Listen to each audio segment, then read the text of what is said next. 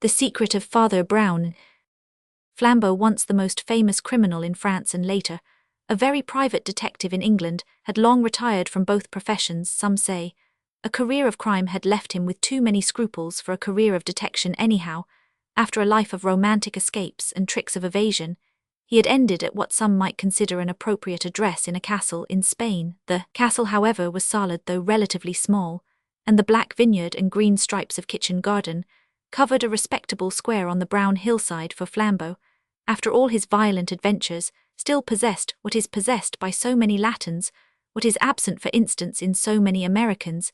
The energy to retire it can be seen in many a large hotel proprietor whose one ambition is to be a small peasant. It can be seen in many a French provincial shopkeeper who pauses at the moment when he might develop into a detestable millionaire, and buy a street of shops to fall back quietly and comfortably on domesticity and dominoes. Flambeau had casually and almost abruptly fallen in love with a Spanish lady, married, and brought up a large family on Spanish estate without displaying any apparent desire to stray again beyond its borders. But on one particular morning, he was observed by his family to be unusually restless and excited, and he outran the little boys and descended the greater part of the long mountain slope to meet the visitor who was coming across the valley, even when the visitor was still a black dot in the distance. The black dot gradually increased in size without very much altering in the shape, for it continued roughly speaking to be both round and black. The black clothes of clerics were not unknown upon those hills, but these clothes, however clerical, had about them something at once commonplace, and yet almost jaunty in comparison with the cassock or soutane, and marked the wearer as a man from the northwestern islands, as clearly as if he had been labelled Clapham Junction. He carried a short, thick umbrella with a knob like a club, at the sight of which his Latin friend almost shed tears of sentiment, for it had figured in many adventures that they shared long ago, for this was the Frenchman's English friend Father Brown paying a long-desired but long-delayed visit. They had corresponded constantly, but they had not met for years. Father Brown was soon established in the family circle, which was quite large enough to give the general sense of company, or a community. He was introduced to the big wooden images of the three kings of painted and gilded wood who bring the gifts to the children at Christmas, for Spain is a country where the affairs of the children bulk large in the life of the home. He was introduced to the dog, and the cat, and the livestock on the farm, but he was also, as it happened, introduced to one neighbour who, like himself, had brought into that valley the garb and manners of distant lands. It was on the third night of the priest's stay at the little chateau that he beheld a stately stranger, who paid his respects to the Spanish household, with bows that no Spanish grandee could emulate. He was a tall, thin, grey-haired, and very handsome gentleman, and his hands, cuffs and cufflinks had something overpowering in their polish, but his long face had nothing of that languor which is associated with long cuffs and manicuring in the caricatures of our own country. It was rather arrestingly alert and keen, and the eyes had an innocent intensity of inquiry that does not go often with grey hairs, that alone might have marked the man's nationality, as well the nasal note in his refined voice, and his rather too ready assumption of the vast antiquity of all the European things around him. This was indeed no less a person than Mr. Grandison Chase of Boston, an American traveller who had halted for a time in his American travels, by taking a lease of the adjoining estate, a somewhat similar castle. On a somewhat similar hill he delighted in his old castle, and he regarded his friendly neighbour as a local antiquity of the same type, for Flambeau managed, as we have said, really to look retired in the sense of rooted. He might have grown there with his own vine and fig tree for ages. He had resumed his real family name of Duroc, for the other title of the Torch had only been a title nom de guerre like that, under which such a man will often wage war on society. He was fond of his wife and family. He never went farther afield than was needed for a little shooting, and he seemed to the American globetrotter the embodiment of that cult of a sunny respectability and a temperate luxury which the American was wise enough to see and admire in the Mediterranean peoples. The rolling stone from the west was glad to rest for a moment on this rock in the south that had gathered so very much moss. But Mr. Chase had heard of Father Brown, and his tone faintly changed as towards a celebrity the interviewing instinct awoke, tactful but tense. If he did try to draw Father Brown, as if he were a tooth, it was done with the most dexterous and painless American dentistry. They were sitting in a sort of partly unroofed outer court of the house, such as often forms the entrance to Spanish houses.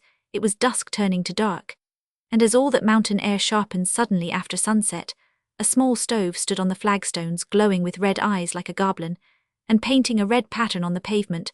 but scarcely a ray of it reached the lower bricks of the great bare brown brick wall that went soaring up above them into the deep blue night. Flambeau's big broad-shouldered figure and great mustaches like sabres could be traced dimly in the twilight as he moved about drawing dark wine from a great cask and handing it round in his shadow. The priest looked very shrunken and small, as if huddled over the stove, but the American visitor leaned forward elegantly with his elbow on his knee, and his fine pointed features in the full light his eyes shone with inquisitive intelligence. "I can assure you, sir," he was saying, "we consider your achievement in the matter of the moonshine murder the most remarkable triumph in the history of detective science." Father Brown murmured something. Some might have imagined that the murmur was a little like a moan.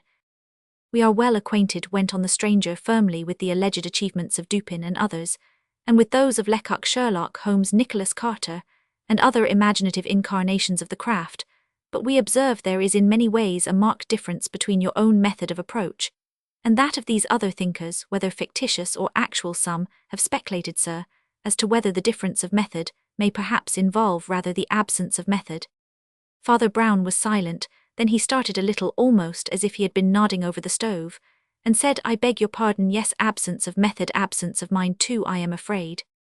I should say of strictly tabulated scientific method," went on the Inquirer. Edgar Poe throws off several little essays in a conversational form, explaining Dupin's method with its fine links of logic. Dr. Watson had to listen to some pretty exact expositions of Holmes' method with its observation of material details, but nobody seems to have got on to any full account of your method, Father Brown, and I was informed you declined the offer to give a series of lectures in the States on the matter. "Yes," said the priest, frowning at the stove, "I declined." "Your refusal gave rise to a remarkable lot of interesting talk," remarked Chase. "I may say that some of our people are saying your science can't be expounded, because it's something more than just natural science. They say your secret's not to be divulged, as being occult in its character." "Being what?" asked Father Brown rather sharply. "Why, kind of esoteric," replied the other. "I can tell you people got considerably worked up about Gallup's murder and Stein's murder, and then old man Merton's murder, and now Judge Gwynne's murder, and a double murder by Dalman, who was well known in the States, and there were you on the spot every time, slap in the middle of it, telling everybody how it was done, and never telling anybody how you knew, so some people got to think you knew without looking, so to speak. And Carlotta Brownson gave a lecture on thought forms with illustrations from these cases of yours, the Second Sight Sisterhood of Indianapolis." Father Brown was still staring at the stove. Then he said quite loud, yet as if hardly aware that anyone heard him, "Oh, I say, this will never do." "I don't exactly know how it's to be helped," said Mr. Chase humorously. "The Second Sight Sisterhood want a lot of holding down. The only way I can think of stopping it is for you to tell us the secret after all." Father Brown groaned. He put his head on his hands and remained a moment as if full of a silent convulsion of thought. Then he lifted his head and said in a dull voice, "Very well, I must tell the secret."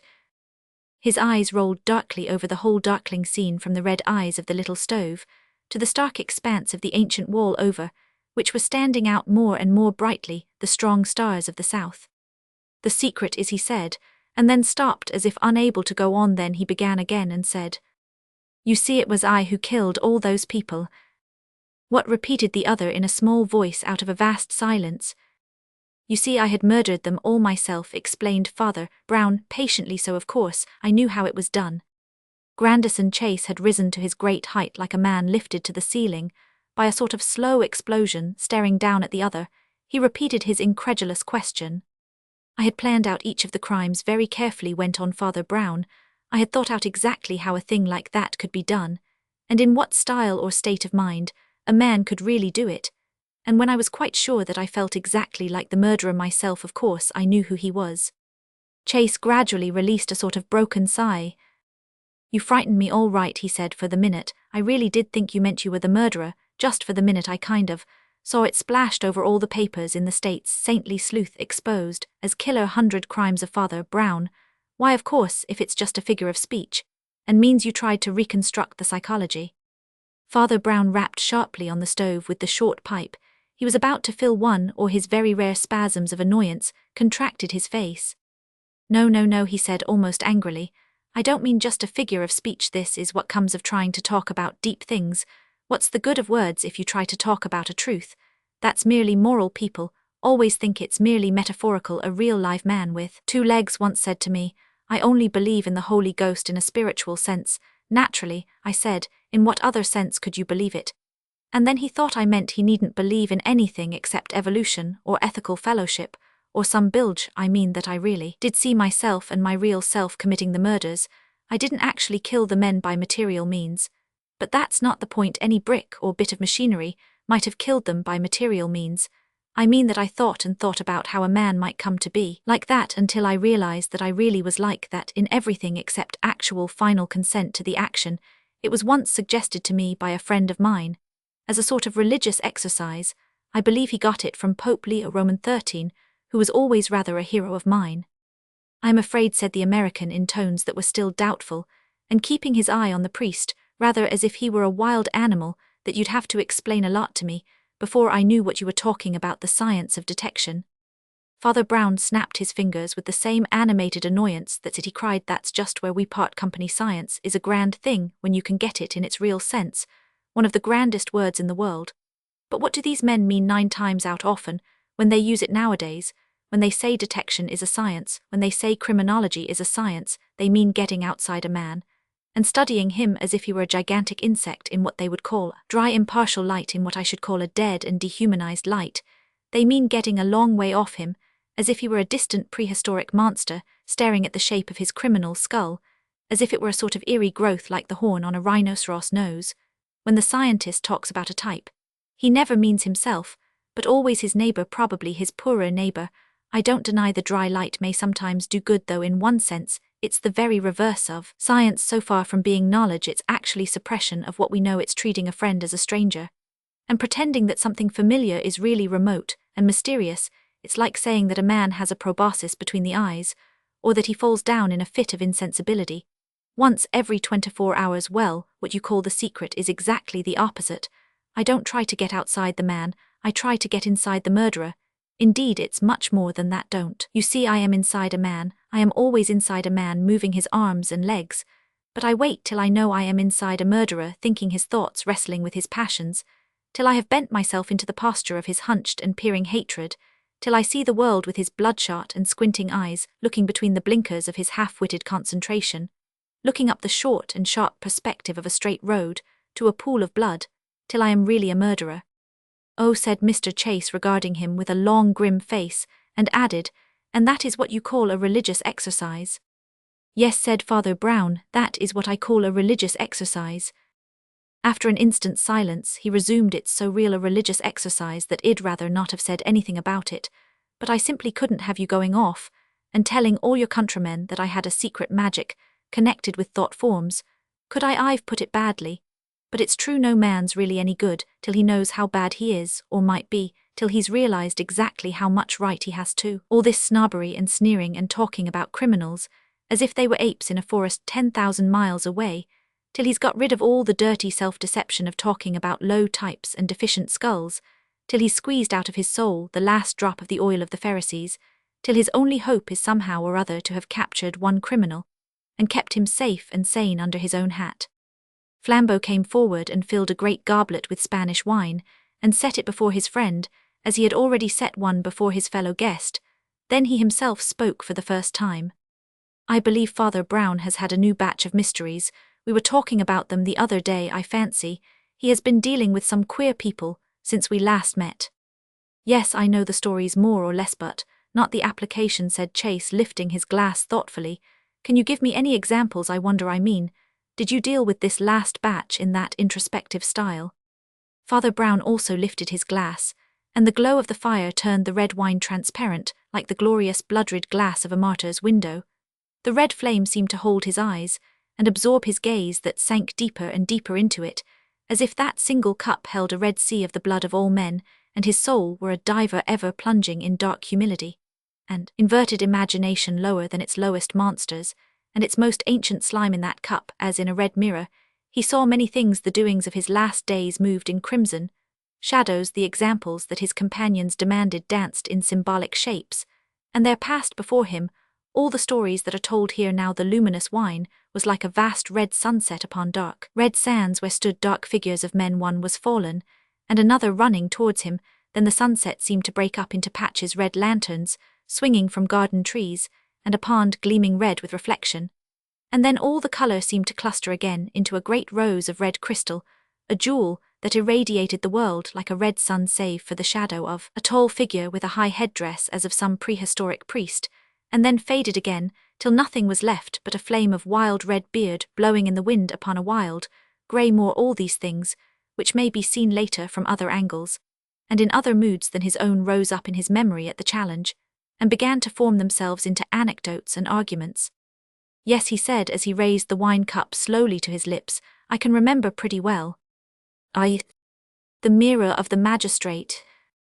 James Bagshaw and Wilfred Underhill were old friends, and were fond of rambling through the streets at night, talking interminably as they turned corner after corner in the silent and seemingly lifeless labyrinth of the large suburb, in which they lived. The former, a big, dark, good-humoured man, with a strip of black moustache, was a professional police detective. The latter, a sharp-faced, sensitive-looking gentleman with light hair, was an amateur interested in detection.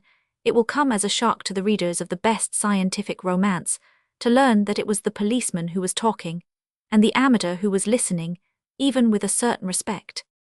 Ours is the only trade, said Bagshaw, in which the professional is always supposed to be wrong. After all, people don't write stories in which hairdressers can't cut hair, and have to be helped by a customer, or in which a cabman can't drive a cab until his fare explains to him the philosophy of cab driving. For all that I'd never deny that we often tend to get into a rut, or in other words, have the disadvantages of going by a rule where the romancers are wrong, is that they don't allow us even the advantages of going by a rule. Surely, said Underhill, Sherlock Holmes would say that he went by a logical rule. He may be right, answered the other, but I mean a collective rule. It's like the staff work of an army, we pool our information. And you don't think detective stories allow for that, asked his friend. Well, let's take any imaginary case of Sherlock Holmes, and Lestrade, the official detective Sherlock Holmes, let us say, can guess that a total stranger crossing the street is a foreigner merely because he seems to look for the traffic to go to the right instead of the left. I'm quite ready to admit Holmes might guess that. I'm quite sure Lestrade wouldn't guess anything of the kind. But what they leave out is the fact that the policeman who couldn't guess might very probably know Lestrade, might know the man was a foreigner merely because his department has to keep an eye on all foreigners, some would say on all natives too. As a policeman, I am glad the police know so much, for every man wants to do his own job well. But as a citizen, I sometimes wonder whether they don't know too much. You don't seriously mean to say, cried Underhill incredulously, that you know anything about strange people in a strange street, that if a man walked out of that house over there, you would know anything about him? I should if he was the householder, answered Bagshaw. That house is rented by a literary man of Anglo-Romanian extraction, who generally lives in Paris, but is over here in connection with some poetical play of his name's Osric, Orm, one of the new poets, and pretty steep to read, I believe. But I mean all the people down the road, said his companion. I was thinking how strange and new and nameless everything looks with these high blank walls, and these houses lost in large gardens. You can't know all of them. I know a few, answered Bagshaw. This garden wall we're walking under is at the end of the grounds of Sir Humphrey Gwyn, better known as Mr. Justice Gwyn, the old judge, who made such a row about spying during the war. The house next door to it belongs to a wealthy cigar merchant. He comes from Spanish America, and looks very swarthy and Spanish himself, but he bears the very English name of Buller. The house beyond that. Did you hear that noise? I heard something, said Underhill, but I really don't know what it was. I know what it was, replied the detective. It was a rather heavy revolver fired twice, followed by a cry for help, and it came straight out of the back garden of Mr. Justice Gwyn, that paradise of peace and legality. He looked up and down the street sharply, and then added, and the only gate of the back garden is half a mile round on the other side. I wish this wall were a little lower, or I were a little lighter, but it's got to be tried. It is lower a little farther on, said Underhill, and there seems to be a tree that looks helpful. They moved hastily along, and found a place where the wall seemed to stoop abruptly, almost as if it had half sunk into the earth, and a garden tree, flamboyant with the gayest garden blossom, straggled out of the dark enclosure, and was gilded by the gleam of a solitary street lamp. Bagshaw caught the crooked branch, and threw one leg over the low wall, and the next moment they stood knee-deep amid the snapping plants of a garden border. The garden of Mr. Justice Gwyn by night was rather a singular spectacle. It was large and lay on the empty edge of the suburb, in the shadow of a tall dark house that was the last in its line of houses. The house was literally dark, being shuttered, and unlighted at least on the side overlooking the garden, but the garden itself, which lay in its shadow, and should have been a tract of absolute darkness, showed a random glitter like that of fading fireworks, as if a giant rocket had fallen in fire among the trees. As they advanced they were able to locate it, as the light of several coloured lamps entangled in the trees like the jewel fruits of Aladdin, and especially as the light from a small round lake or pond, which gleamed with pale colours, as if a lamp were kindled under it.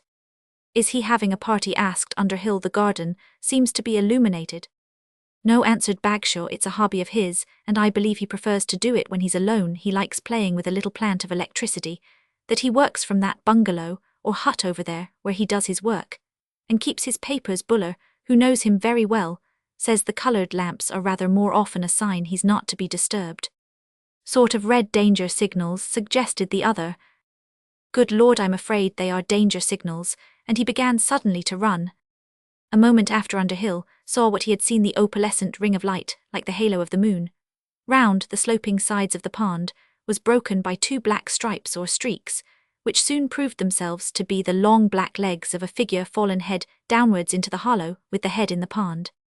"Come on," cried the detective sharply, "that looks to me like—" His voice was lost as he ran on across the wide lawn, faintly luminous in the artificial light, making a beeline across the big garden for the pool, and the fallen figure Underhill was trotting steadily in that straight track, when something happened that startled him for the moment. Bagshaw, who was travelling as steadily as a bullet towards the black figure by the luminous pool, suddenly turned at a sharp angle, and began to run even more rapidly towards the shadow of the house. Underhill could not imagine what he meant by the altered direction. The next moment, when the detective had vanished into the shadow of the house, there came out of that obscurity the sound of a scuffle and a curse, and Bagshaw returned lugging with him a little struggling man with red hair.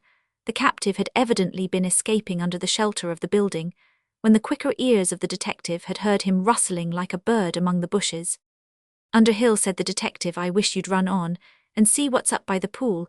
And now, who are you?" he asked, coming to a halt. "What's your name?"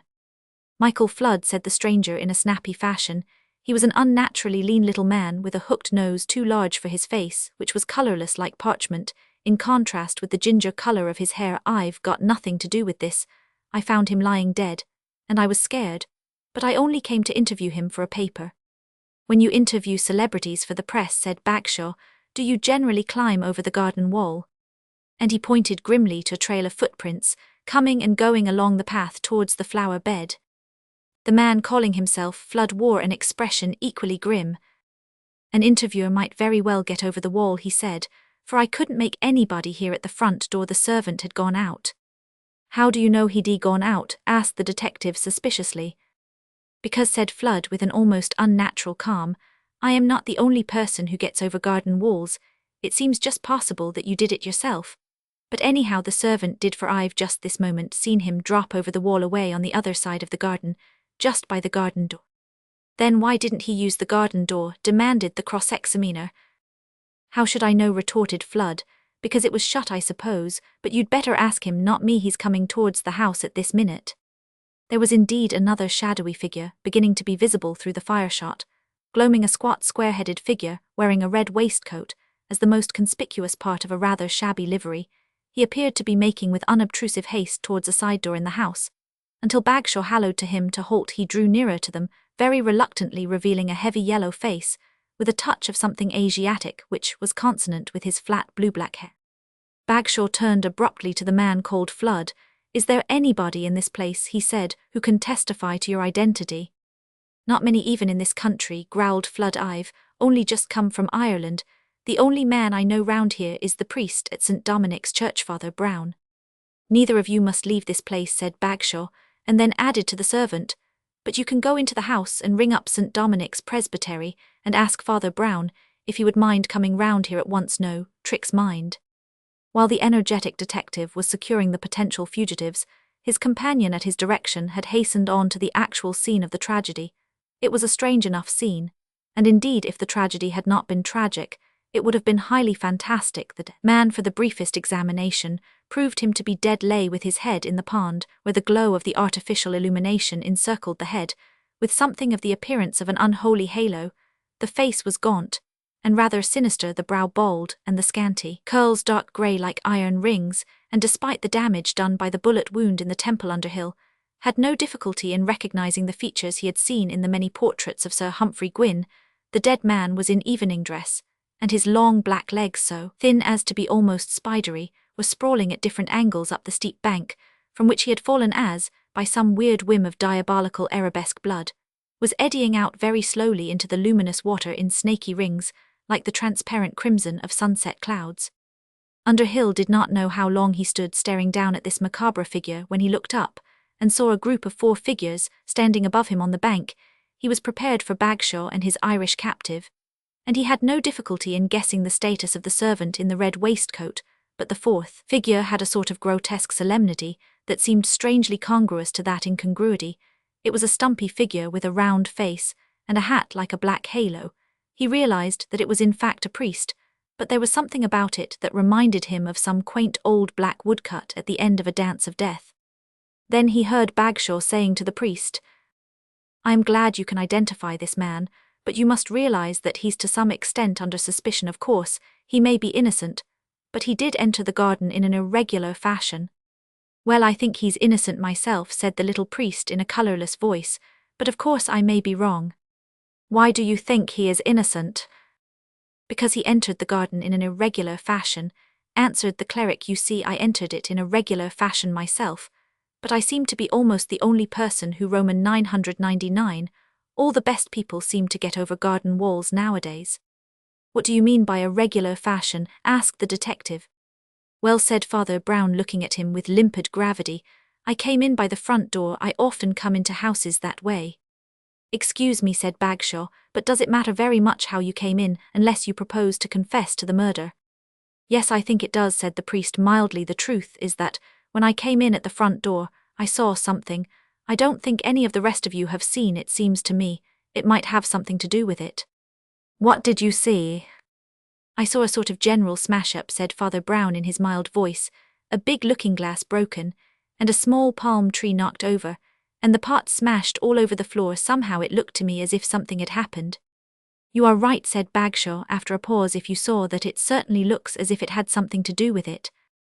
"And if it had anything to do with it," said the priest very gently, "it looks as if there was one person who had nothing to do with it, and that is Mr. Michael Flood, who entered the garden over the wall in an irregular fashion, and then tried to leave it in the same irregular fashion.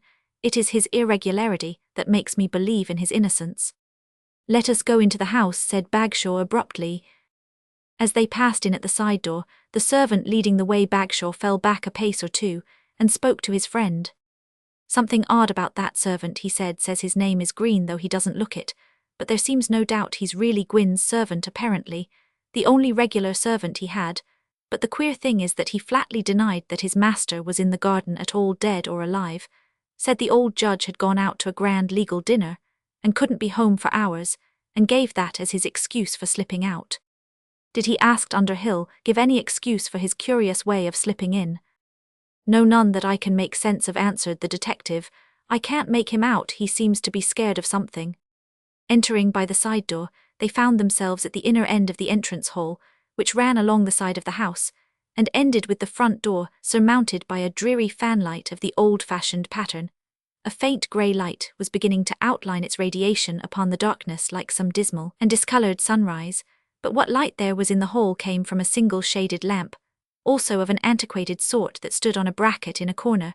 By the light of this, Bagshaw could distinguish the debris of which Brown had spoken. A tall palm, with long sweeping leaves, had fallen full length, and its dark red part was shattered into shards. They lay littered on the carpet, along with pale and gleaming fragments of a broken mirror, of which the almost empty frame hung behind them on the wall at the end of the vestibule, at right angles to this entrance, and directly opposite the side door as they entered was another and similar passage leading into the rest of the house. At the other end of it could be seen the telephone which the servant had used to summon the priest, and a half-open door showing even through the crack.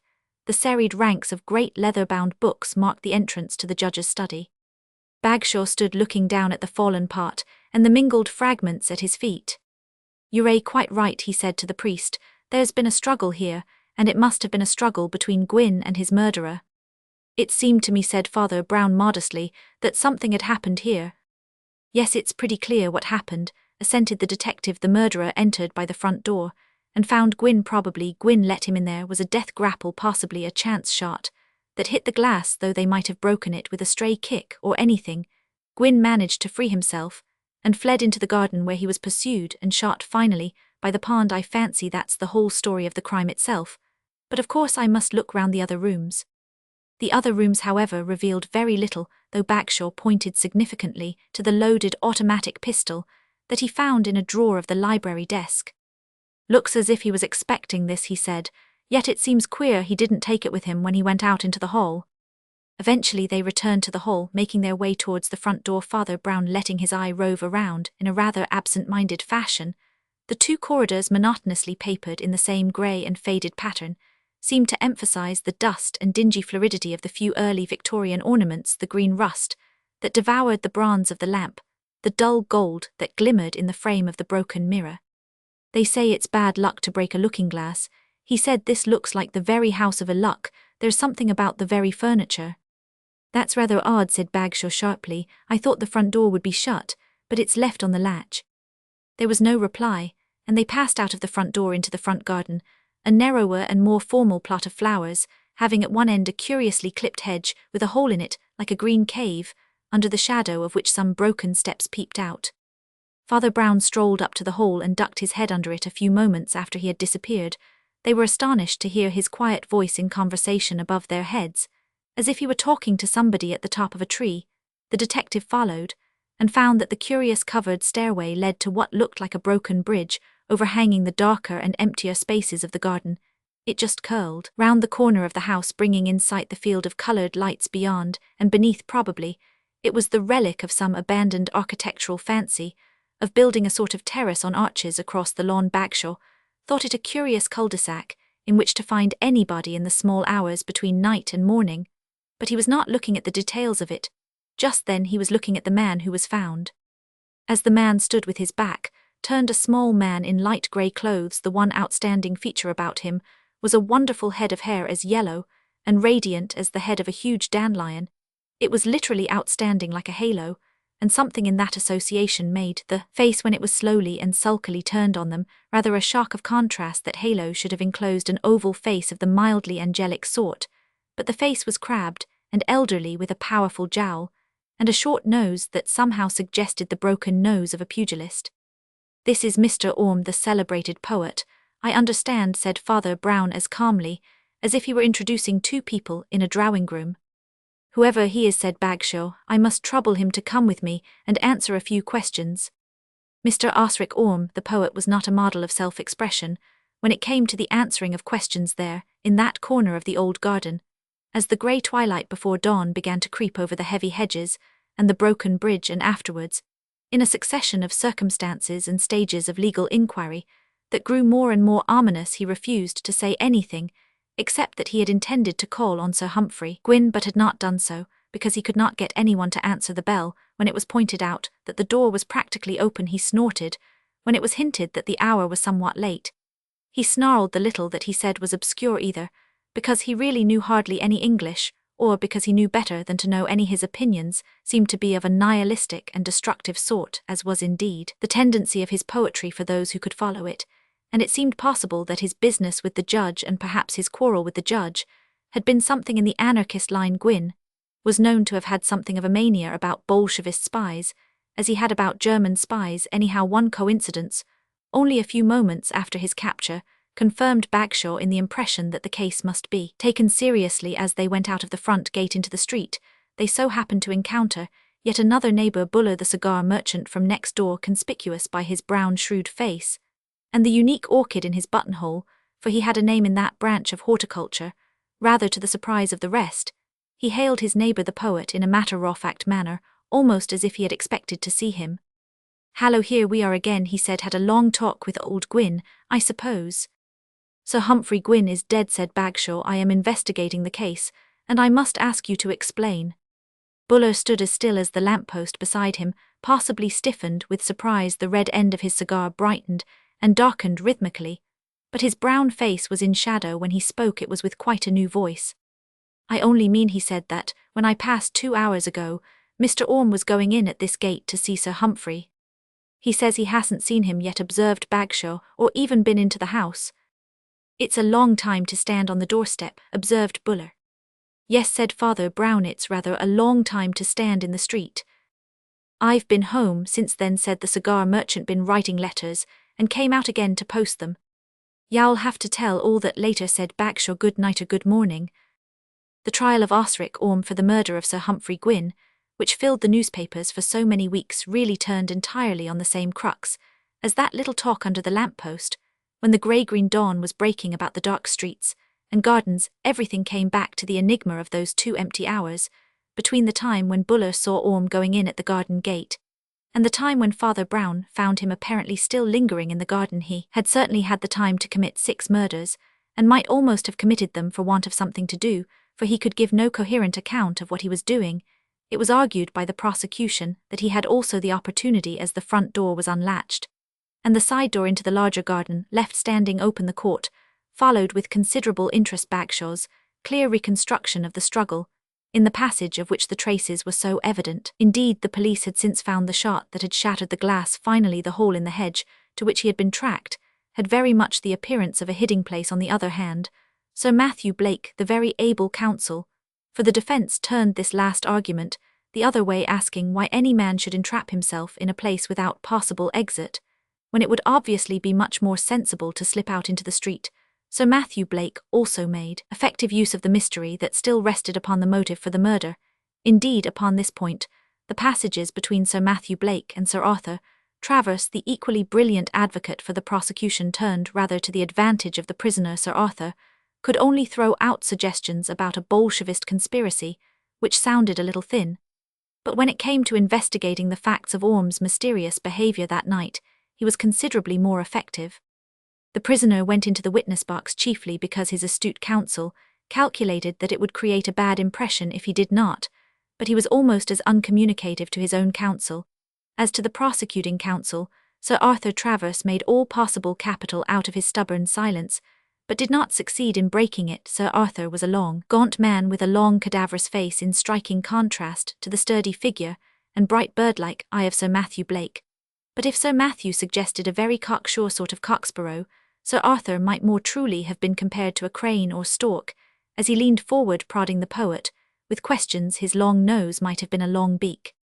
"Do you mean to tell the jury," he asked in tones of grating incredulity, "that you never went in to see the deceased gentleman at all?" "No," replied Orme shortly. "You wanted to see him, I suppose. You must have been very anxious to see him. Didn't you wait 2 whole hours in front of his front door?" "Yes," replied the other. "And yet you never even noticed the door was open?"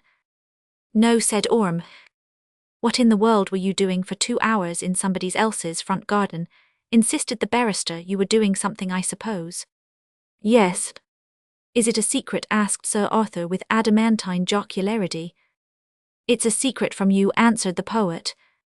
It was upon this suggestion of a secret that Sir Arthur seized in developing his line of accusation, with a boldness which some thought unscrupulous. He turned the very mystery of the motive, which was the strongest part of his opponent's case, into an argument for his own. He gave it as the first fragmentary hint of some far-flung and elaborate conspiracy, in which a patriot had perished like one caught in the coils of an octopus. "Yes," he cried in a vibrating voice, "my learned friend is perfectly right. We do not know the exact reason why this honourable public servant was murdered. We shall not know the reason why the next public servant is murdered, if my learned friend himself falls a victim to his eminence, and the hatred which the hellish powers of destruction feel for the guardians of law. He will be murdered, and he will not know the reason. Half the decent people in this court will be butchered in their beds, and we shall not know the reason, and we shall never know the reason and never arrest the massacre, until it has depopulated our country so long as the defence is permitted to stop all proceedings with this stale tag about motive, when every other fact in the case, every glaring incongruity, every gaping silence tells us that we stand in the presence of Cain." "I never knew Sir Arthur so excited," said Bagshaw to his group of companions afterwards. "Some people are saying he went beyond the usual limit, and that the prosecutor in a murder case oughtn't to be so vindictive, but I must say there was something downright creepy about that little goblin with the yellow hair that seemed to play up to the impression. I was vaguely recalling all the time something that De Quincey says about Mr. Williams, that ghastly criminal who slaughtered 2 whole families almost in silence. I think he says that Williams had hair of a vivid unnatural yellow, and that he thought it had been dyed by a trick learned in India, where they dye horses green or blue. Then there was his queer stony silence, like a troglodyte's. I'll never deny that it all worked me up, until I felt there was a sort of monster in the dark. If that was only Sir Arthur's eloquence, then he certainly took a heavy responsibility in putting so much passion into it. He was a friend of poor Gwyn's, as a matter of fact, said Underhill. More gently, a man I know saw them hobnobbing together. After a great legal dinner lately, I dare say that's why he feels so strongly in this case. I suppose it's doubtful whether a man ought to act in such a case on mere personal feeling. He wouldn't, said Bagshaw. I bet Sir Arthur Travers wouldn't act only on feeling, however strongly. He felt he's got a very stiff sense of his own professional position. He's one of those men who are ambitious, even when they've satisfied their ambition. I know nobody who'd take more trouble to keep his position in the world. No, you've got hold of the wrong moral to his rather thundering sermon. If he lets himself go like that, it's because he thinks he can get a conviction anyhow, and wants to put himself at the head of some political movement against the conspiracy he talks about. He must have some very good reason for wanting to convict Orme, and some very good reason for thinking he can do it. That means that the facts will support him. His confidence doesn't look well for the prisoner. He became conscious of an insignificant figure in the group. Well, Father Brown, he said with a smile, what do you think of our judicial procedure? Well, replied the priest rather absently, I think the thing that struck me most was how different men look in their wigs. You talk about the prosecuting barrister being so tremendous, but I happened to see him take his wig off for a minute, and he really looks quite a different man. He's quite bald, for one thing. I'm afraid that won't prevent his being tremendous, answered Bagshaw. You don't propose to found the defence on the fact that the prosecuting counsel is bald, do you? Not exactly, said Father Brown good-humouredly. To tell the truth, I was thinking how little some kinds of people know about other kinds of people. Suppose I went among some remote people who had never even heard of England. Suppose I told them that there is a man in my country who won't ask a question of life and death until he has put an erection made of horsehair on the top of his head, with little tails behind, and grey corkscrew curls at the side like an early Victorian old woman. They would think he must be rather eccentric, but he isn't at all eccentric. He's only conventional. They would think so because they don't know anything about English barristers, because they don't know what a barrister is. Well, that barrister doesn't know what a poet is. He doesn't understand that a poet's eccentricities wouldn't seem eccentric to other poets. He thinks it odd that Orme should walk about in a beautiful garden for 2 hours with nothing to do. God bless my soul. A poet would think nothing of walking about in the same backyard for 10 hours. If he had a poem to do, Orme's own counsel was quite as stupid. It never occurred to him to ask Orme the obvious question. What question do you mean? Asked the other. Why, what poem he was making up, of course, said Father Brown, rather impatiently. What line he was stuck at, what epithet he was looking for, what climax he was trying to work up to. If there were any educated people in court who know what literature is, they would have known well enough whether he had had anything genuine to do. You'd have asked a manufacturer about the conditions of his factory. But nobody seems to consider the conditions under which poetry is manufactured. It's done by doing nothing. That's all very well, replied the detective, but why did he hide? Why did he climb up that crooked little stairway and stop there? It led nowhere. Why, because it led nowhere, of course, cried Father Brown explosively. Anybody who clapped eyes on that blind alley ending in midair might have known an artist would want to go there just as a child would. He stood blinking for a moment, and then said apologetically, I beg your pardon, but it seems odd that none of them understand these things. And then there was another thing. Don't you know that everything has for an artist one aspect or angle that is exactly right? A tree, a cow, and a cloud in a certain relation only mean something as 3 letters in one order, only mean a word. Well, the view of that illuminated garden from that unfinished bridge was the right view of it. It was as unique as the 4th dimension. It was a sort of fairy foreshortening. It was like looking down at heaven and seeing all the stars growing on trees, and that luminous pond like a moon fallen flat on the fields in some happy nursery tale. He could have looked at it forever if you told him the path led nowhere. He would tell you it had led him to the country at the end of the world. But do you expect him to tell you that in the witness box? What would you say to him if he did? You talk about a man having a jury of his peers. Why don't you have a jury of poets? You talk as if you were a poet yourself, said Bagshaw. Thank your stars I'm not, said Father Brown. Thank your lucky stars, a priest. has to be more charitable than a poet. Lord, have mercy on us.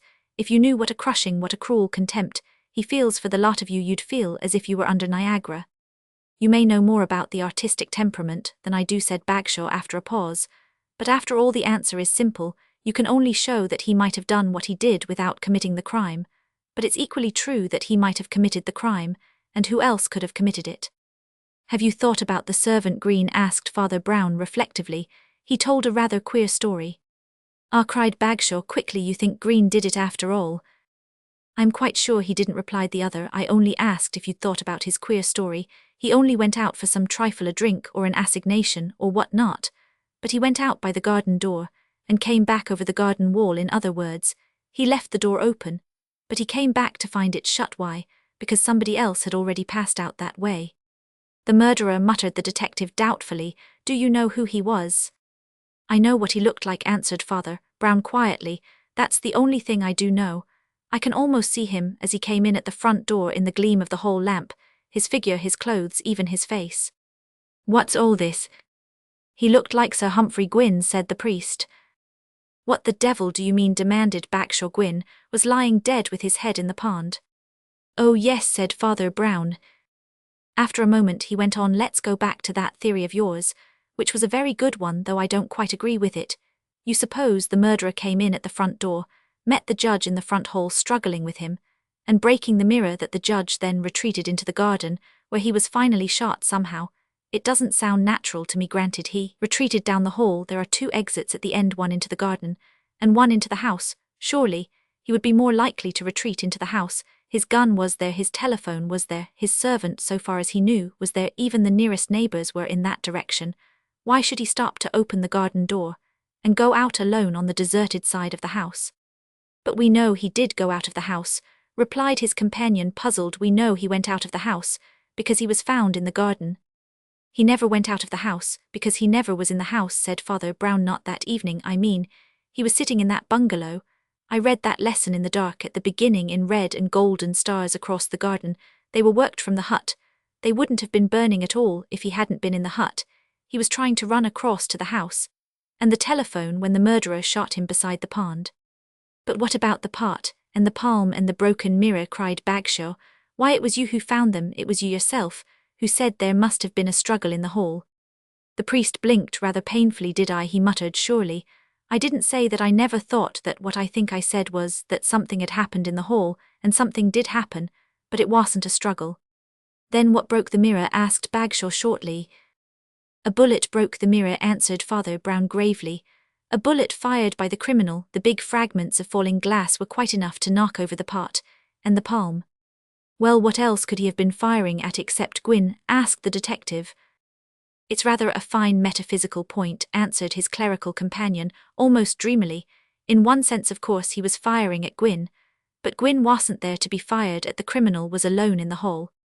He was silent for a moment, and then went on quietly. Imagine the looking-glass at the end of the passage before it was broken, and the tall palm arching over it in the half-light reflecting these monochrome walls. It would look like the end of the passage. A man reflected in it would look like a man coming from inside the house. It would look like the master of the house if only the reflection were a little like him. Stop a minute, cried Bagshaw. I believe I begin. You begin to see, said Father Brown.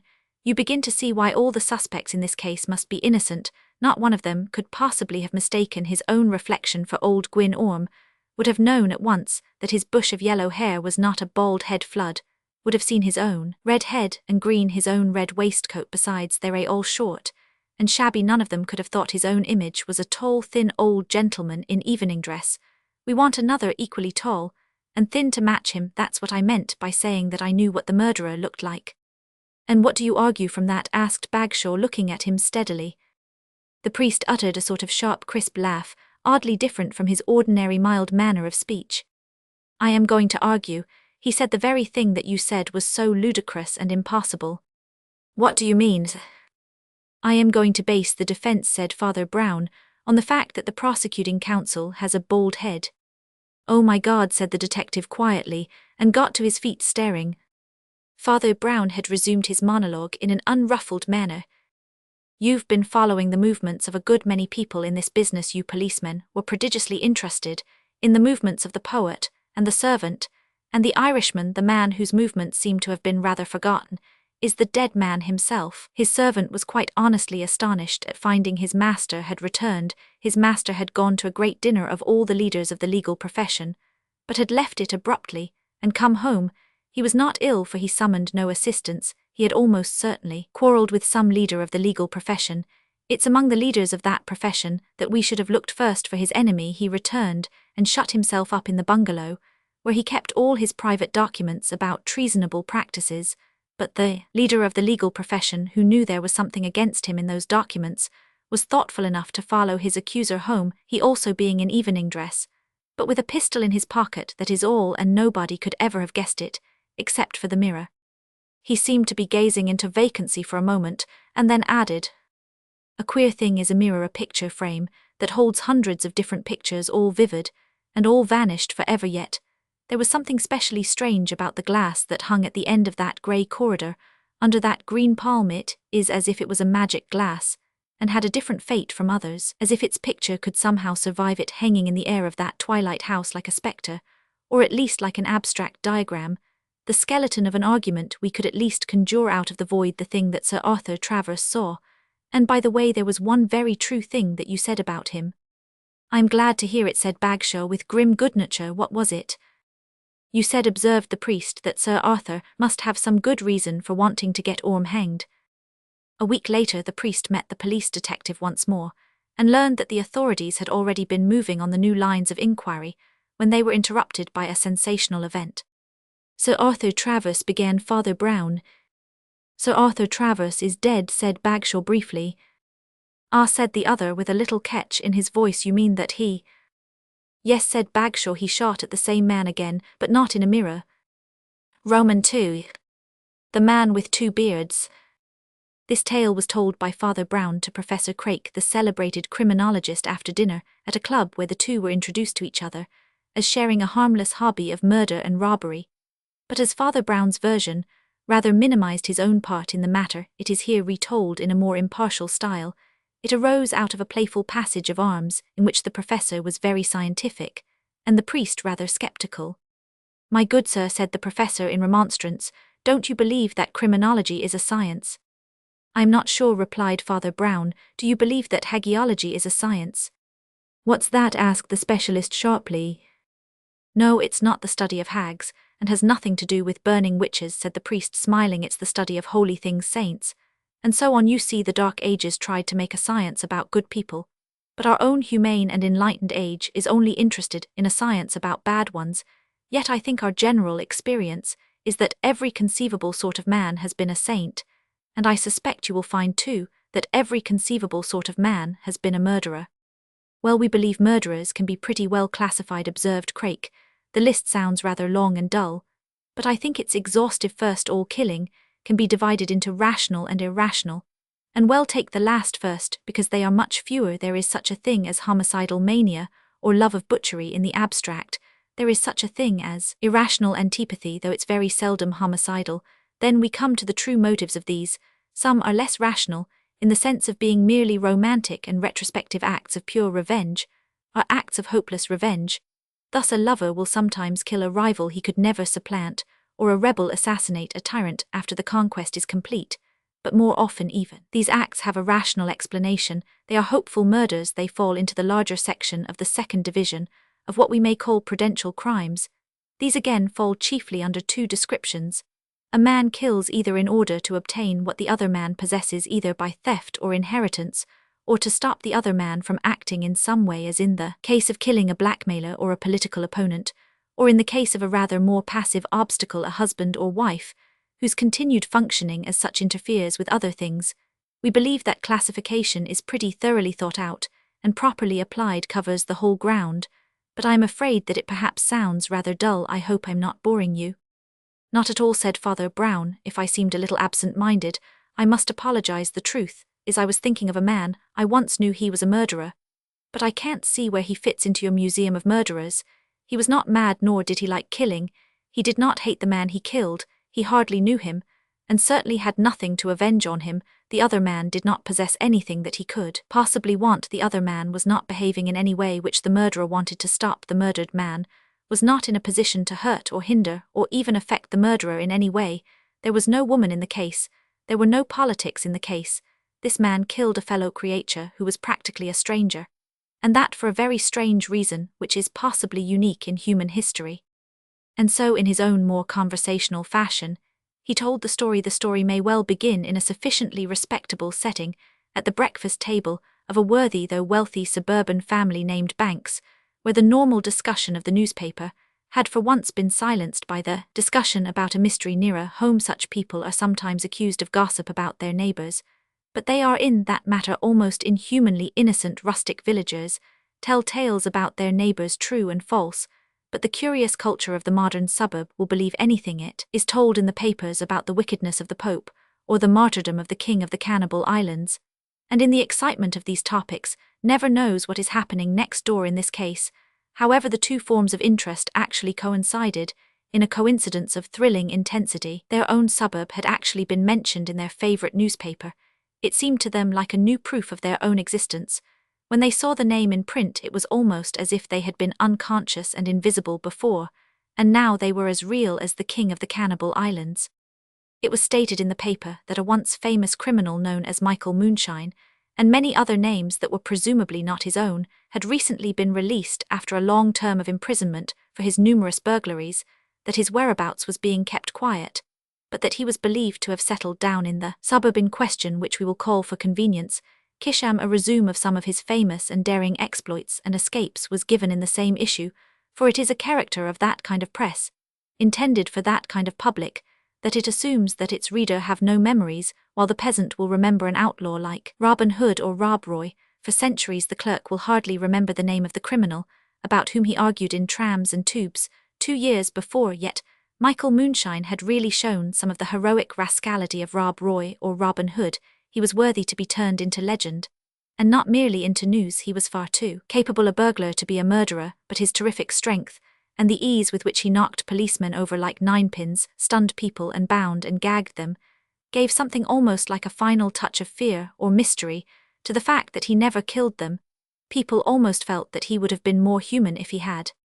Mr. Simon Banks, the father of the family, was at once better read and more old-fashioned than the rest. He was a sturdy man, with a short grey beard, and a brow barred with wrinkles. He had a turn for anecdotes and reminiscence, and he distinctly remembered the days when Londoners had lain awake listening for Mike Moonshine, as they did for Springhild. Jack. Then there was his wife, a thin dark lady. There was a sort of acid elegance about her, for her family had much more money than her husband's, if rather less education, and she even possessed a very valuable emerald necklace upstairs, that gave her a right to prominence in a discussion about thieves. There was his daughter Opal, who was also thin and dark, and supposed to be psychic at any rate by herself, for she had little domestic encouragement. Spirits of an ardently astral turn will be well advised not to materialize as members of a large family. There was her brother John, a burly youth particularly boisterous in his indifference to her spiritual development, and otherwise distinguishable only by his interest in motorcars.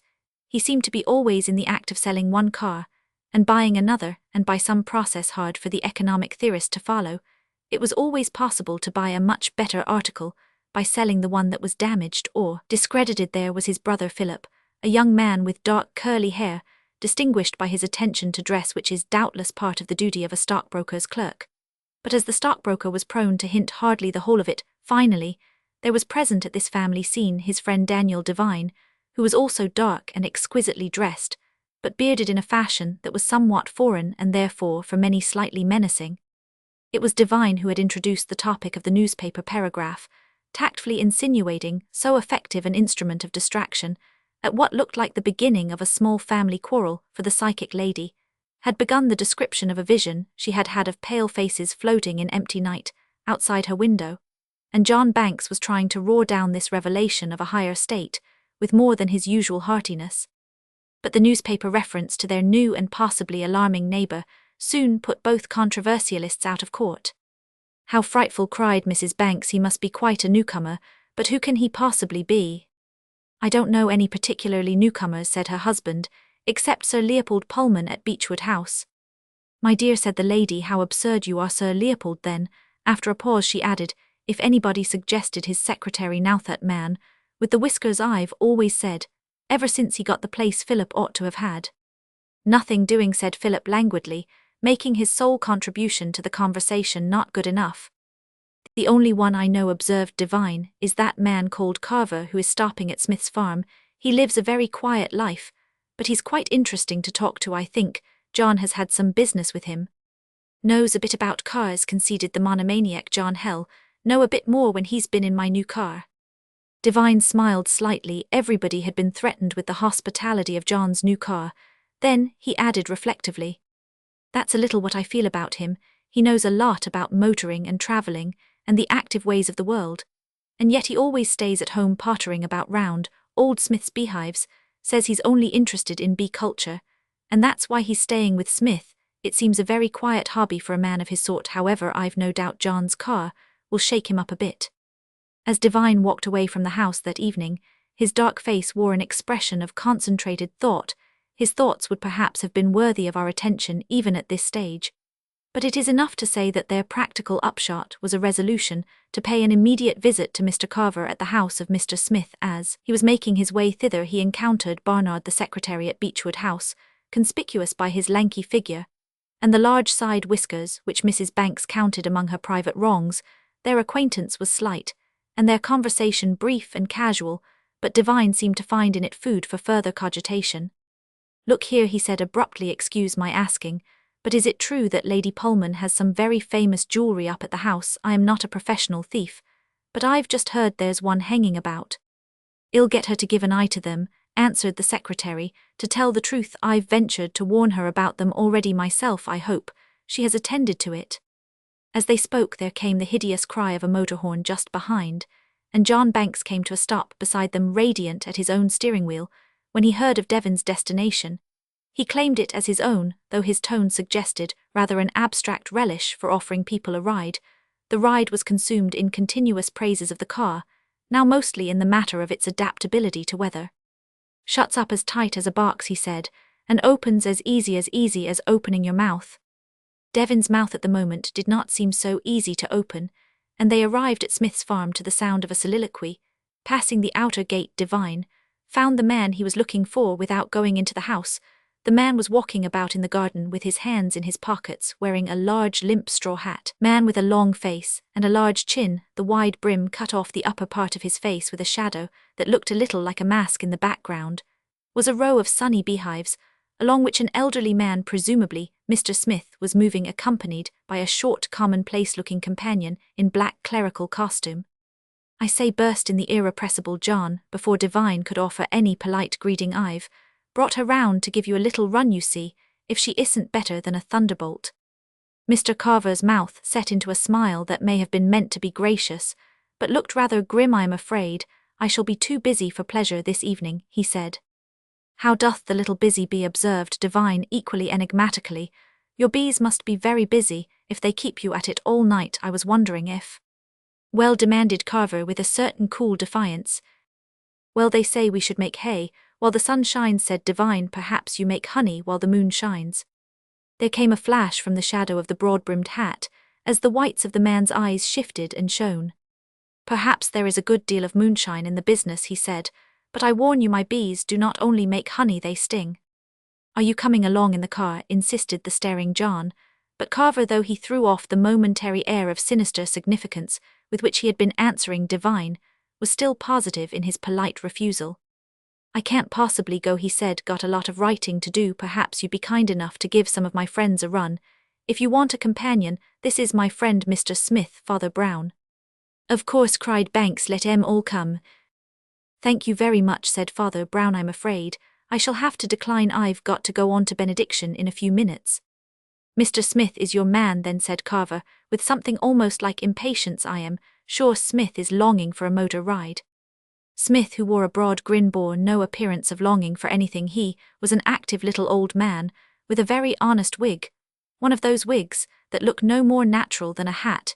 Its tinge of yellow was out of keeping with his colourless complexion. He shook his head, and answered with amiable obstinacy. I remember I went over this road 10 years ago. One of those contraptions came over in it from my sister's place at Holmgate, and never been over that road in a car since. It was rough going, I can tell you. 10 years ago, scoffed John Banks. 2000 years ago you went in an ox wagon. Do you think cars haven't changed in 10 years, and roads too, for that matter? In my little bus, you don't know the wheels are going round, you think you're just flying. I'm sure Smith wants to go flying, urged Carver. It's the dream of his life. Come, Smith, go over to Homegate, and see your sister. You know you ought to go, and see your sister. Go over and stay the night if you like. Well, I generally walk over, so I generally do stay the night, said old Smith. No need to trouble the gentleman today, particularly. But think what fun it will be for your sister to see you arrive in a car, cried Carver. You really ought to go, don't be so selfish. That's it, assented Banks with buoyant benevolence. Don't you be selfish, it won't hurt you. You aren't afraid of it, are you? Well, said Mr. Smith, blinking thoughtfully, I don't want to be selfish, and I don't think I'm afraid. I'll come with you if you put it that way. The pair drove off amid waving salutations that seemed somehow to give the little group the appearance of a cheering crowd, yet divine, and the priest only joined in out of courtesy, and they both felt it was the dominating gesture of their host that gave it its final air of farewell. The detail gave them a curious sense of the pervasive force of his personality. The moment the car was out of sight, he turned to them with a sort of boisterous apology and said, well. He said it with that curious heartiness, which is the reverse of hospitality. That extreme geniality is the same as a dismissal. I must be going, said Divine. We must not interrupt the busy bee. I am afraid I know very little about bees. Sometimes I can hardly tell a bee from a wasp.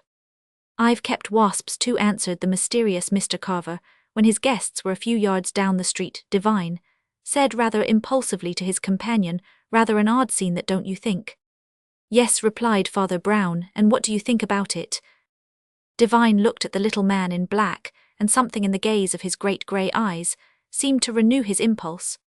I think he said that Carver was very anxious to have the house to himself tonight. I don't know whether you had any such suspicions. I may have my suspicions, replied the priest, but I am not sure whether they're the same as yours.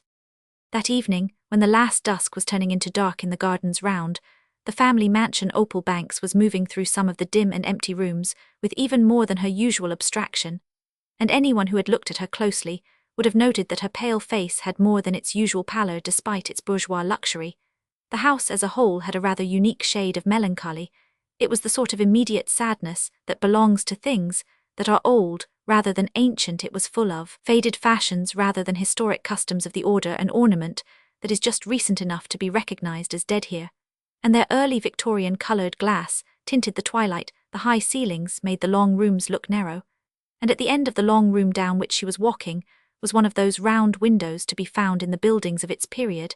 As she came to about the middle of the room she stopped, and then suddenly swayed a little, as if some invisible hand had struck her on the face. An instant after there was the noise or knocking on the front door, dulled by the closed doors between. She knew that the rest of the household were in the upper parts of the house, but she could not have analysed the motive that made her go to the front door herself. On the doorstep stood a dumpy and dingy figure in black, which she recognised as the Roman Catholic priest whose name was Brown. She knew him only slightly, but she liked him. He did not encourage her psychic views, quite the contrary, but he discouraged them as if they mattered, and not as if they did not matter. It was not so much that he did not sympathise with her opinions, as that he did sympathise, but did not agree. All this was in some sort of chaos in her mind, as she found herself saying without greeting or waiting to hear his business, I am so glad you've come. I've seen a ghost. There's no need to be distressed about that, he said. It often happens. Most of the ghosts aren't ghosts, and the few that maybe won't do you any harm. Was it any ghost in particular? No, she admitted with a vague feeling of relief. It wasn't so much the thing itself as an atmosphere of awful decay, a sort of luminous ruin. It was a face at the window, but it was pale and gargling and looked like the picture of Judas. Well, some people do look like that, reflected the priest, and I dare say they look in at windows. Sometimes. May I come in and see where it happened? When she returned to the room with the visitor, however, other members of the family had assembled, and those of a less psychic habit had thought it convenient to light the lamps in the presence of Mrs. Banks. Father Brown assumed a more conventional civility and apologized for his intrusion. I'm afraid it is taking a liberty with your house, Mrs. Banks, he said, but I think I can explain how the business happens to concern you. I was up at the Pullman's place just now when I was rung up, and asked to come round here to meet a man who is coming to communicate something that may be of some moment to you. I should not have added myself to the party, only I am wanted apparently, because I am a witness to what has happened up at Beechwood. In fact, It was I who had to give the alarm. What has happened? Repeated the lady. There has been a robbery up at Beechwood House, said Father Brown gravely. A robbery, and what I fear is worse. Lady Pullman's jewels have gone, and her unfortunate secretary, Mr. Barnard, was picked up in the garden, having evidently been shot by the escaping burglar. That man, ejaculated the lady of the house. I believe he was. She encountered the grave gaze of the priest, and her words suddenly went from her, she never knew why. I communicated with the police, he went on, and with another authority interested in this case, and they say that even a superficial examination has revealed footprints and fingerprints and other indications of a well-known criminal. At this point, the conference was for a moment disturbed by the return of John Banks from what appeared to be an abortive expedition in the car. Old Smith seemed to have been a disappointing passenger after all. Funked it after all at the last minute, he announced with noisy disgust. Bolted off while I was looking at what I thought was a puncture. Last time ill, take one of these yokels. But his complaints received small attention in the general excitement that gathered round Father Brown and his news. Somebody will arrive in a moment, went on the priest with the same air of weighty reserve, who will relieve me of this responsibility. When I have confronted you with him, I shall have done my duty as a witness in a serious business. It only remains for me to say that a servant up at Beechwood House told me that she had seen a face at one of the windows. I saw a face, said Opal, at one of our windows. Oh, you are always seeing faces, said her brother John roughly. It is as well to see facts, even if they are faces, said Father Brown equably, and I think the face you saw. Another knock at the front door sounded through the house, and a minute afterwards the door of the room opened, and another figure appeared. Divine half rose from his chair at the sight of it. It was a tall, erect figure, with a long, rather cadaverous face, ending in a formidable chin. The brow was rather bold, and the eyes bright and blue, which Divine had last seen obscured with a broad straw hat. Pray don't let anybody move, said the man called Carver in clear and courteous tones, but to Devon's disturbed mind, the courtesy had an ominous resemblance to that of a brigand who holds a company motionless with a pistol. Please sit down, Mr. Devine, said Carver, and with Mrs. Banquest's permission, I will follow your example. My presence here necessitates an explanation, I rather fancy. You suspected me of being an eminent and distinguished burglar. I did, said Devine grimly. As you remarked, said Carver, it is not always easy to know a wasp from a bee. After a pause he continued, I can claim to be one of the more useful though equally annoying insects. I am a detective, and I have come down to investigate an alleged renewal of the activities of the criminal calling himself Michael Moonshine. Jewel robberies were his speciality, and there has just been one of them at Beechwood House, which by all the technical tests is obviously his work. Not only do the prints correspond, but you may possibly know that when he was last arrested, and it is believed on other occasions, also he wore a simple but effective disguise of a red beard and a pair of large horn-rimmed spectacles. Opal Banks leaned forward fiercely. That was it, she cried in excitement. That was the face I saw, with great goggles and a red ragged beard like Judas. I thought it was a ghost. That was also the ghost the servant at Beechwood saw, said Carver dryly.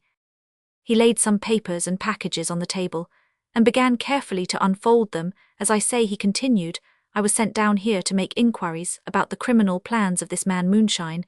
That is why I interested myself in beekeeping, and went to stay with Mr. Smith. There was a silence, and then Devine started, and spoke. You don't seriously mean to say that nice old man? Come, Mr. Devine, said Carver with a smile, you believed a beehive was only a hiding place for me. Why shouldn't it be a hiding place for him?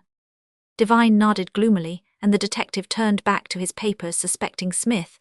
I wanted to get him out of the way and go through his belongings, so I took advantage of Mr. Banquest's kindness in giving him a joy ride searching his house. I found some curious things to be owned by an innocent old rustic, interested only in bees. This is one of them. From the unfolded paper, he lifted a long hairy object almost scarlet in colour, the sort of sham beard that is worn in theatricals. Beside it lay an old pair of heavy horn-rimmed spectacles. But I also found something, continued Carver, that more directly concerns this house, and must be my excuse for intruding tonight. I found a memorandum with notes of the names and conjectural value of various pieces of jewellery in the neighbourhood. Immediately after the note of Lady Pullman's tiara was the mention of an emerald necklace belonging to Mrs. Banks. Mrs. Banks, who had hitherto regarded the invasion of her house with an air of supercilious bewilderment, suddenly grew attentive, her face suddenly looked 10 years older, and much more intelligent, but before she could speak, the impetuous John had risen to his full height like a trumpeting elephant. And the tiara's gone already, he roared, and the necklace, I'm going to see about that necklace. Not a bad idea, said Carver, as the young man rushed from the room, though of course, we've been keeping our eyes open, since we've been here. Well, it took me a little time to make out the memorandum, which was in cipher, and Father Brown's telephone message from the house came as I was near the end. I asked him to run round here first with the news, and I would follow, and so. His speech was sundered by a scream. Opal was standing up, and pointing rigidly at the round window. There it is again, she cried. For a moment they all saw something that cleared the lady of the charges of lying and hysteria, not uncommonly brought against her, thrust out of the slate-blue darkness. Without, the face was pale, or perhaps blanched by pressure against the glass, and the great glaring eyes, encircled as with rings, gave it rather the look of a great fish out of the dark blue sea nosing at the porthole of a ship. But the gills or fins of the fish were a coppery red. They were in truth fierce red whiskers, and the upper part of a red beard. The next moment it had vanished. Devine had taken a single stride towards the window, when a shout resounded through the house, a shout that seemed to shake it. It seemed almost too deafening to be distinguishable as words, yet it was enough to stop Devine in his stride, and he knew what had happened. Necklace gone, shouted John Banks, appearing huge and heaving in the doorway, and almost instantly vanishing again with the plunge of a pursuing hound. Thief was at the window, just now, cried the detective, who had already darted to the door, following the headlong John, who was already in the garden. Be careful, wailed the lady, they have pistols and things. So have I, boomed the distant voice of the dauntless John, out of the dark garden. Devine had indeed noticed, as the young man plunged past him, that he was defiantly brandishing a revolver, and hoped there would be no need for him to so defend himself, but even as he had the thought came the shock of two shots, as if one answered the other, and awakened a wild flock of echoes. In that still suburban garden they flapped into silence. Is John dead? asked Opal in a low, shuddering voice. Father Brown had already advanced deeper into the darkness, and stood with his back to them, looking down at something. It was he who answered her. No, he said, it is the other. Carver had joined him, and for a moment the two figures, the tall and the short, blocked out what view the fitful and stormy moonlight would allow. Then they moved to one side, and the others saw the small, wiry figure lying slightly twisted, as if with its last struggle. The false red beard was thrust upwards, as if scornfully at the sky, and the moon shone on the great sham spectacles of the man who had been called Moonshine. What an end, muttered the detective. Carver, after all his adventures, to be shot almost by accident by a stockbroker in a suburban garden. The stockbroker himself naturally regarded his own triumph with more solemnity, though not without nervousness. I had to do it, he gasped, still panting with exertion. I am sorry, he fired at me. There will have to be an inquest, of course, said Carver gravely, but I think there will be nothing for you to worry about. There's a revolver fallen from his hand, with one shot discharged, and he certainly didn't fire after he'd got yours.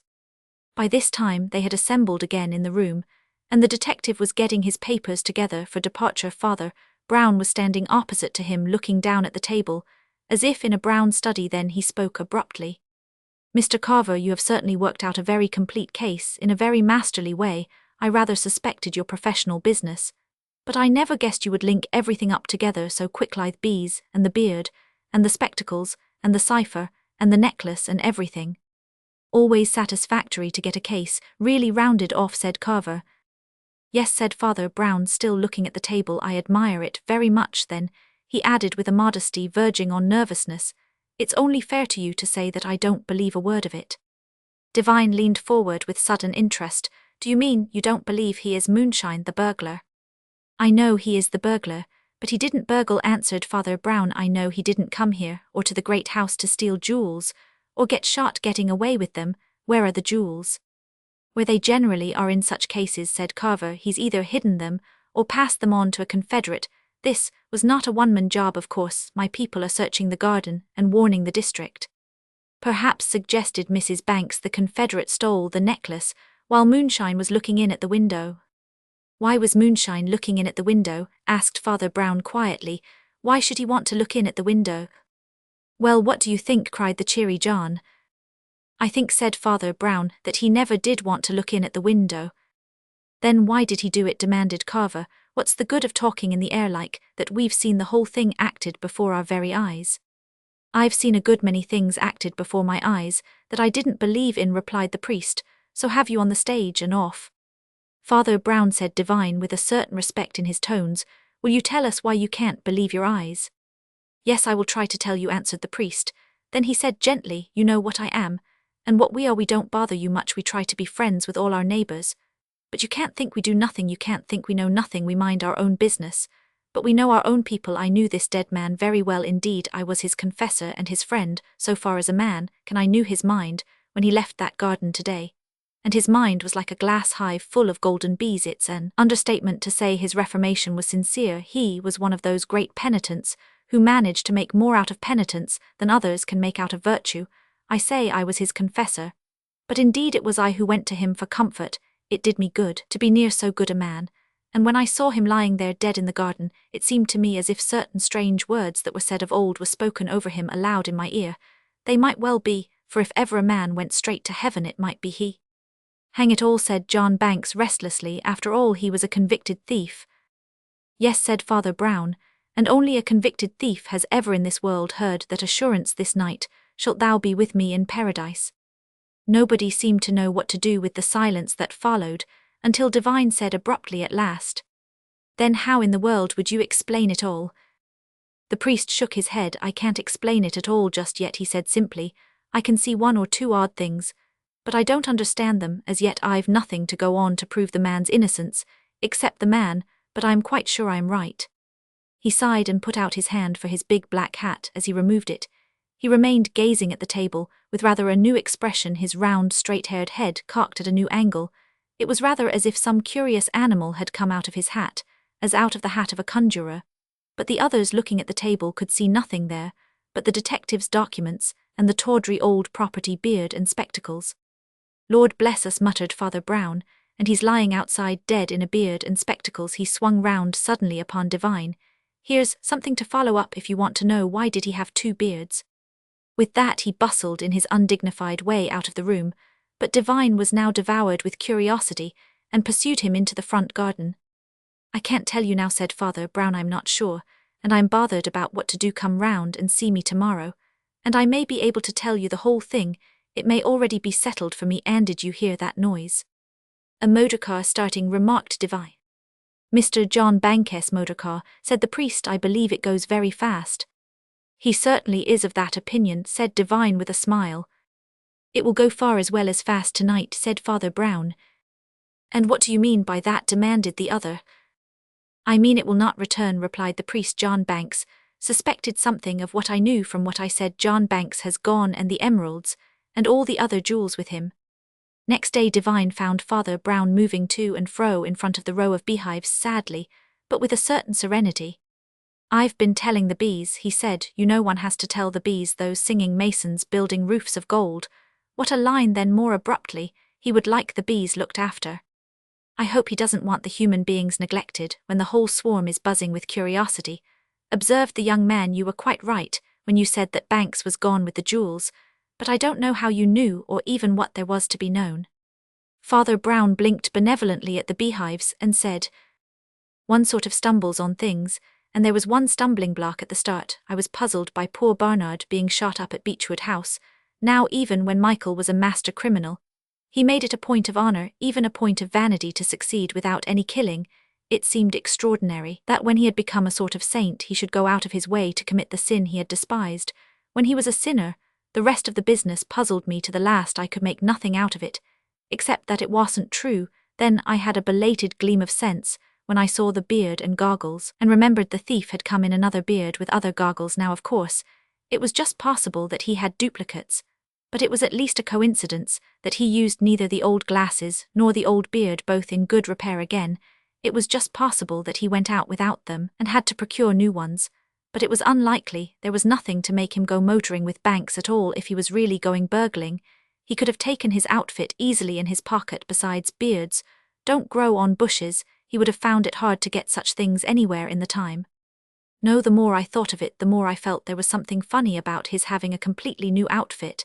And then the truth began to dawn on me by reason which I knew already by instinct. He never did go out with Banks with any intention of putting on the disguise. He never did put on the disguise. Somebody else manufactured the disguise at leisure, and then put it on him. Put it on him, repeated Devine. How the devil could they? Let us go back, said Father Brown, and look at the thing through another window, the window through which the young lady saw the ghost. The ghost, repeated the other with a slight start. She called it the ghost, said the little man with composure, and perhaps she was not so far wrong. It's quite true that she is what they call psychic. Her only mistake is in thinking that being psychic is being spiritual. Some animals are psychic. Anyhow, she is a sensitive, and she was right when she felt that the face at the window had a sort of horrible halo of deathly things. You mean, began Devines. I mean it was a dead man who looked in at the window, said Father Brown. It was a dead man who crawled round more than one house, looking in at more than one window. Creepy, wasn't it? But in one way it was the reverse of a ghost, for it was not the antic of the soul freed from the body, it was the antic of the body freed from the soul. He blinked again at the beehive and continued, but I suppose the shortest explanation is to take it from the standpoint of the man who did it. You know the man who did it, John Banks. The very last man I should have thought of, said Devine. The very first man I thought of, said Father Brown. In so far as I had any right to think of anybody, my friend, there are no good or bad social types or trades. Any man can be a murderer like poor John. Any man, even the same man, can be a saint like poor Michael. But if there is one type that tends at times to be more utterly godless than another, it is that rather brutal sort of businessman. He has no social ideal, let alone religion. He has neither the gentleman's traditions nor the trade unionist's class loyalty. All his boasts about getting good bargains were practically boasts of having cheated people. His snubbing of his sister's poor little attempts at mysticism was detestable. Her mysticism was all nonsense. But he only hated spiritualism, because it was spirituality. Anyhow, there's no doubt he was the villain of the piece. The only interest is in a rather original piece of villainy. It was really a new and unique motive for murder. It was the motive of using the corpse as a stage property, a sort of hideous doll or dummy, at the start. He conceived a plan of killing Michael in the motor, merely to take him home, and pretend to have killed him in the garden. But all sorts of fantastic finishing touches followed quite naturally from the primary fact that he had at his disposal in a closed car at night the dead body of a recognized and recognizable burglar. He could leave his fingerprints and footprints. He could lean the familiar face against windows, and take it away. You will notice that moonshine ostensibly appeared and vanished, while Banks was ostensibly out of the room looking for the emerald necklace. Finally, he had only to tumble the corpse on to the lawn, fire a shot from each pistol, and there he was. It might never have been found out, but for a guess about the two beards. Why had your friend Michael kept the old beard? Devine said thoughtfully. That seems to me questionable. To me, who knew him, it seems quite inevitable, replied Father Brown. His whole attitude was like that wig that he wore. There was no disguise about his disguises. He didn't want the old disguise any more. But he wasn't frightened of it.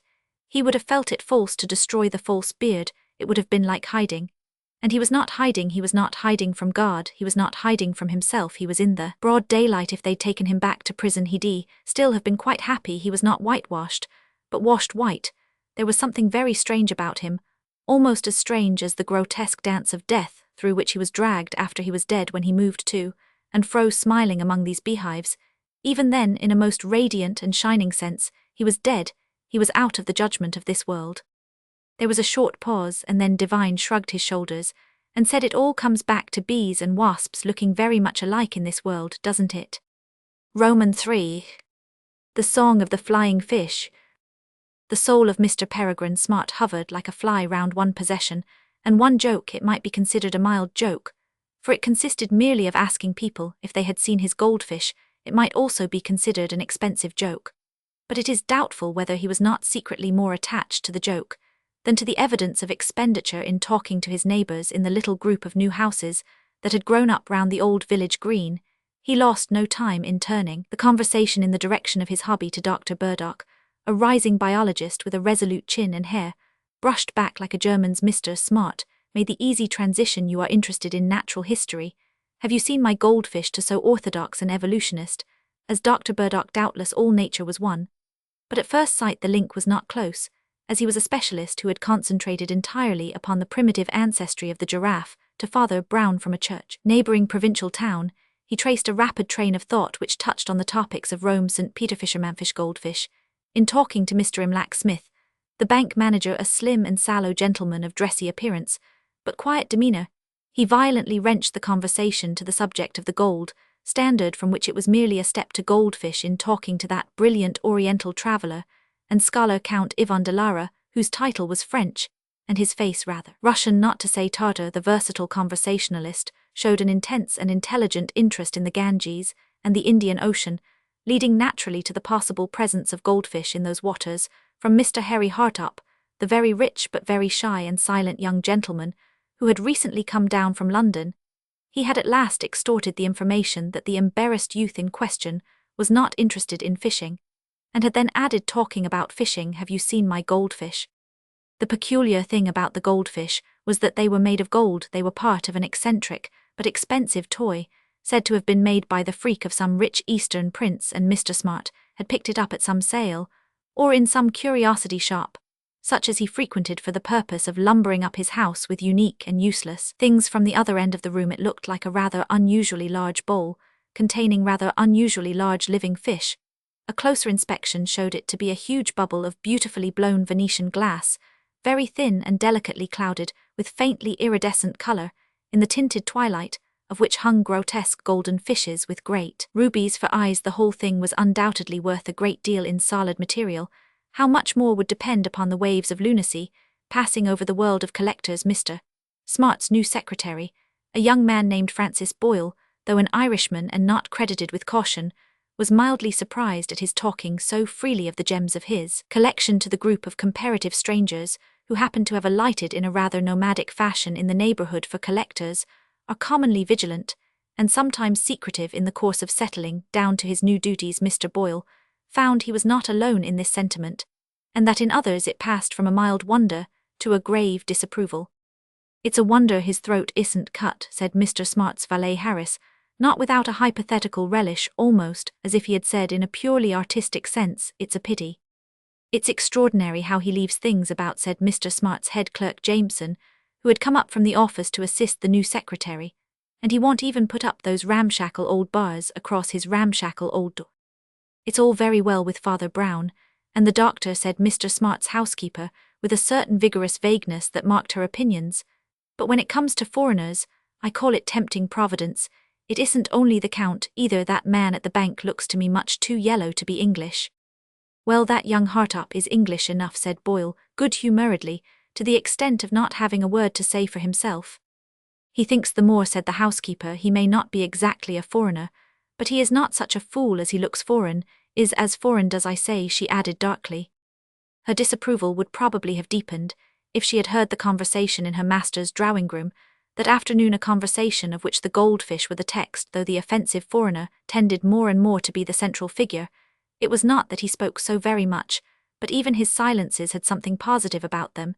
He looked the more massive for sitting in a sort of heap on a heap of cushions, and in the deepening twilight his wide Mongolian face seemed faintly luminous like a moon. Perhaps his background brought out something atmospherically Asiatic about his face and figure, for the room was a chaos of more or less costly curiosities, amid which could be seen the crooked curves and burning colours of countless Eastern weapons, Eastern pipes and vessels, Eastern musical instruments, and illuminated manuscripts. Anyhow, as the conversation proceeded, Boyle felt more and more that the figure seated on the cushions and dark against the twilight had the exact outline of a huge image of Buddha. The conversation was general enough for all the little local group were present. They were indeed often in the habit of dropping in at each other's houses, and by this time constituted a sort of club of people coming from the 4 or 5 houses standing round the green of these houses. Peregrine Smart's was the oldest, largest, and most picturesque. It straggled down almost the whole of one side of the square, leaving only room for a small villa inhabited by a retired colonel named Varney, who was reported to be an invalid, and certainly was never seen to go abroad. At right angles to these stood 2 or 3 shops that served the simpler needs of the hamlet, and at the corner the Inn of the Blue Dragon, at which Mr. Hartop, the stranger from London, was staying. On the opposite side were 3 houses, one rented by the Count de Lara, one by Dr. Burdock, and the third still standing empty. On the 4th side was the bank with an adjoining house for the bank manager, and a line of fence enclosing some land that was let for building. It was thus a very self-contained group, and the comparative emptiness of the open ground for miles round it threw members more and more on each other's society. That afternoon one stranger had indeed broken into the magic circle, a hatchet-faced fellow, with fierce tufts of eyebrows and moustache, and so shabbily dressed that he must have been a millionaire or a duke, if he had really, as was alleged, come down to do business with the old collector. But he was known at the Blue Dragon at least as Mr. Harmer. To him had been recounted anew the glories of the gilded fish, and the criticisms regarding their custody. People are always telling me I ought to lock them up more carefully, observed Mr. Smart, cocking an eyebrow over his shoulder at the dependent, who stood there, holding some papers from the office. Smart was a round-faced, round-bodied little old man, rather like a bald parrot. Jameson and Harris and the rest are always at me to bar the doors as if it were a medieval fortress, though really these rotten old rusty bars are too medieval to keep anybody out. I should think I prefer to trust to luck and the local police. It is not always the best bars that keep people out, said the Count. It all depends on who's trying to get in. There was an ancient Hindu hermit who lived naked in a cave, and passed through the 3 armies that encircled the Mogul, and took the great ruby out of the tyrant's turban, and went back unscathed like a shadow, for he wished to teach the great how small are the laws of space and time. When we really study the small laws of space and time, said Dr. Burdock dryly, we generally find out how those tricks are done. Western science has let in daylight on a good deal of Eastern magic. Doubtless, a great deal can be done with hypnotism and suggestion, to say nothing of sleight of hand. The ruby was not in the royal tent, observed the Count in his dream fashion, but he found it among 100 tents. Can't all that be explained by telepathy? Asked the doctor sharply. The question sounded the sharper, because it was followed by a heavy silence, almost as if the distinguished Oriental traveller had with imperfect politeness gone to sleep. I beg your pardon, he said, rousing himself with a sudden smile. I had forgotten, we were talking with words. In the East we talk with thoughts, and so we never misunderstand each other. It is strange how you people worship words, and are satisfied with words. What difference does it make to a thing that you now call it telepathy, as you once called it tomfoolery? If a man climbs into the sky on a manga tree, how is it altered? By saying it is only levitation, instead of saying it is only lies. If a medieval witch waved a wand and turned me into a blue baboon, you would say it was only atavism. The doctor looked for a moment as if he might say that it would not be so great a change after all, but before his irritation could find that or any other vent, the man called Harmer interrupted gruffly. It's true enough those Indian conjurers can do queer things, but I notice they generally do them in India. Confederates perhaps, or merely mass psychology. I don't think those tricks have ever been played in an English village, and I should say our friends' goldfish were quite safe. I will tell you a story, said Delara in his motionless way, which happened not in India, but outside an English barrack in the most modernized part of Cairo. A sentinel was standing inside the grating of an iron gateway, looking out between the bars onto the street. There appeared outside the gate a beggar barefoot and in native rags, who asked him in English that was startlingly distinct and refined for a certain official document, kept in the building for safety. The soldier told the man of that he could not come inside, and the man answered, smiling, course, what is inside, and what is outside? The soldier was still staring scornfully through the iron grating when he gradually realized that though neither he nor the gate had moved, he was actually standing in the street, and looking in at the barrack yard, where the beggar stood still and smiling, and equally motionless. Then, when the beggar turned towards the building, the sentry awoke to such sense as he had left and shouted a warning to all the soldiers within the gated enclosure to hold the prisoner fast. You won't get out of there anyhow, he said vindictively. Then the beggar said in his silvery voice, what is outside, and what is inside? And the soldier, still glaring through the same bars, saw that they were once more between him and the street, where the beggar stood free and smiling with a paper in his hand. Mr. Imlac Smith, the bank manager, was looking at the carpet with his dark sleek head bowed, and he spoke for the first time. Did anything happen about the paper? He asked. Your professional instincts are correct, sir, said the Count with grim affability. It was a paper of considerable financial importance. Its consequences were international. I hope they don't occur often, said young Hartup gloomily. I do not touch the political side, said the Count serenely, but only the philosophical. It illustrates how the wise man can get behind time and space, and turn the levers of them, so to speak, so that the whole world turns round before our eyes. But is it so hard for you people to believe that spiritual powers are really more powerful than material ones? Well, said Old Smart cheerfully, I don't profess to be an authority on spiritual powers. What do you say, Father Brown? "The only thing that strikes me," answered the little priest, "is that all the supernatural acts we have yet heard of seem to be thefts, and stealing by spiritual methods seem to me much the same as stealing by material ones." "Father Brown is a Philistine," said the smiling smith. "I have a sympathy with the tribe," said Father Brown. "A Philistine is only a man who is right without knowing why." "All this is too clever for me," said Heart Up heartily. "Perhaps," said Father Brown with a smile, "you would like to speak without words, as the Count suggests. He would begin by saying nothing in a pointed fashion, and you would retort with a burst of taciturnity." "Something might be done with music," murmured the Count dreamily. "It would be better than all these words." "Yes, I might understand that better," said the young man in a low voice. Boyle had followed the conversation with curious attention, for there was something in the demeanor of more than one of the talkers that seemed to him significant or even odd. As the talk drifted to music, with an appeal to the dapper bank manager, who was an amateur musician of some merit, the young secretary awoke, with a start to his secretarial duties, and reminded his employer that the head clerk was still standing patiently with the papers in his hand. "Oh, never mind about those just now," Jameson said Smart rather hurriedly, "only something about my account. I'll see Mr. Smith about it later. You were saying that the cello—" Mr. Smith. But the cold breath of business had sufficed to disperse the fumes of transcendental talk, and the guests began one after another to say farewell. Only Mr. Imlac Smith, bank manager and musician, remained to the last, and when the rest were gone he and his host went into the inner room where the goldfish were kept, and closed the door. The house was long and narrow, with a covered balcony running along the first floor, which consisted mostly of a sort of suite of rooms used by the householder himself, his bedroom and dressing-room, and an inner room in which his very valuable treasures were sometimes stored for the night. Instead of being left in the rooms below this balcony like the insufficiently barred door below, it was a matter of concern to the housekeeper and the head clerk, and the others who lamented the carelessness of the collector. But in truth that cunning old gentleman was more careful than he seemed. He professed no great belief in the antiquated fastenings of the old house, which the housekeeper lamented to see rusting in idleness. But he had an eye to the more important point of strategy.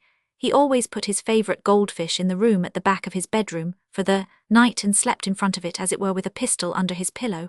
And when Boyle and Jameson, awaiting his return from the tete-a-tete, at length saw the door open and their employer reappear, he was carrying the great glass bowl, as reverently as if it had been the relic of a saint.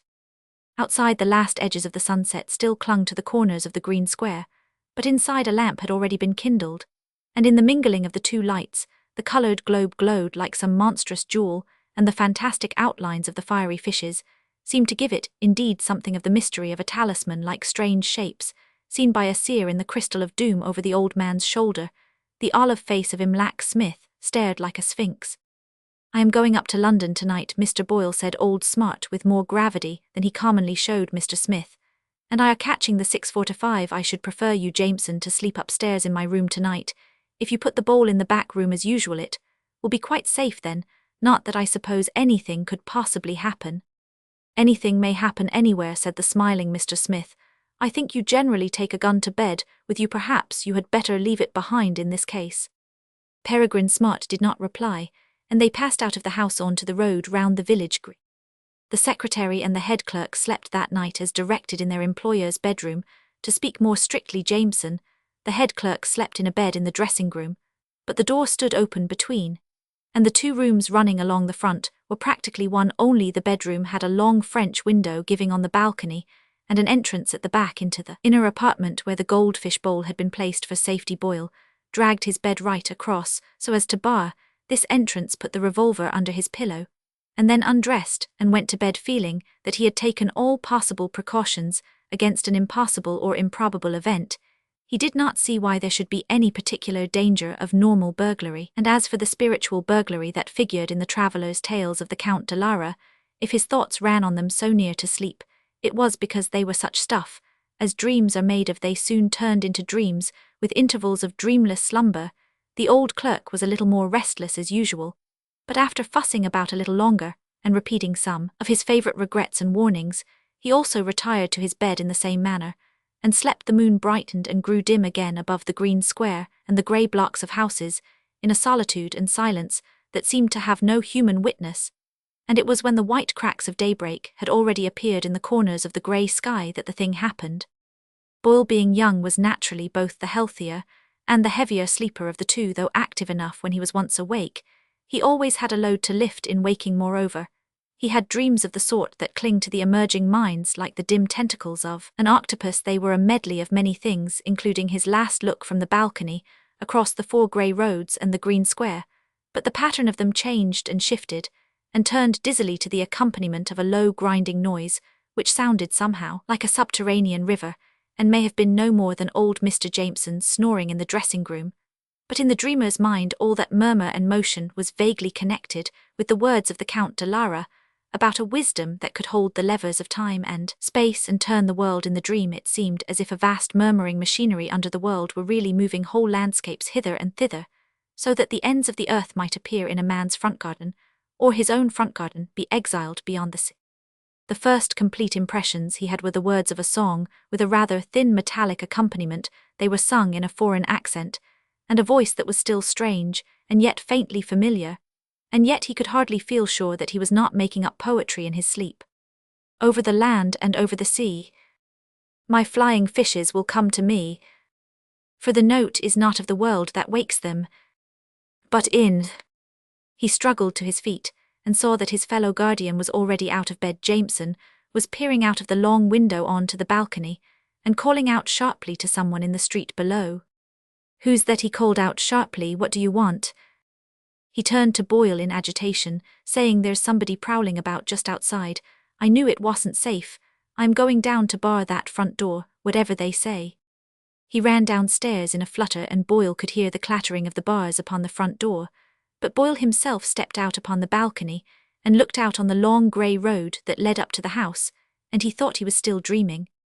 Upon that grey road leading across that empty moor, and through that little English hamlet, there had appeared a figure that might have stepped straight out of the jungle, or the Bazara figure out of one of the Count's fantastic stories, a figure out of the Arabian Nights, the rather ghostly grey twilight which begins to define, and yet to discolour everything when the light in the east has ceased to be localised, lifted slowly like a veil of grey gauze, and showed him a figure wrapped in outlandish raiment.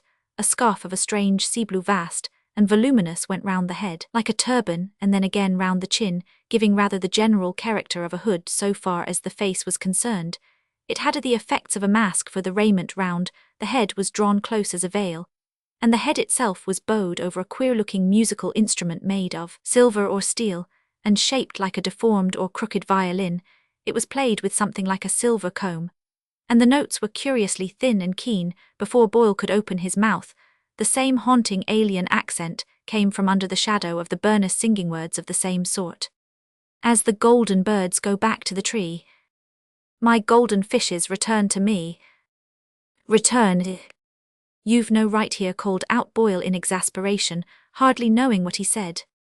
"I have a right to the goldfish," said the stranger, speaking more like King Solomon than an unsandaled Bedouin in a ragged blue cloak, "and they will come to me. Come." He struck his strange fiddle as his voice rose sharply on the word. There was a pang of sound that seemed to pierce the mind, and then there came a fainter sound like an answer, a vibrant whisper. It came from the dark room behind where the bowl of goldfish was standing. Boyle turned towards it, and even as he turned, the echo in the inner room changed to a long tingling sound like an electric bell, and then to a faint crash. It was still a matter of seconds since he had challenged the man from the balcony, but the old clerk had already regained the top of the stairs, panting a little, for he was an elderly gentleman. "I've locked up the door anyhow," he said. "The stable door," said Boyle out of the darkness of the inner room. Jameson followed him into that apartment, and found him staring down at the floor, which was covered with a litter of coloured glass, like the curved bits of a broken rainbow. "What do you mean by the stable door?" began Jameson. "I mean that the steed is stolen," answered Boyle. "The flying steeds, the flying fishes, our Arab friend outside, has just whistled to like so many performing puppies." "But how could he?" exploded the old clerk, as if such events were hardly respectable. "Well, they're gone," said Boyle shortly. "The broken bowl is here, which would have taken a long time to open properly, but only a second to smash, but the fish are gone. God knows how, though I think our friend ought to be asked." "We are wasting time," said the distracted Jameson. "We ought to be after him at once." "Much better be telephoning the police at once," answered Boyle. "They ought to outstrip him in a flash with motors and telephones that go a good deal farther than we should ever get running through the village in our nightgowns. But it may be there are things even the police cars and wires won't outstrip. While Jameson was talking to the police station through the telephone, in an agitated voice Boyle went out again onto the balcony, and hastily scanned that grey landscape of daybreak. There was no trace of the man in the turban, and no other sign of life except some faint stirrings an expert might have recognized in the Hotel of the Blue Dragon. Only Boyle, for the first time, noted consciously something that he had all along been noting unconsciously. It was like a fact struggling in the submerged mind, and demanding its own meaning. It was simply the fact that the grey landscape had never been entirely grey. There was one gold spot amid its stripes of colourless colour. A lamp lighted in one of the houses on the other side of the green, something perhaps irrational, told him that it had been burning through all the hours of the darkness, and was only fading with the dawn. He counted the houses, and his calculation brought out a result which seemed to fit in with something he knew not what. Anyhow, it was apparently the house of the Count Yvon de Lara. Inspector Pinner had arrived with several policemen, and done several things of a rapid and resolute sort, being conscious that the very absurdity of the costly trinkets might give the case considerable prominence in the newspapers. He had examined everything, measured everything, taken down everybody's deposition, taken everybody's fingerprints, put everybody's back up, and found himself at the end left facing a fact which he could not believe. An Arab from the desert had walked up the public road and stopped in front of the house of Mr. Peregrine Smart, where a bowl of artificial goldfish was kept in an inner room. He had then sung or recited a little poem, and the bowl had exploded like a bomb, and the fishes vanished into thin air. Nor did it suit the inspector to be told by a foreign count, in a soft purring voice, that the bounds of experience were being enlarged. Indeed, the attitude of each member of the little group was characteristic enough. Peregrine Smart himself had come back from London the next morning to hear the news of his loss. Naturally, he admitted a shock, but it was typical of something sporting and spirited in the little old gentleman, something that always made his small strutting figure look like a cocksparrow's, that he showed more vivacity in the search than depression at the loss.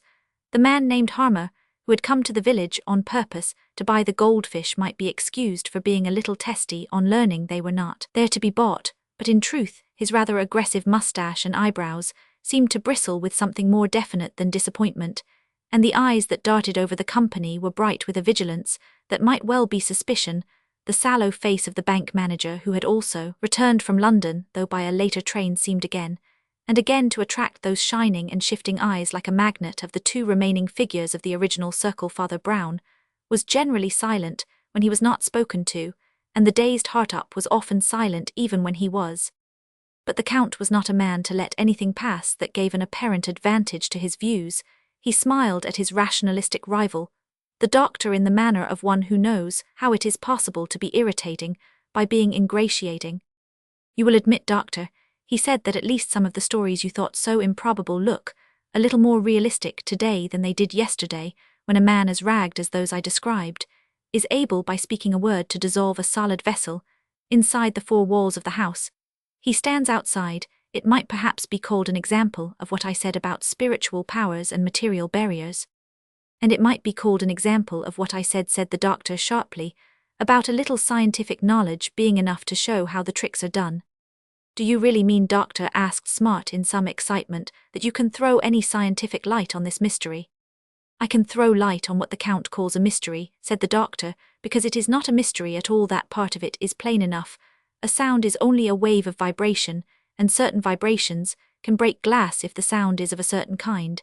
And the glass of a certain kind the man did not stand in the road and think, which the Count tells us is the ideal method when Orientals want a little chat. He sang out what he wanted quite loud, and struck a shrill note on an instrument.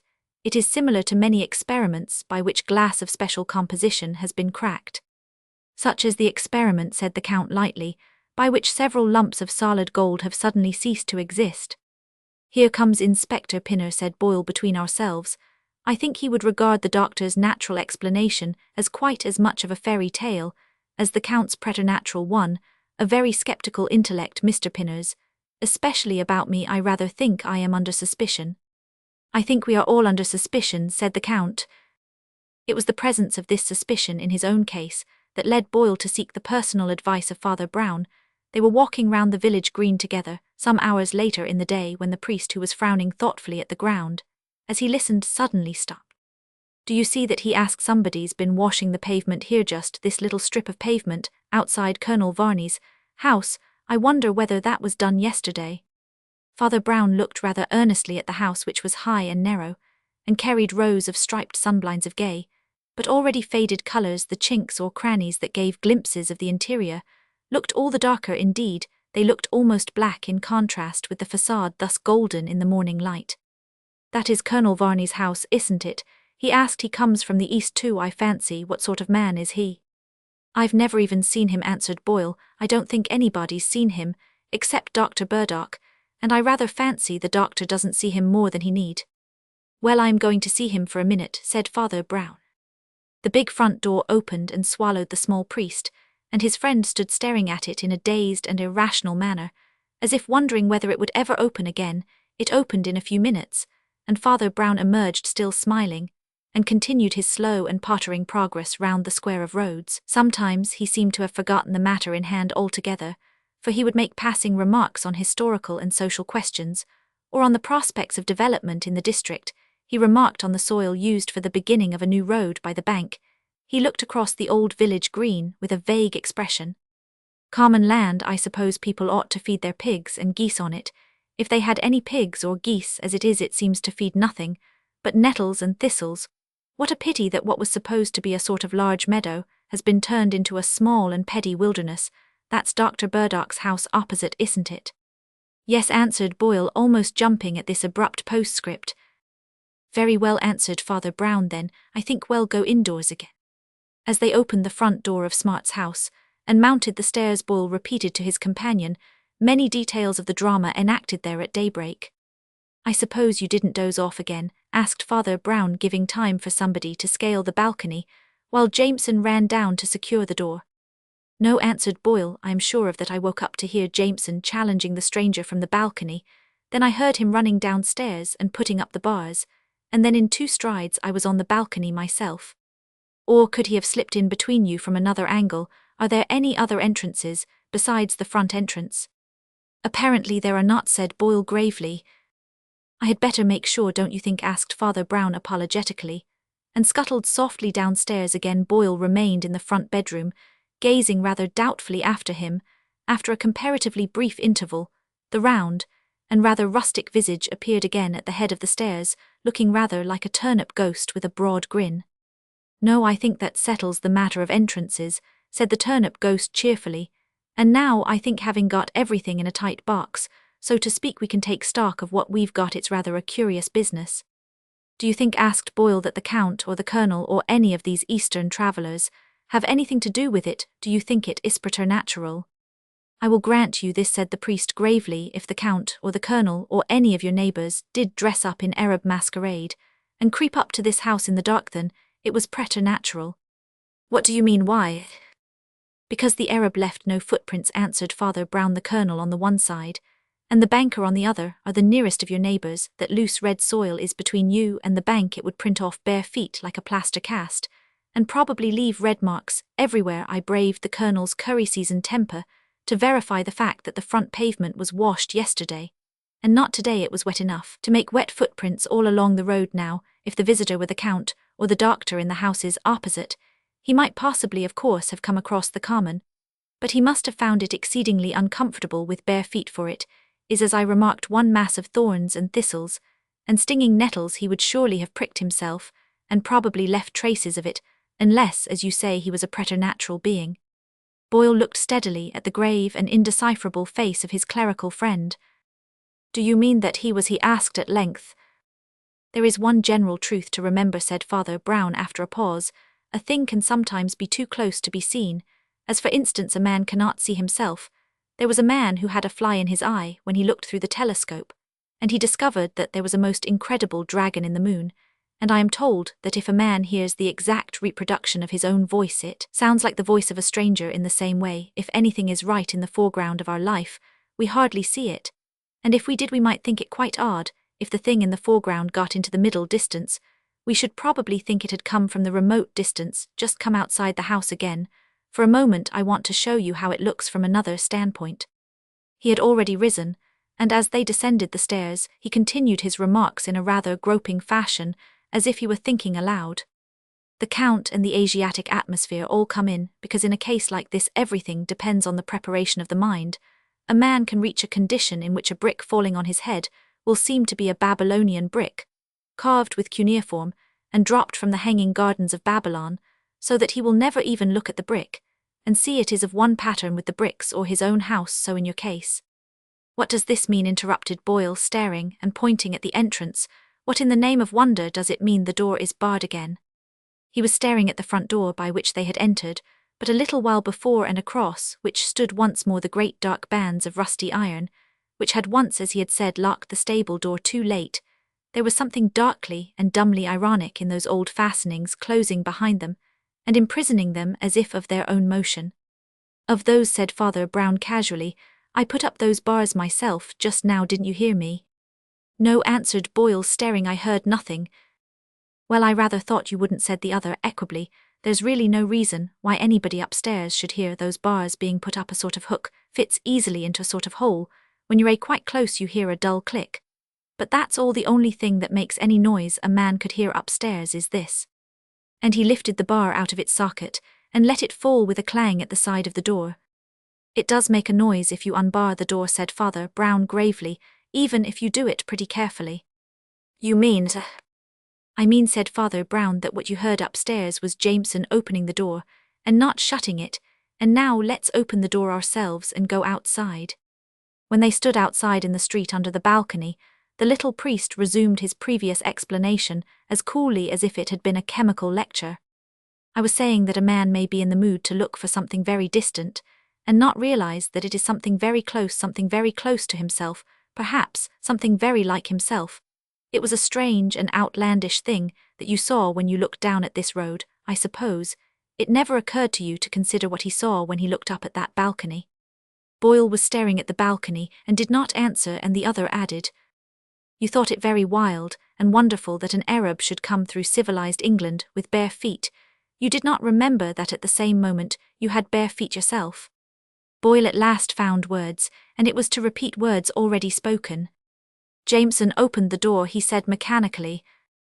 Yes, assented his friend. Jameson opened the door, and came out into the road in his nightclothes. Just as you came out on the balcony, he caught up two things that you had seen 100 times the length of old blue curtain, that he wrapped round his head, and the oriental musical instrument you must have often seen in that heap of oriental curiosities. The rest was atmosphere, and acting, very fine acting, for he is a very fine artist in crime. Jameson, exclaimed Boyle incredulously, he was such a dull old stick that I never even noticed him. Precisely, said the priest, he was an artist. If he could act a wizard or a troubadour for 6 minutes, do you think he could not act a clerk for 6 weeks? I am still not quite sure of his object, said Boyle. His object has been achieved, replied Father Brown, or very nearly achieved. He had taken the goldfish already, of course, as he had 20 chances of doing. But if he had simply taken them, everybody would have realized that he had 20 chances of doing it. By creating a mysterious magician from the end of the earth, he set everybody's thoughts wandering far afield to Arabia and India, so that you yourself can hardly believe that the whole thing was so near home. It was too close to you to be seen. If this is true, said Boyle, it was an extraordinary risk to run, and he had to cut it very fine. It's true. I never heard the man in the street say anything while Jameson was talking from the balcony, so I suppose that was all a fake, and I suppose it's true that there was time for him to get outside before I had fully woken up and got out onto the balcony. Every crime depends on somebody not waking up too soon, replied Father Brown, and in every sense most of us wake up too late. I, for one, have woken up much too late, for I imagine he's bolted long ago, just before or just after they took his fingerprints. You woke up before anybody else anyhow, said Boyle, and I should never have woken up in that sense. Jameson was so correct and colourless that I forgot all about him. Beware of the man you forget, replied his friend. He is the one man who has you entirely at a disadvantage, but I did not suspect him either until you told me how you had heard him barring the door. Anyhow, we owe it all to you, said Boyle warmly. You owe it all to Mrs. Robinson, said Father Brown with a smile. Mrs. Robinson, questioned the wondering secretary. You don't mean the housekeeper? Beware of the woman you forget, and even more, answered the other. This man was a very high-class criminal. He had been an excellent actor, and therefore he was a good psychologist. A man like the Count never hears any voice but his own, But this man could listen when you had all forgotten he was there, and gather exactly the right materials for his romance, and know exactly the right note to strike to lead you all astray. But he made one bad mistake in the psychology of Mrs. Robinson, the housekeeper. "I don't understand," answered Boyle, "what she can have to do with it." Jameson did not expect the doors to be barred, said Father Brown. He knew that a lot of men, especially careless men like you and your employer, could go on saying for days that something ought to be done or might as well be done.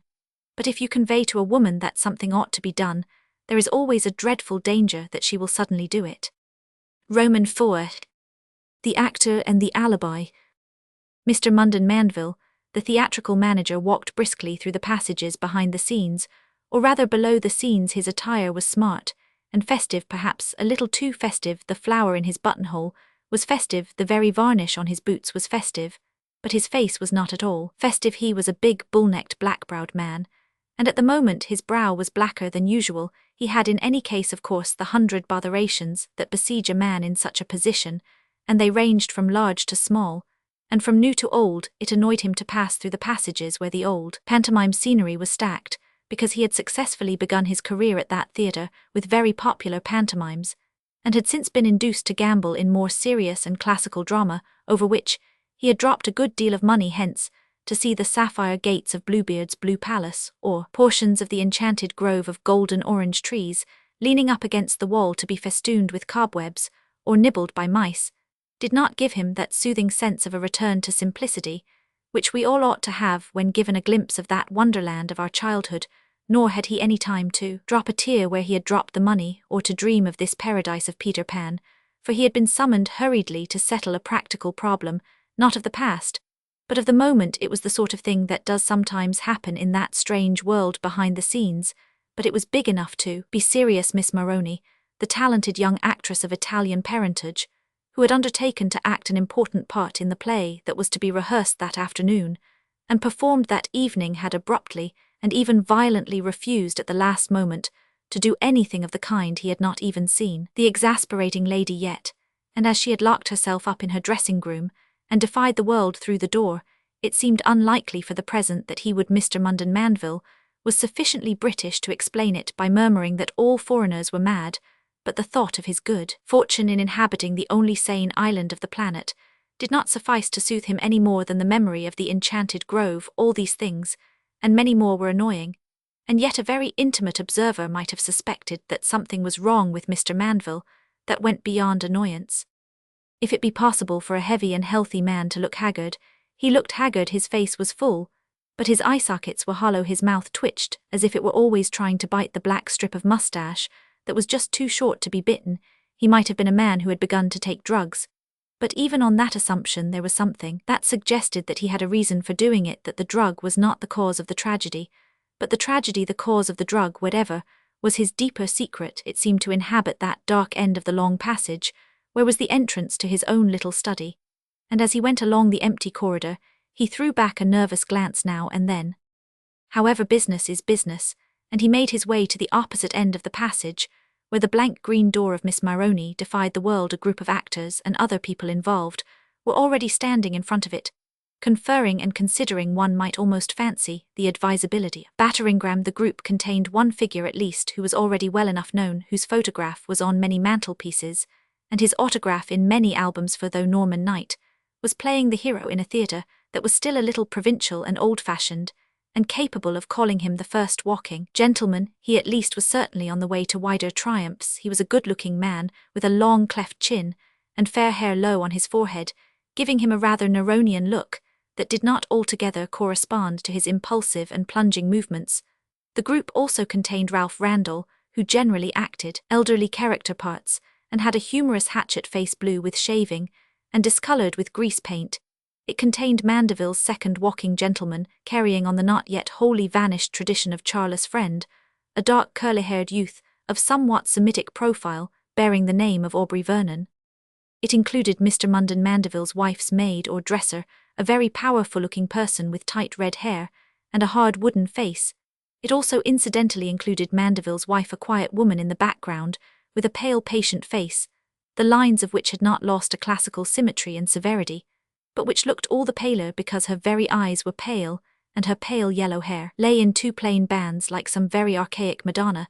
Not everybody knew that she had once been a serious and successful actress in Ibsen and the intellectual drama, but her husband did not think much of problem plays, and certainly at the moment was more interested in the problem of getting a foreign actress out of a locked room, a new version of the conjuring trick of the vanishing lady.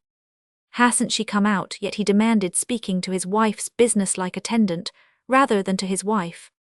No, sir, answered the woman who was known as Mrs. Sanson, a sombre manner. We are beginning to get a little alarmed, said old Randall. She seemed quite unbalanced, and were afraid she might even do herself some mischief. Hell, said Manville in his simple and artless way. Advertisements, very good, but we don't want that sort of advertisement. Hasn't she any friends here? Has nobody any influence with her? Jarvis thinks the only man who might manage her is her own priest round the corner, said Randall, and in case she does start hanging herself on a hat peg, I really thought perhaps he'd better be here. Jarvis has gone to fetch him, and as a matter of fact here he comes. Two more figures appeared in that subterranean passage under the stage. The first was Ashton Jarvis, a jolly fellow who generally acted villains, but who had surrendered that high vocation for the moment to the curly-headed youth. With the nose, the other figure was short and square, and clad all in black. It was Father Brown from the church round the corner. Father Brown seemed to take it quite naturally, and even casually, that he should be called in to consider the queer conduct of one of his flock, whether she was to be regarded as a black sheep, or only as a lost lamb, but he did not seem to think much of the suggestion of suicide. I suppose there was some reason for her flying off the handle like that, he said. Does anybody know what it was? Dissatisfied with her part, I believe, said the older actor. They always are, growled Mr. Munden Manville, and I thought my wife would look after those arrangements. I can only say, said Mrs. Munden Manville rather wearily, that I gave her what ought to be the best part. It's supposed to be what stage-struck young women want, isn't it? Oh, act the beautiful young heroine, and marry the beautiful young hero, in a shower of bouquets and cheers from the gallery. Women of my age naturally have to fall back on acting respectable matrons, and I was careful to confine myself to that. It would be devilish awkward to alter the parts now anyhow, said Randall. It's not to be thought of, declared Norman Knight firmly. Why, I could hardly act, but anyhow it's much too late. Father Brown had slipped forward and was standing outside the locked door listening. Is there no sound? Asked the manager anxiously, and then added in a lower voice, do you think she can have done herself in? There is a certain sound, replied Father Brown calmly. I should be inclined to deduce from the sound that she is engaged in breaking windows or looking-glasses, probably with her feet.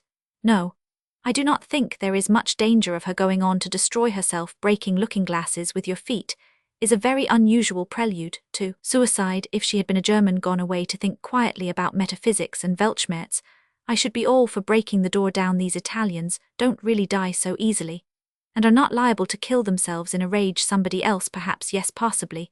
It might be well to take ordinary precautions if she comes out with a leap. So you're not in favor of forcing the door? Asked Manville. Not if you want her to act in your play, replied Father Brown. If you do that, she'll raise the roof and refuse to stay in the place. If you leave her alone, she'll probably come out from mere curiosity. If I were you, I should just leave somebody to guard the door more or less, and trust to time for an hour or two. In that case, said Manville, we can only get on with rehearsing the scenes where she doesn't appear. My wife will arrange all that is necessary for scenery. Just now, after all, the fourth act is the main business. You had better get on with that. Not a dress rehearsal, said Mandeville's wife to the others. Very well, said Knight, not a dress rehearsal, of course. I wish the dresses of the infernal period weren't so elaborate.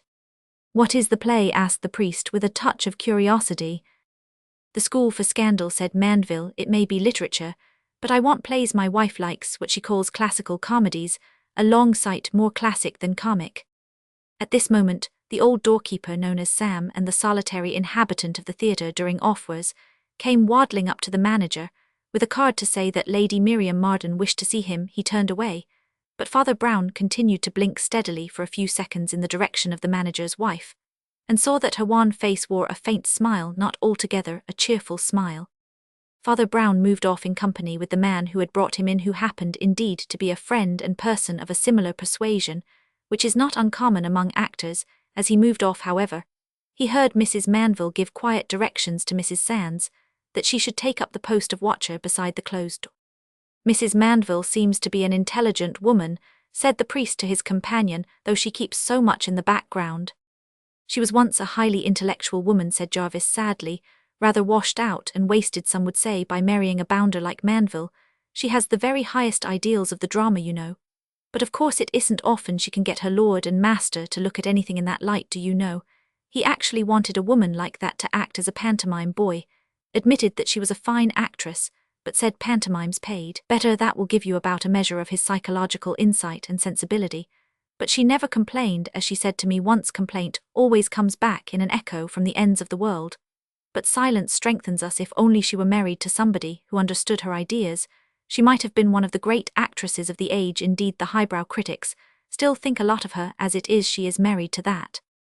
And he pointed to where the big black bulk of Mandeville stood with his back to them, talking to the ladies who had summoned him forth into the vestibule. Lady Miriam was a very long and languid and elegant lady, handsome, in a recent fashion largely modelled on Egyptian mummies, her dark hair cut low and square like a sort of helmet, and her lips very painted and prominent, and giving her a permanent expression of contempt. Her companion was a very vivacious lady, with an ugly attractive face and hair powdered with grey. She was a Miss Teresa Talbot, and she talked a great deal while her companion seemed too tired to talk at all. Only just as the two men passed, Lady Miriam summoned up the energy to say, "Plays are a bore, but I've never seen a rehearsal in ordinary clothes. Might be a bit funny somehow nowadays. One can never find a thing one's never seen." "Now, Mr. Mandeville," said Miss Talbot, tapping him on the arm with animated persistence, "you simply must let us see that rehearsal. We can't come tonight.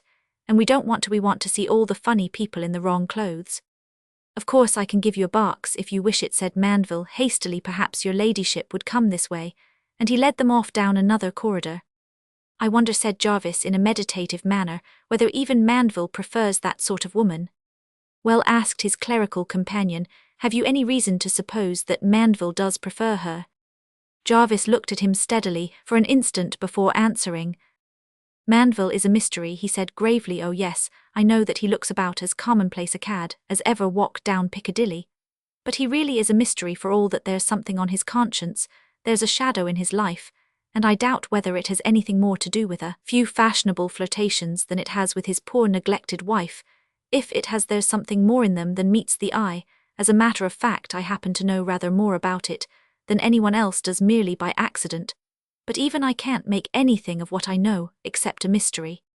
He looked around him in the vestibule to see that they were alone, and then added, lowering his voice, "I don't mind telling you, because I know you are a tower of silence where secrets are concerned, but I had a curious shock the other day, and it has been repeated several times, since you know that Mandeville always works in that little room at the end of the passage just under the stage. Well, twice over, I happened to pass by there when everyone thought he was alone, and what's more, when I myself happened to be able to account for all the women in the company, and all the women likely to have to do with him being absent or at their usual posts."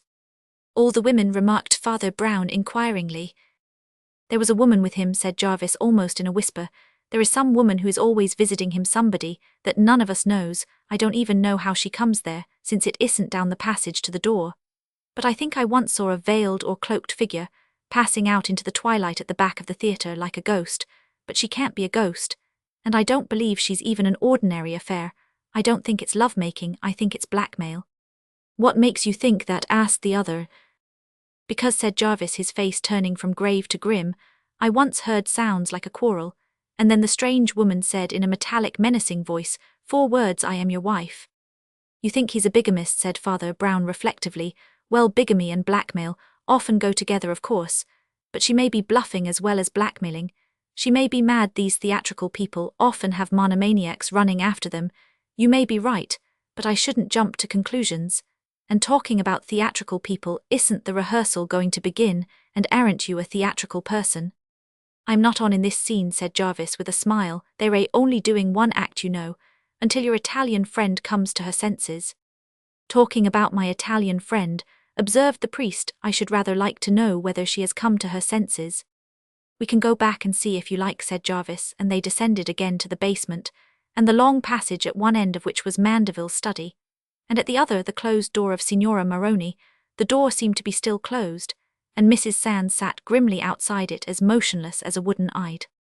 Near the other end of the passage, they caught a glimpse of some of the other actors in the scene mounting the stairs to the stage, just above Vernon, and old Randall went ahead running rapidly up the stairs. But Mrs. Manville went more slowly in her quietly dignified fashion, and Norman Knight seemed to linger a little. To speak to her a few words fell on the ears of the unintentional eavesdroppers as they passed. "I tell you a woman visits him," Knight was saying violently. "Hush," said the lady in her voice of silver that still had in it something of steel. "You must not talk like this, remember he is my husband." "I wish to God I could forget it," said Knight, and rushed up the stairs to the stage. The lady followed him, still pale, and calm, to take up her own position there. "Somebody else knows it," said the priest quietly, "but I doubt whether it is any business of ours." "Yes," muttered Jarvis, "it seems as if everybody knows it, and nobody knows anything about it." They proceeded along the passage to the other end, where the rigid attendant sat outside the Italian's door. "No, she ain't come out yet," said the woman in her sullen way, "and she ain't dead, for I heard her moving about now, and then I dunno what tricks she's up to."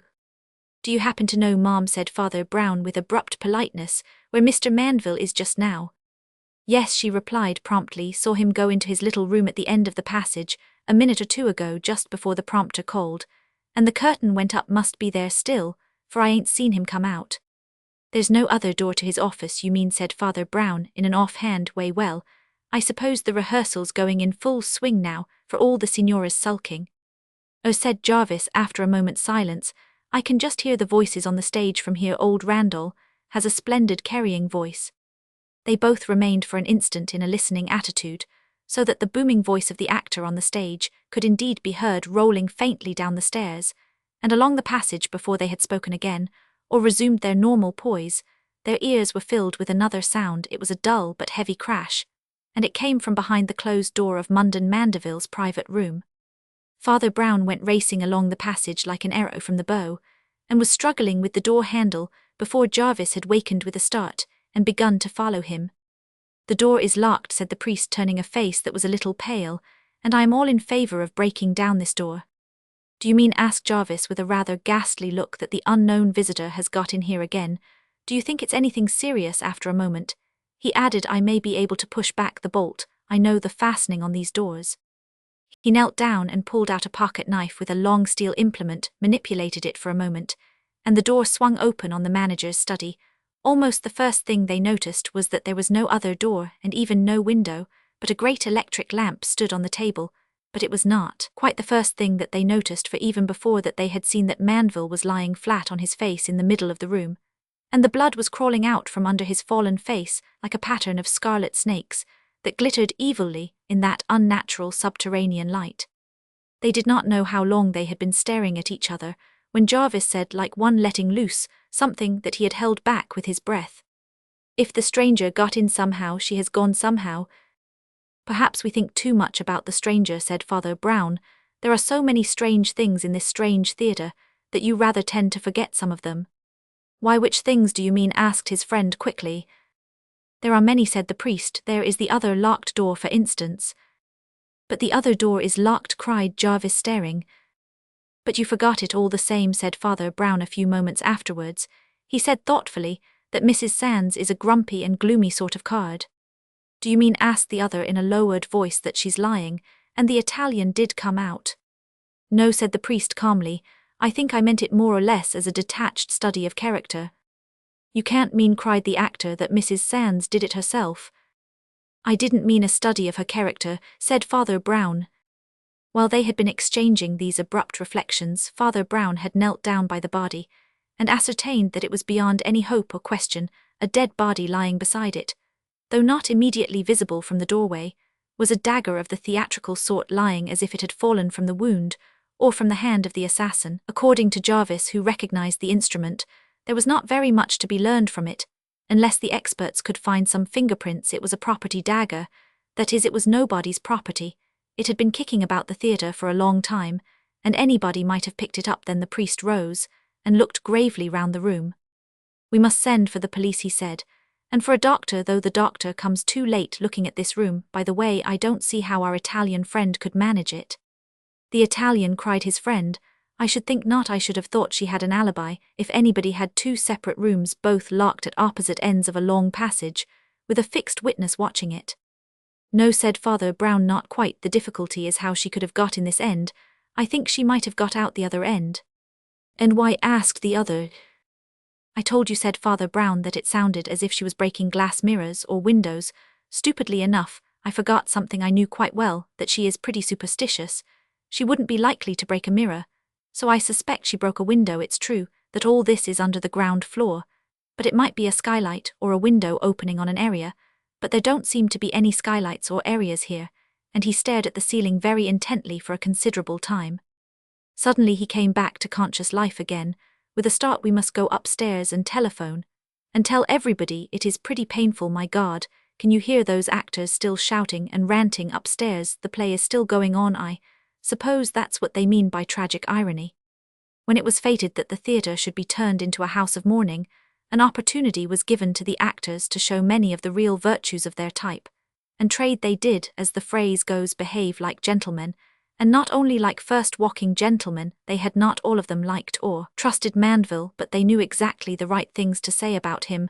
They showed not only sympathy, but delicacy in their attitude to his widow. She had become in a new and very different sense a tragedy queen. Her lightest word was law, and while she moved about slowly and sadly, they ran her many errands. She was always a strong character, said old Randall rather huskily, and had the best brains of any of us. Of course, poor Manville was never on her level in education, and so on, but she always did her duty splendidly. It was quite pathetic the way she would sometimes say she wished she had more intellectual life, but Mandeville, well, nil nisi bonum, as they say, and the old gentleman went away wagging his head sadly. Nil nisi bonum indeed, said Jarvis grimly. I don't think Randall at any rate has heard of the story of the strange lady visitor. By the way, don't you think it probably was the strange woman? It depends, said the priest. Whom you mean by the strange woman? Oh, I don't mean the Italian woman, said Jarvis hastily, though as a matter of fact you were quite right about her too. When they went in, the skylight was smashed, and the room was empty, but so far as the police can discover, she simply went home in the most harmless fashion. No, I mean the woman who was heard threatening him at that secret meeting, the woman who said she was his wife. Do you think she really was his wife?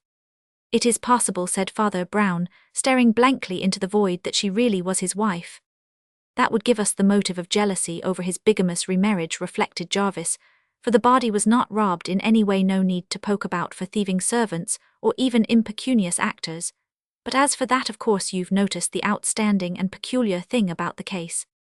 I have noticed several peculiar things, said Father Brown. Which one do you mean? I mean the corporate alibi, said Jarvis gravely. It's not often that practically a whole company has a public alibi like that, an alibi on a lighted stage, and all witnessing to each other. As it turns out, it is jolly lucky for our friends here that poor Manville did put those two silly society women in the box to watch the rehearsal. They can bear witness that the whole act was performed without a hitch with the characters on the stage. All the time they began long before Manville was last seen going into his room. They went on at least 5 or 10 minutes after you and I found his dead body. And by a lucky coincidence, the moment we actually heard him fall was during the time when all the characters were on the stage together. Yes, that is certainly very important, and simplifies everything, agreed Father Brown. Let us count the people covered by the alibi. There was Randall. I rather fancy Randall practically hated the manager, though he is very properly covering his feelings just now. But he is ruled out. It was his voice we heard thundering over our heads from the stage. There is our June premiere, Mr. Knight. I have rather good reason to suppose he was in love with Mandeville's wife, and not concealing that sentiment so much as he might, but he is out of it, for he was on the stage at the same time being thundered at. There was that amiable Jew who calls himself Aubrey Vernon. He's out of it. And there's Mrs. Mandeville. She's out of it. Their corporate alibi, as you say, depends chiefly on Lady Miriam and her friend in the box, though there is the general common-sense corroboration that the act had to be gone through, and the routine of the theatre seems to have suffered no interruption. The legal witnesses, however, are Lady Miriam and her friend Miss Talbot. I suppose you feel sure they are all right? Lady Miriam, said Jarvis in surprise. Oh yes, I suppose you mean that she looks a queer sort of vamp, but you've no notion what even the ladies of the best families are looking like nowadays. Besides, is there any particular reason for doubting their evidence? Only that it brings us up against a blank wall, said Father Brown. Don't you see that this collective alibi practically covers everybody? Those 4 were the only performers in the theatre at the time, and there were scarcely any servants in the theatre, none indeed. except old Sam who guards the only regular entrance, and the woman who guarded Miss Marinus' door. There is nobody else left available. But you and me, we certainly might be accused of the crime, especially as we found the body. There seems nobody else who can be accused. You didn't happen to kill him when I wasn't looking, I suppose?" Jarvis looked up with a slight start and stared a moment. Then the broad grin returned to his swarthy face. He shook his head. "You didn't do it," said Father Brown, "and we will assume for the moment, merely for the sake of argument, that I didn't do it.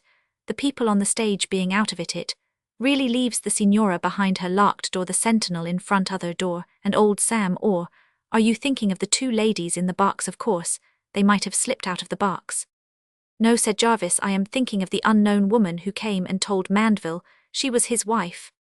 "Perhaps she was," said the priest, and this time there was a note in his steady voice that made his companion start to his feet once more and lean across the table. "We said," he observed in a low, eager voice, "that this first wife might have been jealous of the other wife." "No," said Father Brown, "she might have been jealous of the Italian girl perhaps, or of Lady Miriam Marden, but she was not jealous of the other wife." "And why not?" "Because there was no other wife," said Father Brown. "So far from being a bigamist, Mr. Mandeville seems to me to have been a highly monogamous person. His wife was almost too much with him, so much with him, that you all charitably suppose that she must be somebody else. But I don't see how she could have been with him when he was killed, for we agree that she was acting all the time in front of the footlights, acting an important part too." "Do you really mean," cried Jarvis, "that the strange woman who haunted him like a ghost was only the Mrs. Mandeville we know?" But he received no answer, for Father Brown was staring into vacancy with a blank expression, almost like an idiot's. He always did look most idiotic at the instant when he was most intelligent. The next moment he scrambled to his feet, looking very harassed and distressed. "This is awful," he said. "I'm not sure it isn't the worst business I ever had, but I've got to go through with it. Would you go and ask Mrs. Mandeville if I may speak to her in private?" "Oh, certainly," said Jarvis as he turned towards the door. "But what's the matter with you?" "Only being a born fool," said Father Brown, "a very common complaint in this vale of tears. I was fool enough to forget altogether that the play was the school for scandal." He walked restlessly up and down the room until Jarvis reappeared at the door with an altered and even alarmed face. "I can't find her anywhere," he said. "Nobody seems to have seen her."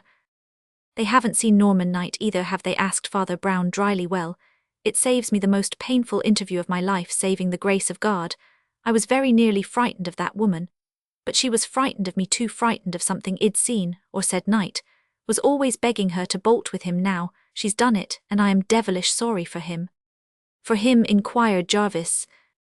"Well, it can't be very nice to elope with a murderess," said the other dispassionately, "but as a matter of fact she was something very much worse than a murderess." "And what is that?" "An egoist," said Father Brown. "She was the sort of person who had looked in the mirror before looking out of the window, and it is the worst calamity of mortal life. The looking-glass was unlucky for her, all right, but rather because it wasn't broken." "I can't understand what all this means," said Jarvis. "Everybody regarded her as a person of the most exalted ideals, almost moving on a higher spiritual plane than the rest of us." "She regarded herself in that light," said the other, "and she knew how to hypnotize everybody else into it. Perhaps I hadn't known her long enough to be wrong about her, but I knew the sort of person she was 5 minutes after I clapped eyes on her." "Oh, come," cried Jarvis, "I am sure her behavior about the Italian was beautiful." "Her behavior always was beautiful," said the other. "I've heard from everybody here all about her refinements and subtleties and spiritual soarings above poor Mandeville's head. But all these spiritualities and subtleties seem to me to boil themselves down to the simple fact that she certainly was a lady, and he most certainly was not a gentleman. But do you know, I have never felt quite sure that St. Peter will make that the only test at the gate of heaven. As for the rest," he went on with increasing animation, "I knew from the very first words. She said that she was not really being fair to the poor Italian, with all her fine airs of frigid magnanimity. And again I realized it when I knew that the play was the school for scandal." "You are going rather too fast for me," said Jarvis in some bewilderment. "What does it matter what the play was?" "Well," said the priest, "she said she had given the girl the part of the beautiful heroine, and had retired into the background herself with the older part of a matron. Now, that might have applied to almost any play. But it falsifies the facts about that particular play. She can only have meant that she gave the other actress the part of Maria, which is hardly a part at all, And the part of the obscure and self-effacing married woman, if you please, must have been the part of Lady Teazle, which is the only part any actress wants to act if the Italian was a first-rate actress who had been promised a first-rate part. There was really some excuse, or at least some cause for her mad Italian rage there. Generally is for mad Italian rages Latins are logical, and have a reason for going mad, but that one little thing let in daylight for me on the meaning of her magnanimity. And there was another thing. Even then you laughed when I said that the sulky look of Mrs. Sands was a study in character, but not in the character of Mrs. Sands, but it was true. If you want to know what a lady is really like, don't look at her, for she may be too clever, for you don't look at the men round her, for they may be too silly about her, but look at some other woman who is always near to her, and especially one who is under her. You will see in that mirror her real face, and the face mirrored in Mrs. Sands was very ugly.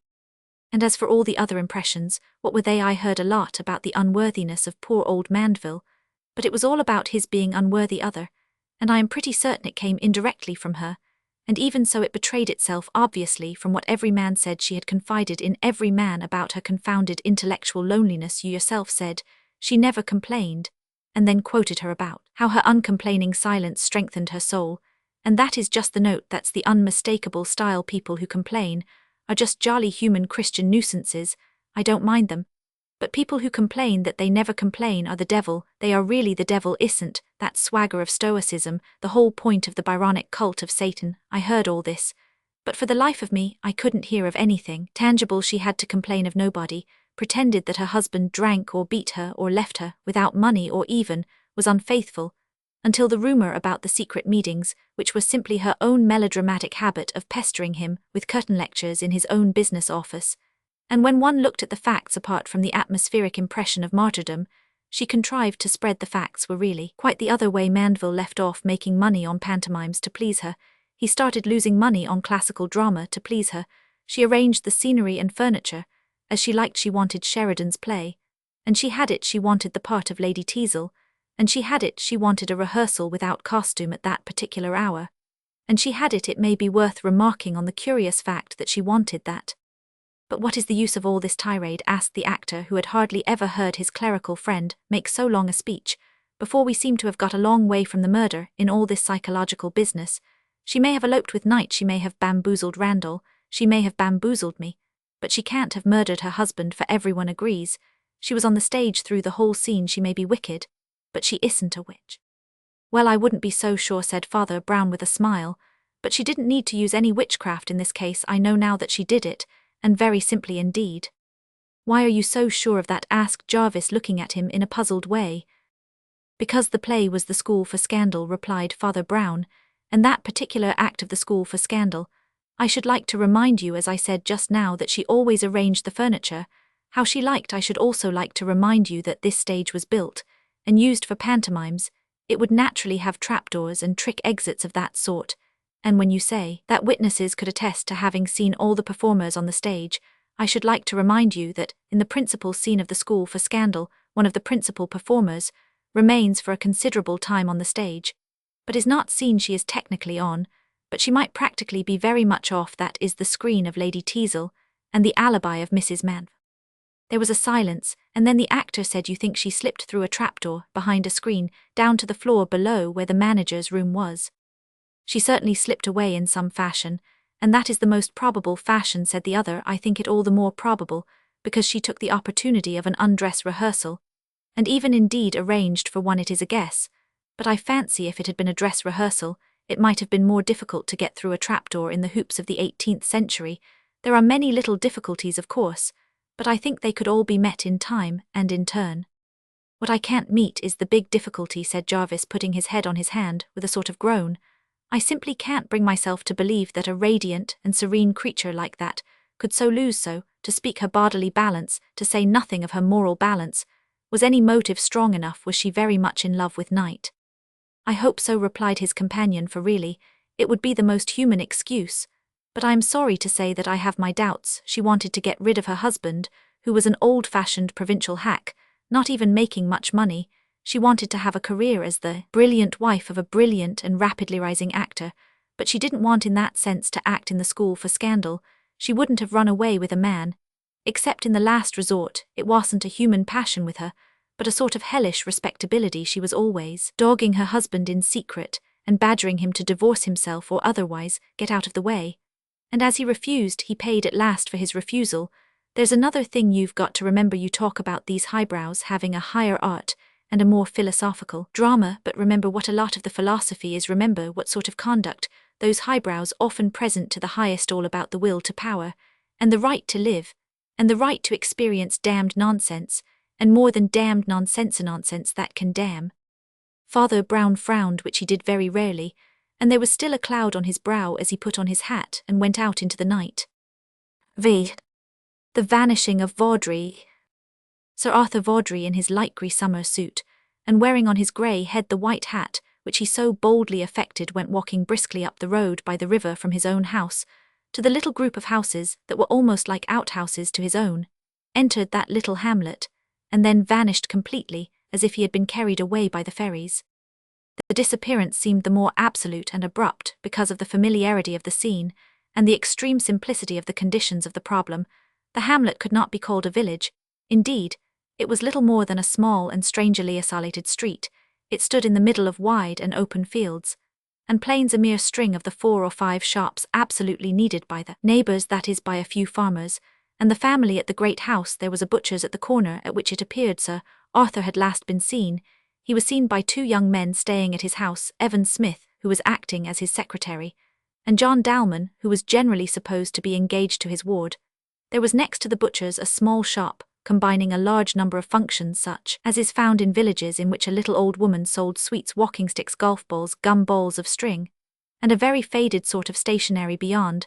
This was the tobacconist to which the 2 young men were betaking themselves when they last caught a glimpse of their host, standing in front of the butcher's shop, and beyond that was a dingy little dressmaker's, kept by 2 ladies, a pale and shiny shop offering to the passer-by great goblets of very wan green lemonade, completed the block of buildings, for the only real and Christian inn in the neighbourhood stood by itself, some way down the main road. Between the inn and the hamlet was a crossroads, at which stood a policeman and a uniformed official of a motoring club, and both agreed that Sir Arthur had never passed that point on the road.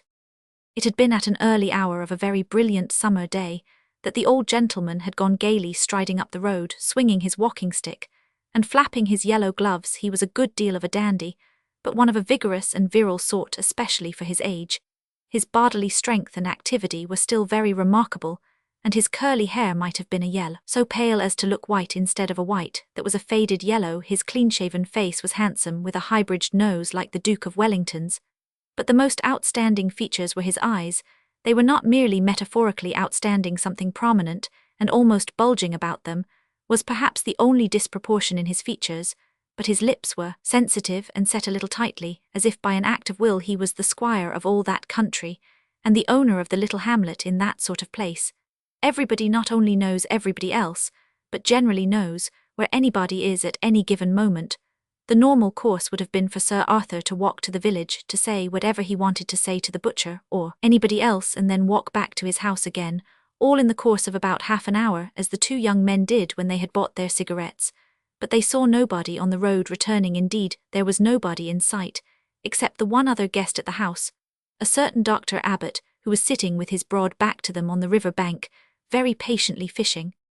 When all the 3 guests returned to breakfast, they seemed to think little or nothing of the continued absence of the squire, but when the day wore on, and he missed one meal after another, they naturally began to be puzzled, and Sybil Rye, the lady of the household, began to be seriously alarmed. Expeditions of discovery were dispatched to the village again and again without finding any trace, and eventually, when darkness fell, the house was full of a definite fear. Sybil had sent for Father Brown, who was a friend of hers, and had helped her out of a difficulty in the past, and under the pressure of the apparent peril, he had consented to remain at the house and see it through.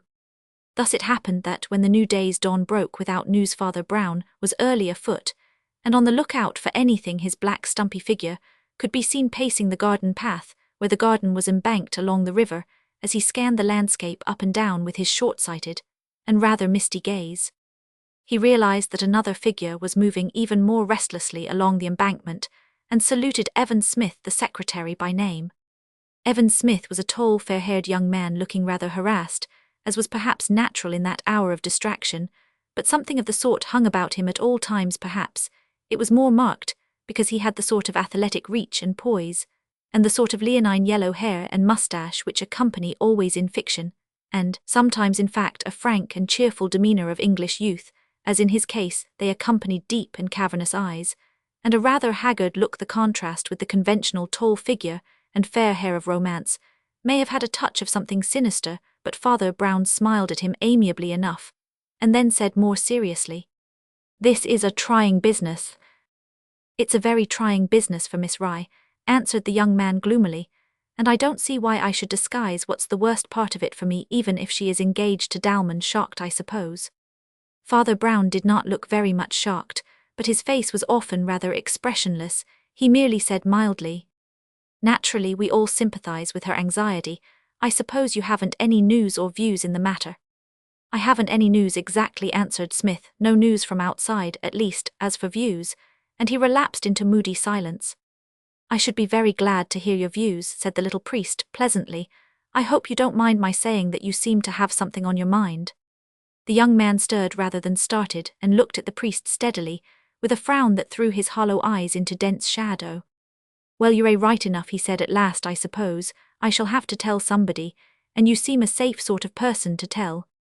"Do you know what has happened to Sir Arthur?" asked Father Brown calmly, as if it were the most casual matter in the world. "Yes," said the secretary harshly, "I think I know what has happened to Sir Arthur." "A beautiful morning," said a bland voice in his ear, "a beautiful morning for a rather melancholy meeting." This time the secretary jumped, as if he had been shot, as the large shadow of Dr. Abbot fell across his path, in the already strong sunshine. Dr. Abbot was still in his dressing gown, a sumptuous oriental dressing gown, covered with coloured flowers and dragons, looking rather like one of the most brilliant flower beds that were growing under the glowing sun. He also wore large flat slippers, which was doubtless why he had come so close to the others. Without being heard, he would normally have seemed the last person for such a light and airy approach, for he was a very big, broad and heavy man, with a powerful benevolent face, very much sunburnt, in a frame of old-fashioned grey whiskers, and chin beard, which hung about him luxuriantly like the long grey curls of his venerable head. His long slits of eyes were rather sleepy, and indeed he was an elderly gentleman to be up so early, but he had a look at once robust and weather-beaten as of an old farmer or sea captain, who had once been out in all weathers. He was the only old comrade and contemporary of the squire in the company that met at the house. "It seems truly extraordinary," he said, shaking his head. "Those little houses are like dolls' houses, always open front and back, and there's hardly room to hide anybody, even if they wanted to hide him, and I am sure they don't. Dalman and I cross-examined them all yesterday. They're mostly little old women that couldn't hurt a fly. The men are nearly all away harvesting, except the butcher, and Arthur was seen coining out of the butcher's, and nothing could have happened along that stretch by the river, for I was fishing there all day." Then he looked at Smith, and the look in his long eyes seemed for the moment not only sleepy, but a little sly. "I think you and Dalman can testify. He said that you saw me sitting there through your whole journey there and back." "Yes," said Evan Smith shortly, and seemed rather impatient at the long interruption. "The only thing I can think of," went on Dr. Abbot slowly, and then the interruption was itself interrupted. A figure at once light and sturdy strode very rapidly across the green lawn between the gay flower beds, and John Dalman appeared among them holding a paper in his hand. He was neatly dressed, and rather swarthy, with a very fine square Napoleonic face, and very sad eyes, so sad that they looked almost dead. He seemed to be still young, but his black hair had gone prematurely grey about the temples. "I've just had this telegram from the police," he said. "I wired to them last night, and they say they're sending down a man at once. Do you know, Dr. Abbot, of anybody else we ought to send for relations, I mean, and that sort of thing?" "There is his nephew Vernon Vaudrey, of course," said the old man. "If you will come with me, I think I can give you his address, and tell you something rather special about him."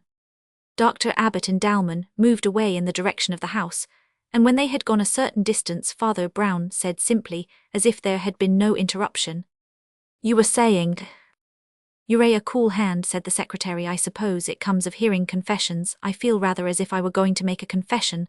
Some people would feel a bit jolted out of the mood of confidence by that queer old elephant creeping up like a snake. But I suppose I'd better stick to it, though it really isn't my confession, but somebody else's." He stopped a moment, frowning and pulling his moustache, then he said abruptly, "I believe Sir Arthur has bolted, and I believe I know why." There was a silence, and then he exploded again. I am in a damnable position, and most people would say I was doing a damnable thing. I am now going to appear in the character of a sneak and a skunk, and I believe I am doing my duty. You must be the judge, said Father Brown gravely. What is the matter with your duty? I am in the perfectly foul position of telling tales against a rival, and a successful rival too, said the young man bitterly, and I don't know what else in the world I can do. You were asking what was the explanation of Vaudrey's disappearance. I am absolutely convinced that Dalman is the explanation. You mean, said the priest with composure, that Dalman has killed Sir Arthur? No, exploded Smith with startling violence. No, 100 times he hasn't done that. Whatever else he's done, he isn't a murderer.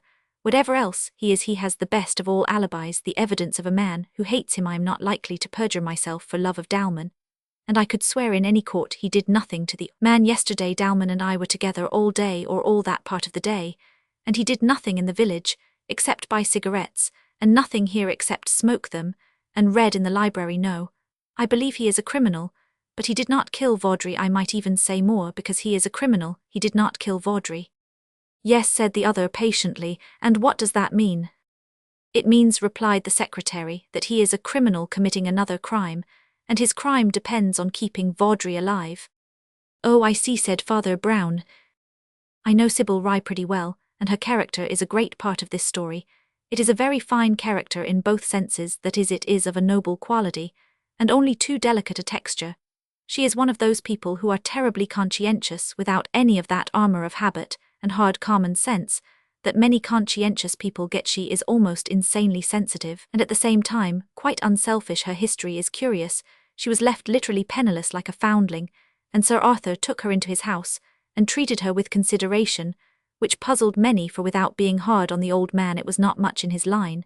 But when she was about 17, the explanation came to her with a shock, for her guardian asked her to marry him. Now I come to the curious part of the story. Somehow or other Sybil had heard from somebody, I rather suspect from old Abbot, that Sir Arthur Vaudrey in his wilder youth had committed some crime, or at least done some great wrong to somebody, which had got him into serious trouble. I don't know what it was, but it was a sort of nightmare to the girl at her crude, sentimental age, and made him seem like a monster, at least too much so for the close relation of marriage. What she did was incredibly typical of her. With helpless terror and with heroic courage, she told him the truth with her own trembling lips. She admitted that her repulsion might be morbid.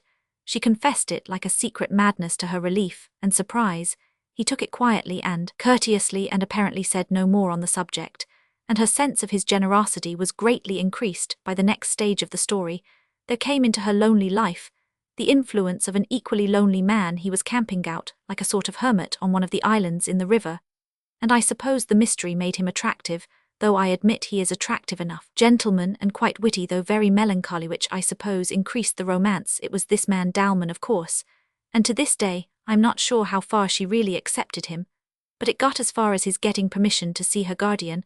I can fancy her awaiting that interview in an agony of terror, and wondering how the old beau would take the appearance of a rival. But here again, she found she had apparently done him an injustice. He received the younger man with hearty hospitality, and seemed to be delighted with the prospects of the young couple. He and Dalman went shooting and fishing together, and were the best of friends, when one day she had another shock. Dalman let slip in conversation some chance phrase that the old man had not changed much in 30 years, and the truth about the odd intimacy burst upon her. All that introduction and hospitality had been a masquerade. The men had obviously known each other before. That was why the younger man had come down rather covertly to that district. That was why the elder man was lending himself so readily to promote the match. I wonder what you are thinking. I know what you are thinking, said Father Brown with a smile, and it seems entirely logical. Here we have Vaudrey with some ugly story in his past, a mysterious stranger come to haunt him, and getting whatever he wants out of him. In plain words, you think Dalman is a blackmailer? I do, said the other, and a rotten thing to think too. Father Brown reflected for a moment, and then said, I think I should like to go up to the house now and have a talk to Dr. Abbot. When he came out of the house again an hour or two afterwards, he may have been talking to Dr. Abbot, but he emerged in company with Sybil Rye, a pale girl with reddish hair, and a profile delicate and almost tremulous at the sight. Other one could instantly understand all the secretary's story of her shuddering candor. It recalled Godiva and certain tales of virgin martyrs. Only the shy can be so shameless for conscience's sake. Smith came forward to meet them, and for a moment they stood talking on the lawn. The day, which had been brilliant from daybreak, was now glowing and even glaring, but Father Brown carried his black bundle of an umbrella, as well as wearing his black umbrella of a hat, and seemed in a general way buttoned up to breast the storm. But perhaps it was only an unconscious effect of attitude, and perhaps the storm was not a material storm. What I hate about it all, Sybil was saying in a low voice, is the talk that's beginning already. Suspicions against everybody. John and Evan can answer for each other, I suppose.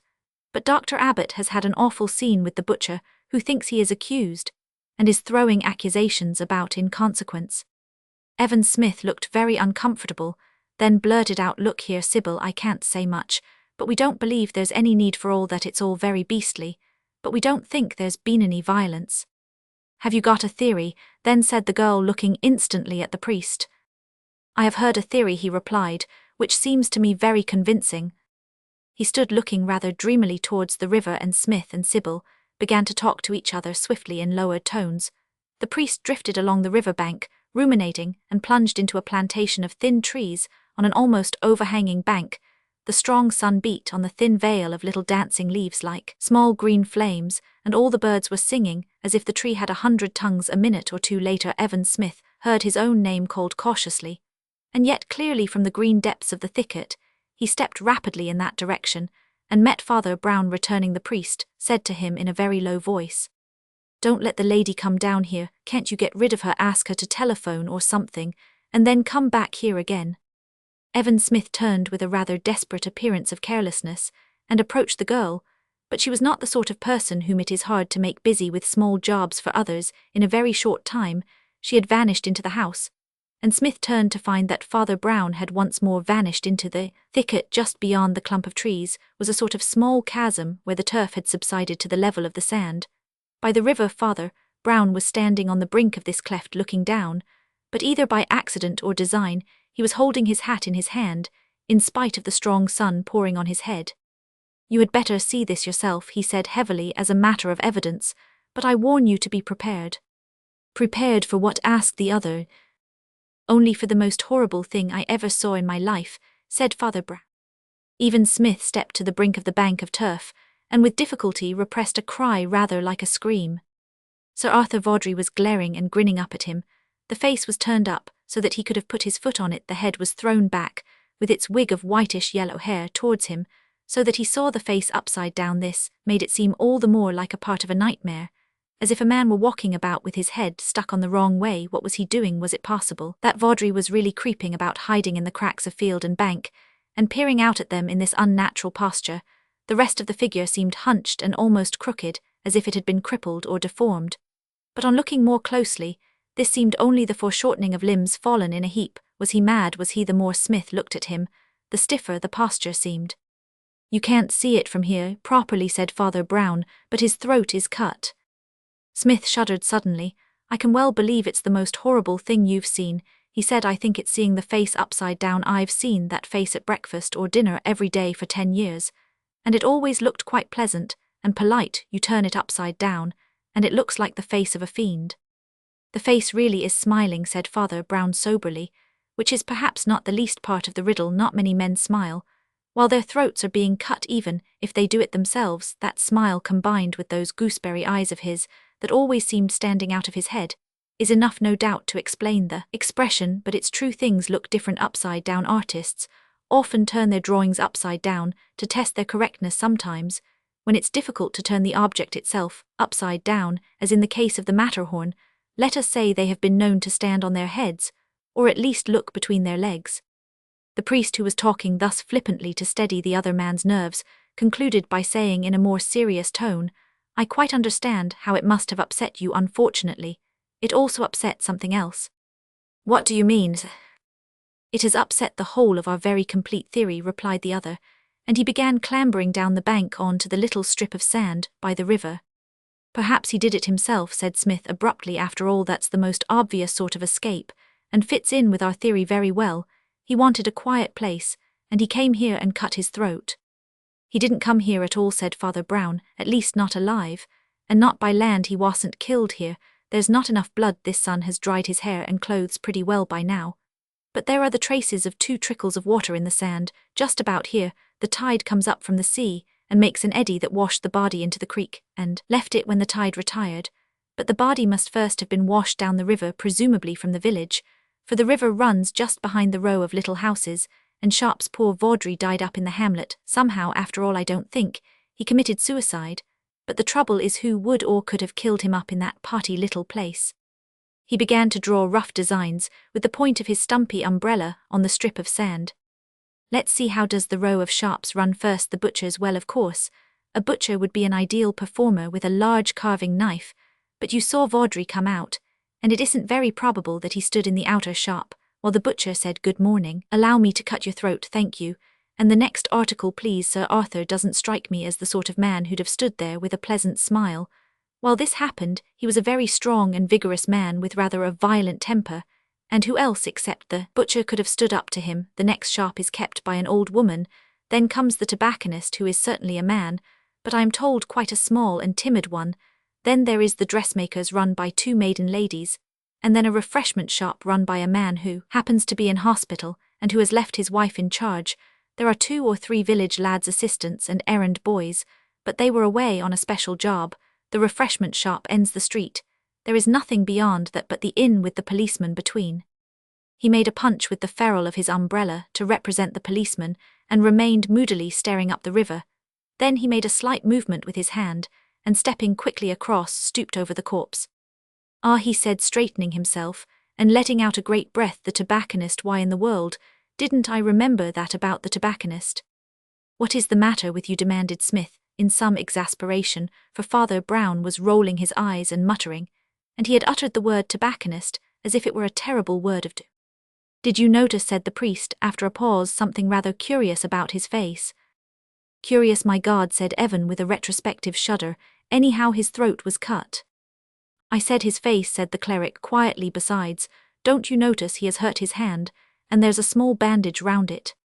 Oh, that has nothing to do with it, said Evan hastily. That happened before, and was quite an accident. He cut his hand with a broken ink bottle while we were working together.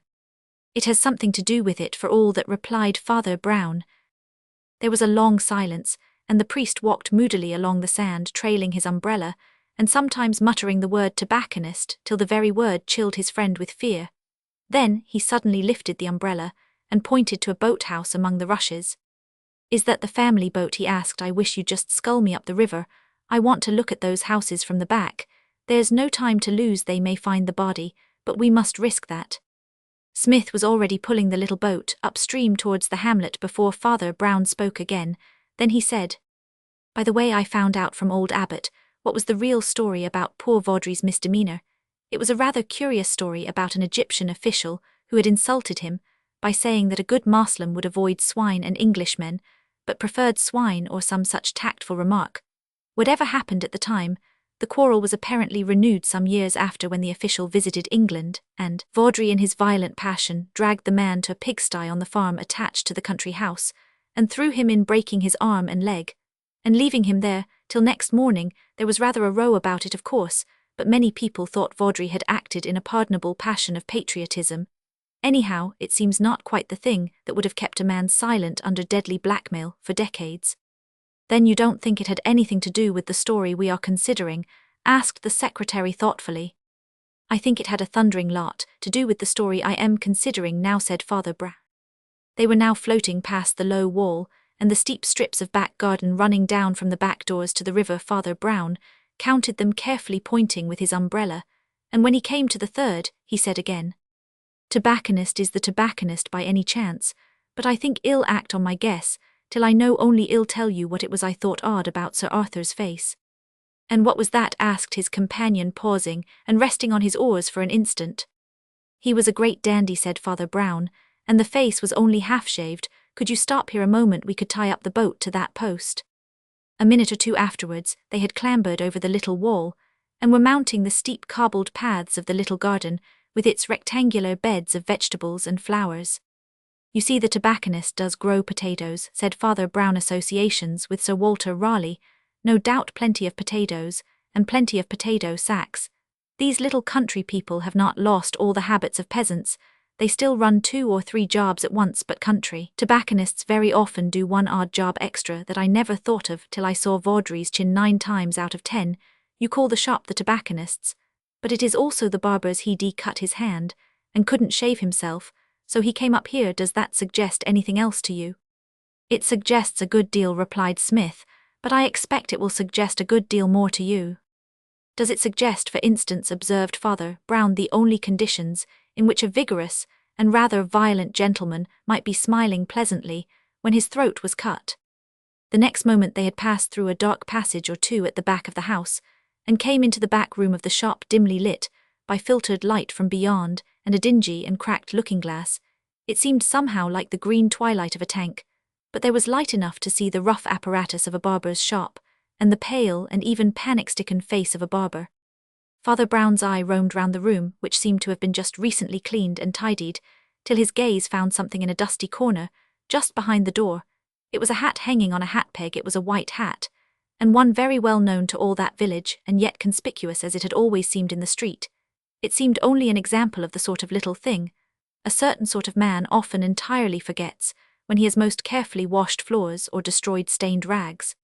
Sir Arthur Vawdrey was shaved here yesterday morning, I think, said Father Brown in a level voice. To the barber, a small bald-headed spectacled man whose name was Wicks, the sudden appearance of these two figures out of his own back premises was like the appearance of two ghosts risen out of a grave under the floor.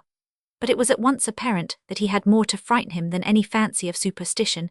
He shrank, we might almost say that he shriveled into a corner of the dark room, and everything about him seemed to dwindle, except his great goblin spectacles. Tell me one thing, continued the priest, quietly. You had a reason for hating the squire. The man in the corner babbled something that Smith could not hear, but the priest nodded. I know you had. He said you hated him, and that's how I know you didn't kill him. Will you tell us what happened, or shall I? There was a silence filled with the faint ticking of a clock in the back kitchen, and then Father Brown went on.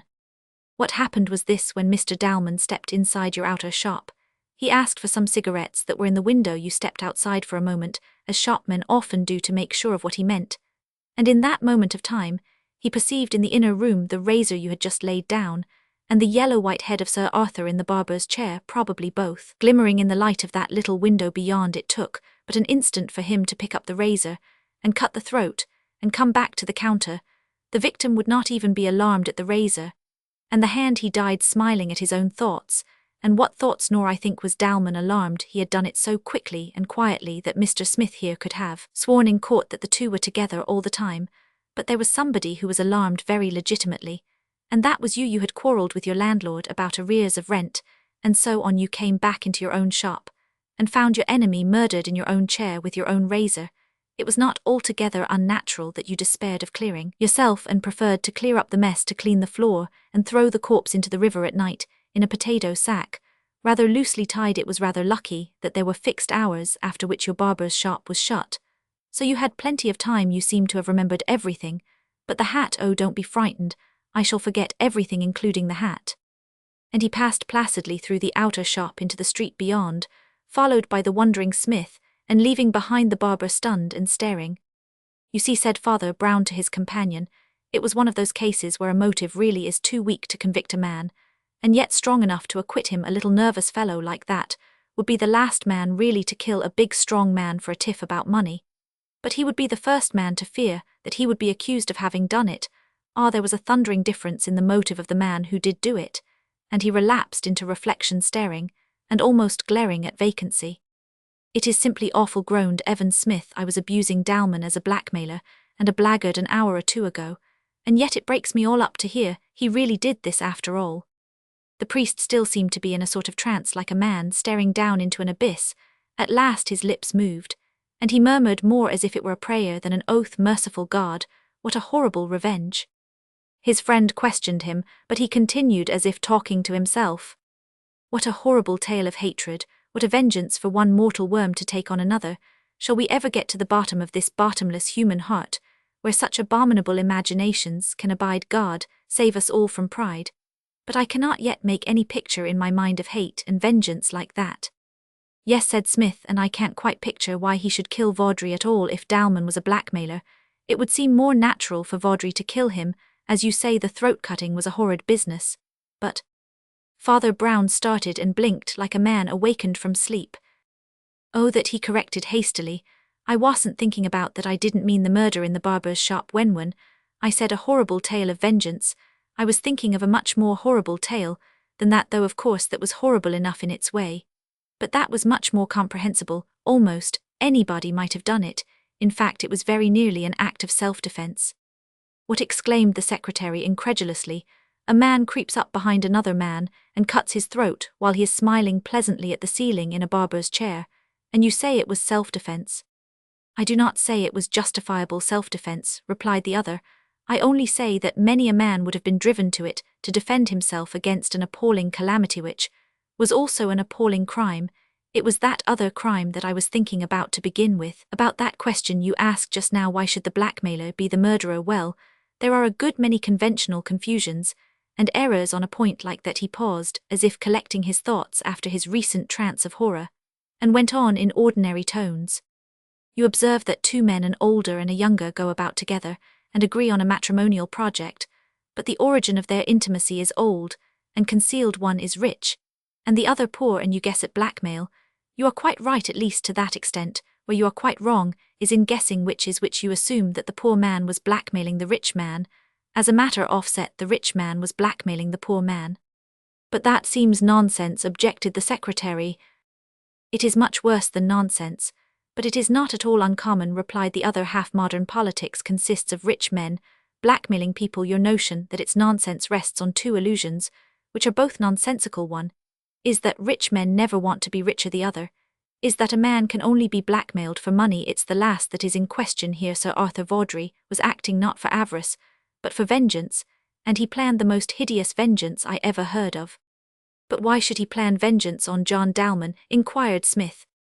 It wasn't on John Dalman that he planned vengeance, replied the priest gravely. There was a silence, and he resumed almost as if changing the subject. When we found the body, you remember, we saw the face upside down, and you said it looked like the face of a fiend. Has it occurred to you that the murderer also saw the face upside down coming behind the barber's chair? But that's all morbid extravagance, remonstrated his companion. I was quite used to the face when it was the right way up. Perhaps you have never seen it the right way up, said Father Brown. I told you that artists turn a picture the wrong way up when they want to see it the right way up. Perhaps, over all those breakfasts and teetables, you had got used to the face of a fiend. What on earth are you driving at? Demanded Smith impatiently. I speak in parables, replied the other in a rather sombre tone. Of course, Sir Arthur was not actually a fiend. He was a man with a character, which he had made out of a temperament that might also have been turned to good. But those gargling, suspicious eyes, that tight yet quivering mouth, might have told you something if you had not been so used to them. You know, there are physical bodies on which a wound will not heal. Sir Arthur had a mind of that sort. It was as if it lacked a skin. He had a feverish vigilance of vanity. Those strained eyes were open with an insomnia of egoism. Sensibility need not be selfishness. Sybil Rye, for instance, has the same thin skin and manages to be sort of saint, but Vawdrey had turned it all to poisonous pride, a pride that was not even secure and self-satisfied. Every scratch on the surface of his soul festered. And that is the meaning of that old story about throwing the man into the pigsty. If he dethroned him then and there, after being called a pig, it might have been a pardonable burst of passion, but there was no pigsty, and that is just the point. Vawdrey remembered the silly insult for years and years, till he could get the Oriental into the improbable neighbourhood of a pigsty.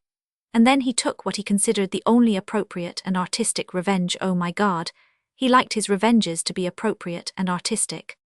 Smith looked at him curiously. You are not thinking of the pigsty story, he said. No, said Father Brown. Of the other story. He controlled the shudder in his voice and went on. Remembering that story of a fantastic and yet patient plot to make the vengeance fit the crime, consider the other story before us. Had anybody else, to your knowledge, ever insulted Vawdrey, or offered him what he thought a mortal insult? Yes, a woman insulted him. A sort of vague horror began to dawn in Evan's eyes. He was listening intently.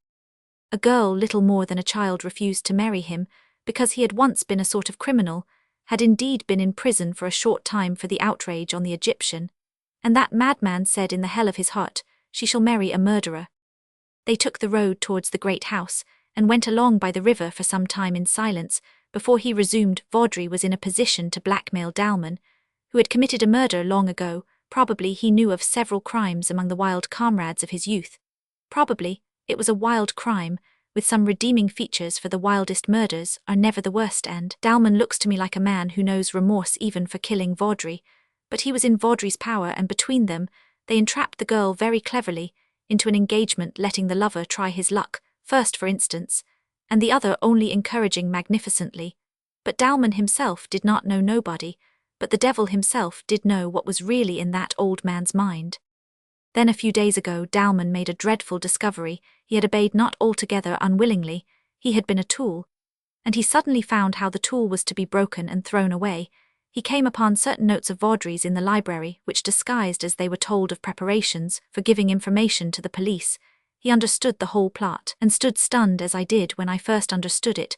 The moment the bride and bridegroom were married, the bridegroom would be arrested and hanged. The fastidious lady, who objected to a husband who had been in prison, should have no husband, except a husband on the gallows. That is what Sir Arthur Vaudrey considered an artistic rounding off of the story.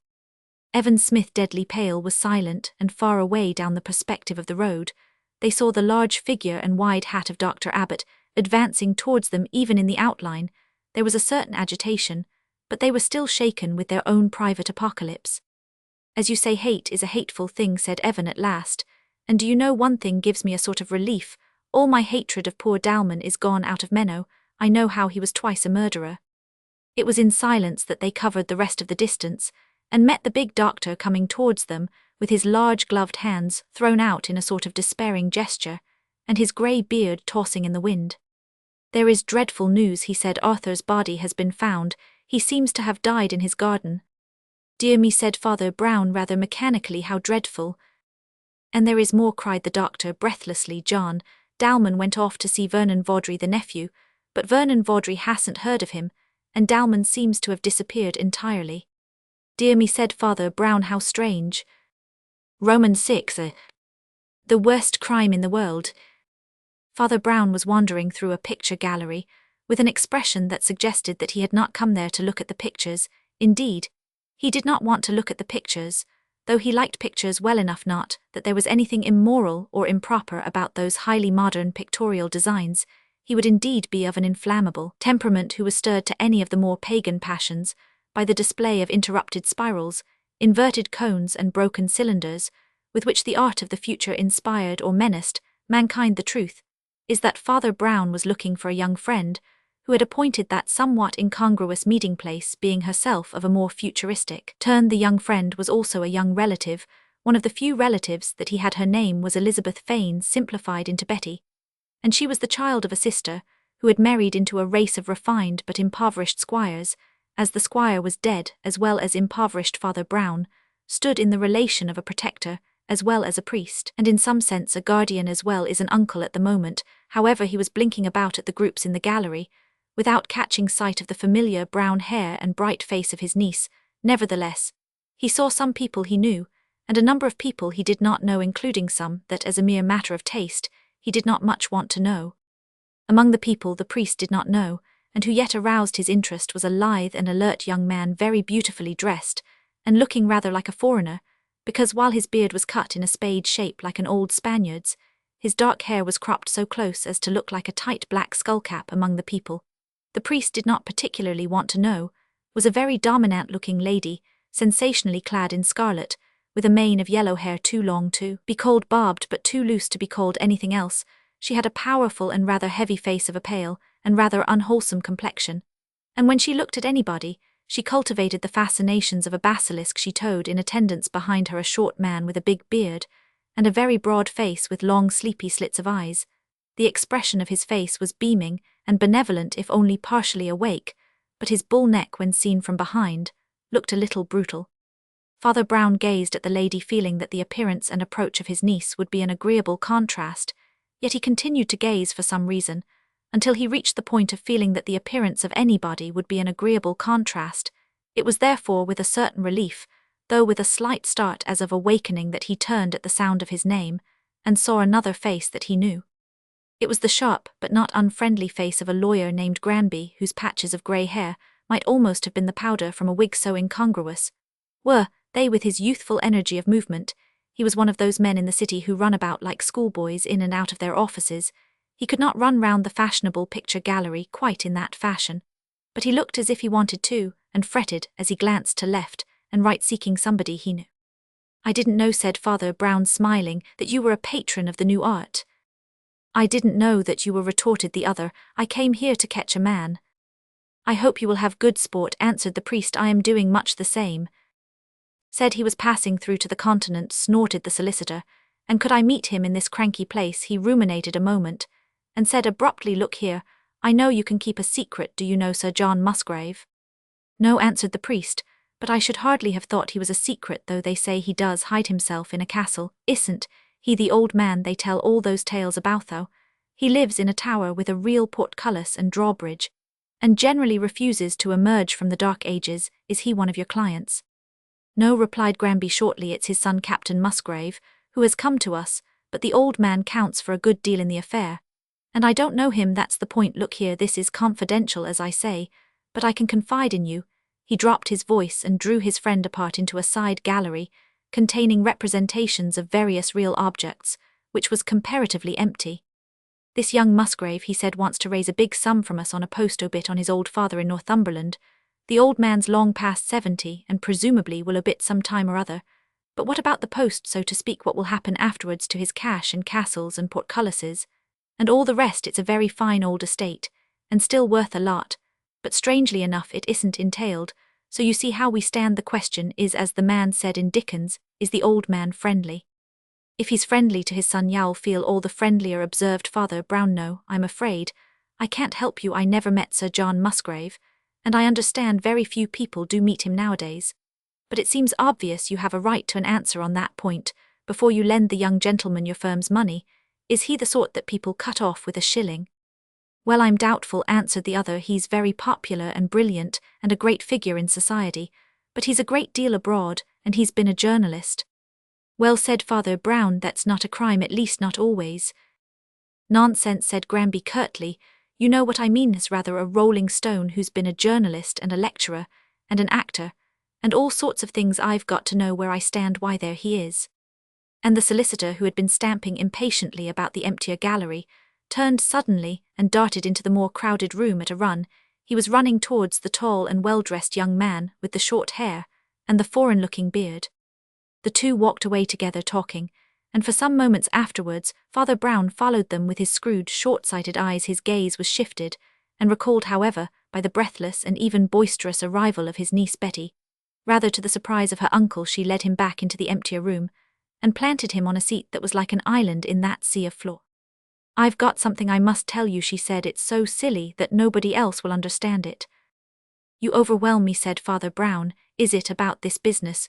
Your mother started telling me about engagements, and all that. Not what the military historians call a general engagement. You know, she said that she wants me to be engaged to Captain Musgrave." "I didn't," said Father Brown with resignation, "but Captain Musgrave seems to be quite a fashionable topic." "Of course we're very poor," she said, "and it's no good saying it makes no difference." "Do you want to marry him?" asked Father Brown, looking at her through his half-closed eyes. She frowned at the floor and answered in a lower tone, "I thought I Roman 999, at least I think I thought I Roman 999, but I've just had rather a shock." "Then tell us all about it." "I heard him laugh," she said. "It is an excellent social accomplishment," he replied. "You don't understand," said the girl. "It wasn't social at all. That was just the point of it, that it wasn't social." She paused a moment and then went on firmly. "I came here quite early and saw him sitting quite alone in the middle of that gallery with the new pictures that was quite empty. Then he had no idea I or anybody was near. He was sitting quite alone, and he laughed." "Well, no wonder," said Father Brown. "I am not an art critic myself, but as a general view of the pictures taken as a whole." "Oh, you won't understand," she said almost angrily. "It wasn't a bit like that. He wasn't looking at the pictures. He was staring right up at the ceiling, but his eyes seemed to be turned inwards, and he laughed so that my blood ran cold." The priest had risen, and was pacing the room with his hands behind him. "You mustn't be hasty in a case of this sort," he began. "There are two kinds of men, but we can hardly discuss him just now, for here he is."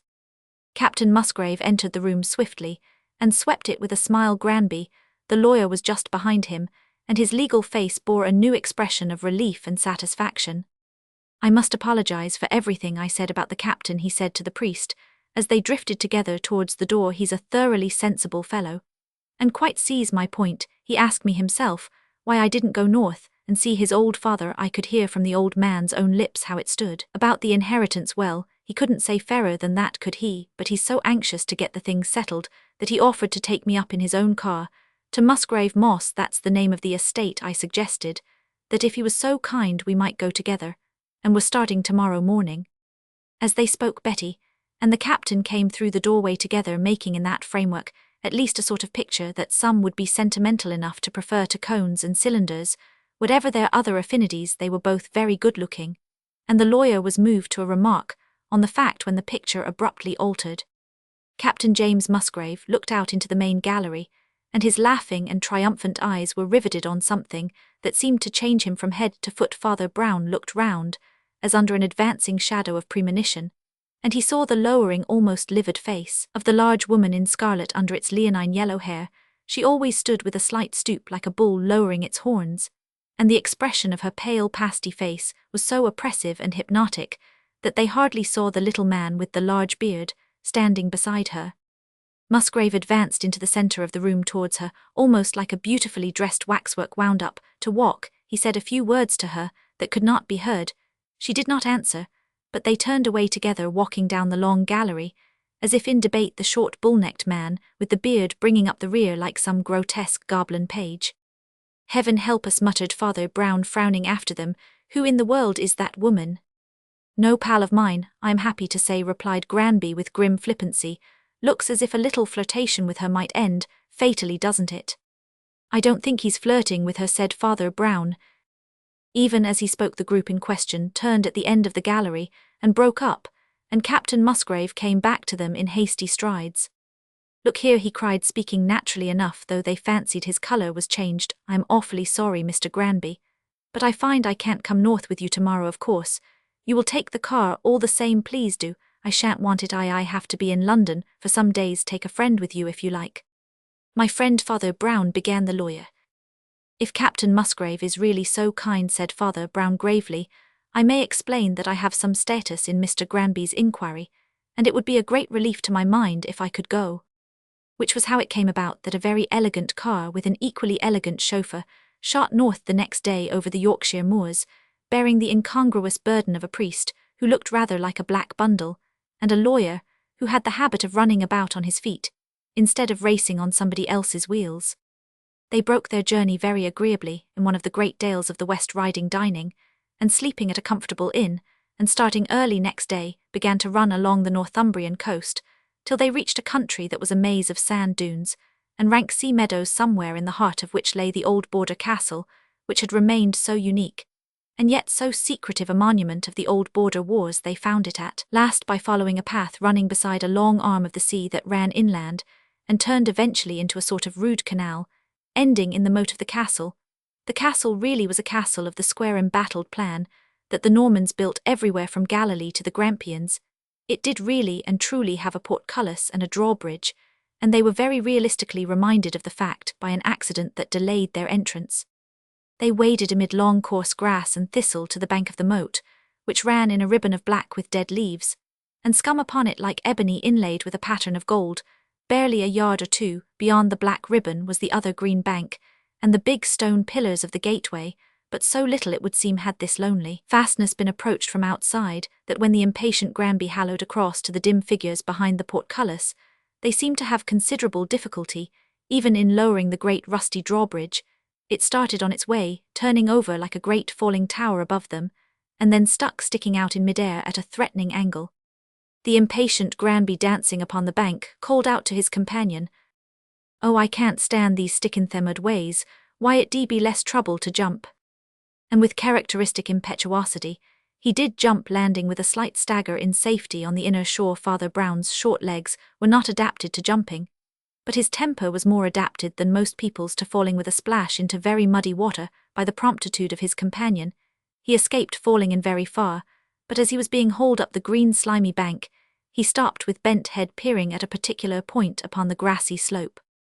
"Are you botanizing?" asked Granby irritably. "We've got no time for you to collect rare plants after your last attempt as a diver among the wonders of the deep. Come on, Muddy. Or no, we've got to present ourselves before the baronet." When they had penetrated into the castle, they were received courteously enough by an old servant, the only one in sight, and after indicating their business were shown into a long oak-panelled room with latticed windows of antiquated pattern, weapons of many different centuries hung in balanced patterns on the dark walls, and a complete suit of 14th-century armour stood like a sentinel beside the large fireplace. In another long room beyond could be seen through the half-open door the dark colours of the rows of family portraits. "I feel as if I'd got into a novel instead of a house," said the lawyer. "I'd no idea anybody did really keep up the mysteries of Udolpho in this fashion." "Yes, the old gentleman certainly carries out his historical craze," consistently answered the priest. "And these things are not fakes either. It's not done by somebody who thinks all medieval people lived at the same time. Sometimes they make up suits of armour out of different bits. But that suit all covered one man, and covered him very completely. You see, it's the late sort of tilting armour." "I think he's a late sort of host if it comes to chat," grumbled Granby. "He's keeping us waiting the devil of a time." "You must expect everything to go slowly in a place like this," said Father Brown. "I think it's very decent of him to see us at all two total strangers, come to ask him highly personal questions." And indeed, when the master of the house appeared, they had no reason to complain of their reception, but rather became conscious of something genuine in the traditions of breeding and behaviour that could retain their native dignity without difficulty in that barbarous solitude. And after those long years of rustication and moping, the baronet did not seem either surprised or embarrassed at the rare visitation, though they suspected that he had not had a stranger in his house for a quarter of a lifetime. He behaved as if he had been bowing out duchesses a moment before. He showed neither shyness nor impatience when they touched on the very private matter of their errand. After a little leisurely reflection, he seemed to recognize their curiosity as justified under the circumstances. He was a thin, keen-looking old gentleman with black eyebrows and a long chin, and though the carefully curled hair he wore was undoubtedly a wig, he had the wisdom to wear the grey wig of an elderly man. "As regards the question that immediately concerns you," he said, "the answer is very simple indeed. I do most certainly propose to hand on the whole of my property to my son, as my father handed it on to me, and nothing, I say advisedly nothing, would induce me to take any other course." "I am most profoundly grateful for the information," answered the lawyer, "but your kindness encourages me to say that you are putting it very strongly. I would not suggest that it is in the least likely that your son would do anything to make you doubt his fitness for the charge. Still, he might." "Exactly," said Sir John Musgrave dryly.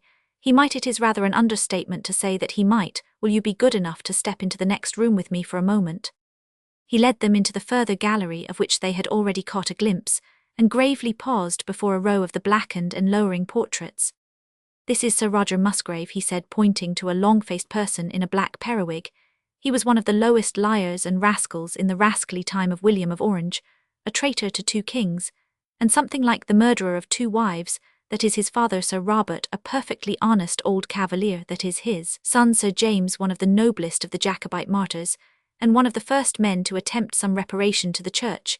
And the poor, does it matter that the house of Musgrave, the power, the honour, the authority descended from one good man to another good man through the interval of a bad one? Edward I governed England well. Edward Roman III covered England with glory, and yet the second glory came from the first glory through the infamy and imbecility of Edward Roman II, who fawned upon Gaveston and ran away from Bruce. Believe me, Mr. Granby, the greatness of a great house and history is something more than these accidental individuals who carry it on, even though they do not grace it. From father to son our heritage has come down, and from father to son it shall continue. You may assure yourselves, gentlemen, and you may assure my son, that I shall not leave my money to a home for lost cats. Musgrave shall leave it to Musgrave till the heavens fall."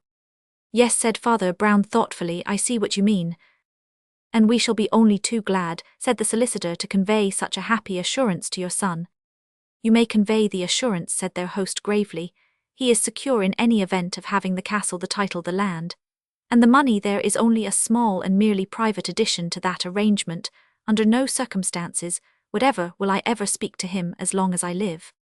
The lawyer remained in the same respectful attitude, but he was now respectfully staring.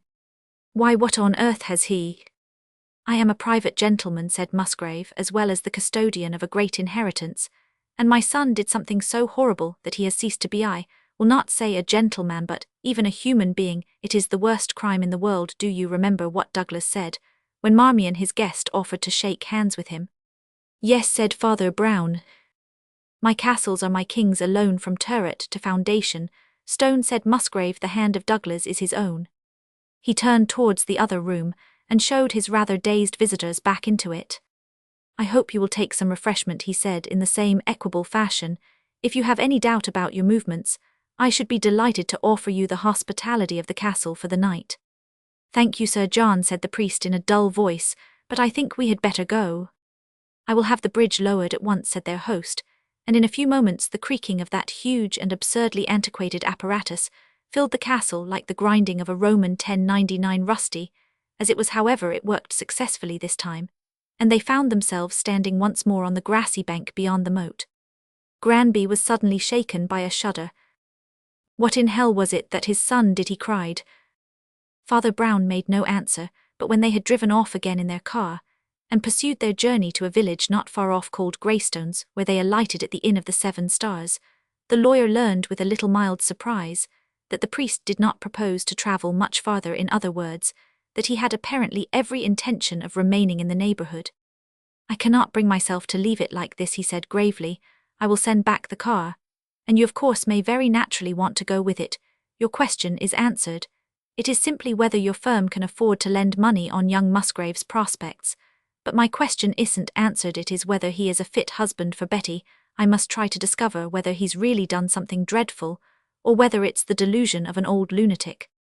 But objected the lawyer, if you want to find out about him, why don't you go after him? Why should you hang about in this desolate hole where he hardly ever comes?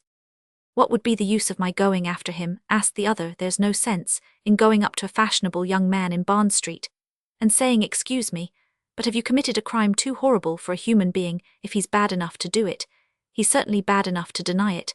And we don't even know what it is. No, there's only one man that knows and may tell in some further outburst of dignified eccentricity. I am going to keep near him for the present.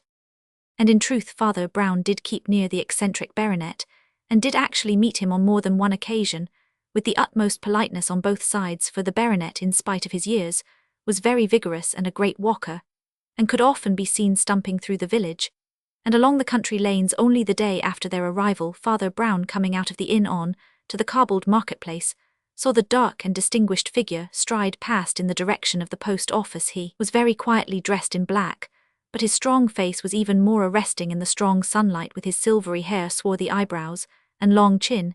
He had something of a reminiscence of Henry Irving or some other famous actor. In spite of his hoary hair, his figure as well as his face suggested strength, and he carried his stick more like a cudgel than a crutch. He saluted the priest, and spoke with the same air of coming fearlessly to the point which had marked his revelations of yesterday. If you are still interested in my son, he said, using the term with an icy indifference, you will not see very much of him. He has just left the country. Between ourselves, I might say fled the country. Indeed, said Father Brown with a grave stare.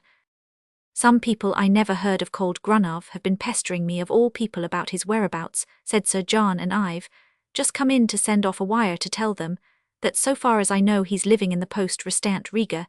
Even that has been a nuisance. I came in yesterday to do it, but was 5 minutes too late for the post office. Are you staying long? I hope you will pay me another visit. When the priest recounted to the lawyer his little interview with old Musgrave in the village, the lawyer was both puzzled and interested. Why has the captain bolted? He asked. Who are the other people who want him? Who on earth are the Grunovs?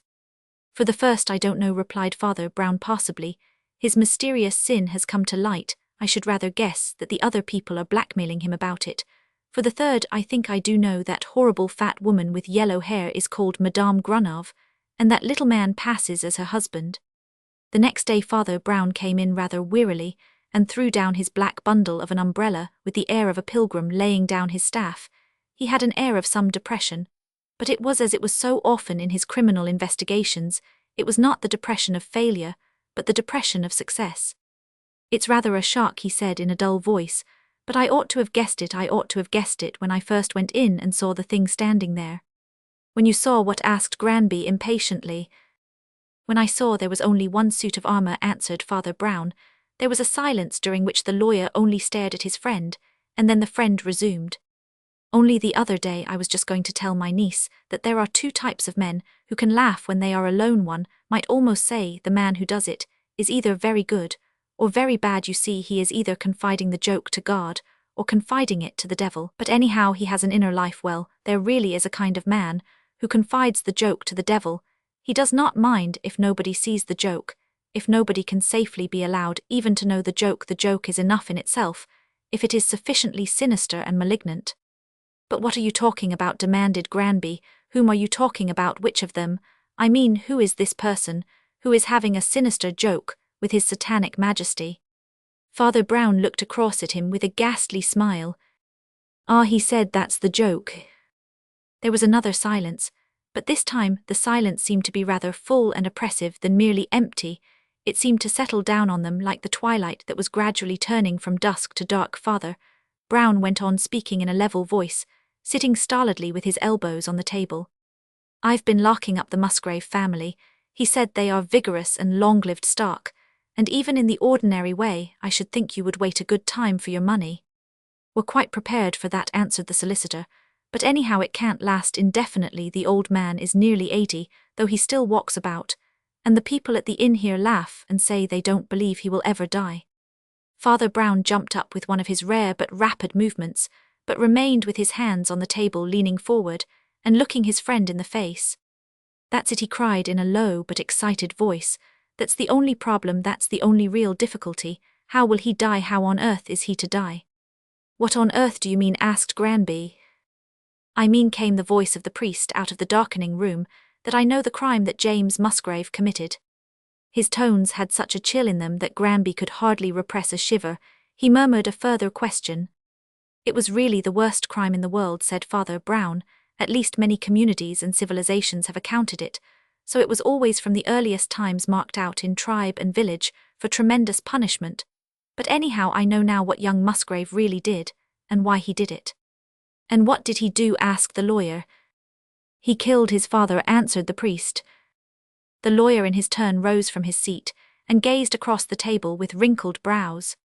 But his father is at the castle, he cried in sharp tones. His father is in the moat, said the priest, and I was a fool not to have known it from the first when something bothered me about that suit of armor. Don't you remember the look of that room, how very carefully it was arranged and decorated? There were 2 crossed battle-axes hung on one side of the fireplace, 2 crossed battle-axes on the other. There was a round Scottish shield on one wall, a round Scottish shield on the other, and there was a stand of armor guarding one side of the hearth, and an empty space on the other. Nothing will make me believe that a man who arranged all the rest of that room with that exaggerated symmetry left that one feature of it lopsided. There was almost certainly another man in armor, and what has become of him? He paused a moment, and then went on in a more matter-of-fact tone. When you come to think of it, it's a very good plan for a murder, and meets the permanent problem of the disposal of the body. The body could stand inside that complete tilting armor for hours or even days, while servants came and went until the murderer could simply drag it out in the dead of night and lower it into the moat without even crossing the bridge. And then what a good chance he ran, as soon as the body was at all decayed in the stagnant water. There would sooner or later be nothing but a skeleton in 14th century armor, a thing very likely to be found in the moat of an old border castle. It was unlikely that anybody would look for anything there, but if they did, that would soon be all they would find. And I got some confirmation of that. That was when you said I was looking for a rare plant. It was a plant in a good many senses. If you'll excuse the jest, I saw the marks of 2 feet sunk so deep into the solid bank. I was sure that the man was either very heavy, or was carrying something very heavy also. By the way, there's another moral from that little incident, when I made my celebrated graceful and cat-like leap.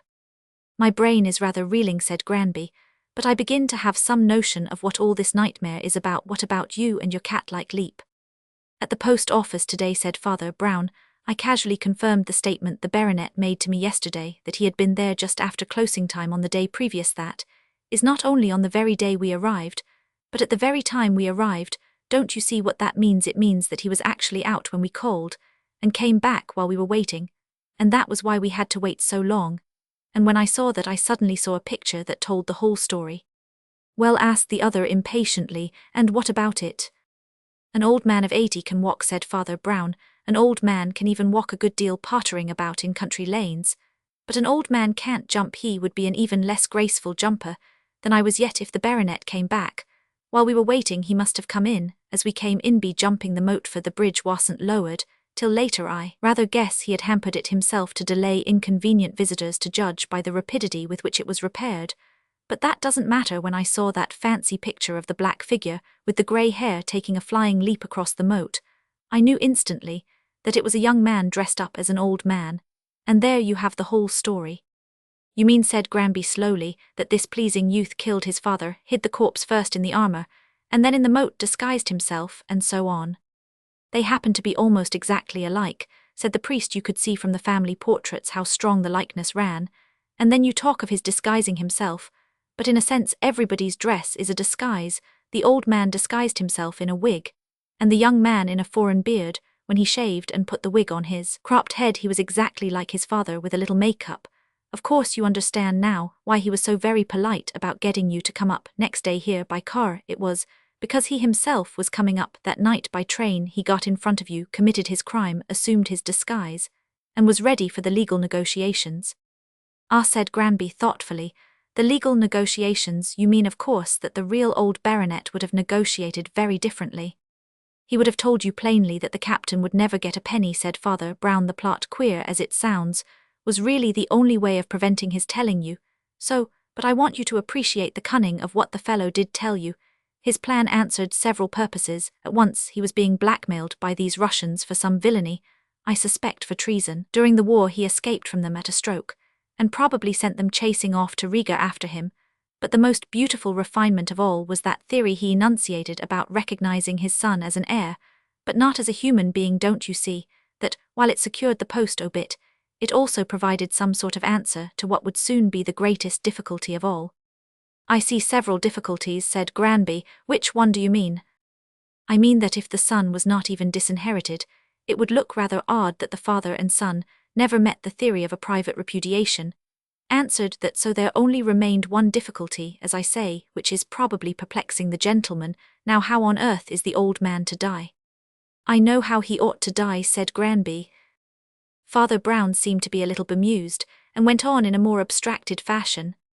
And yet there is something more in it than that. He said there was something about that theory that he liked in a way that is more theoretical. It gave him an insane intellectual pleasure to tell you in one character that he had committed a crime in another character when he really had. That is what I mean by the infernal irony, by the joke shared with the devil. Shall I tell you something that sounds like what they call a paradox sometimes?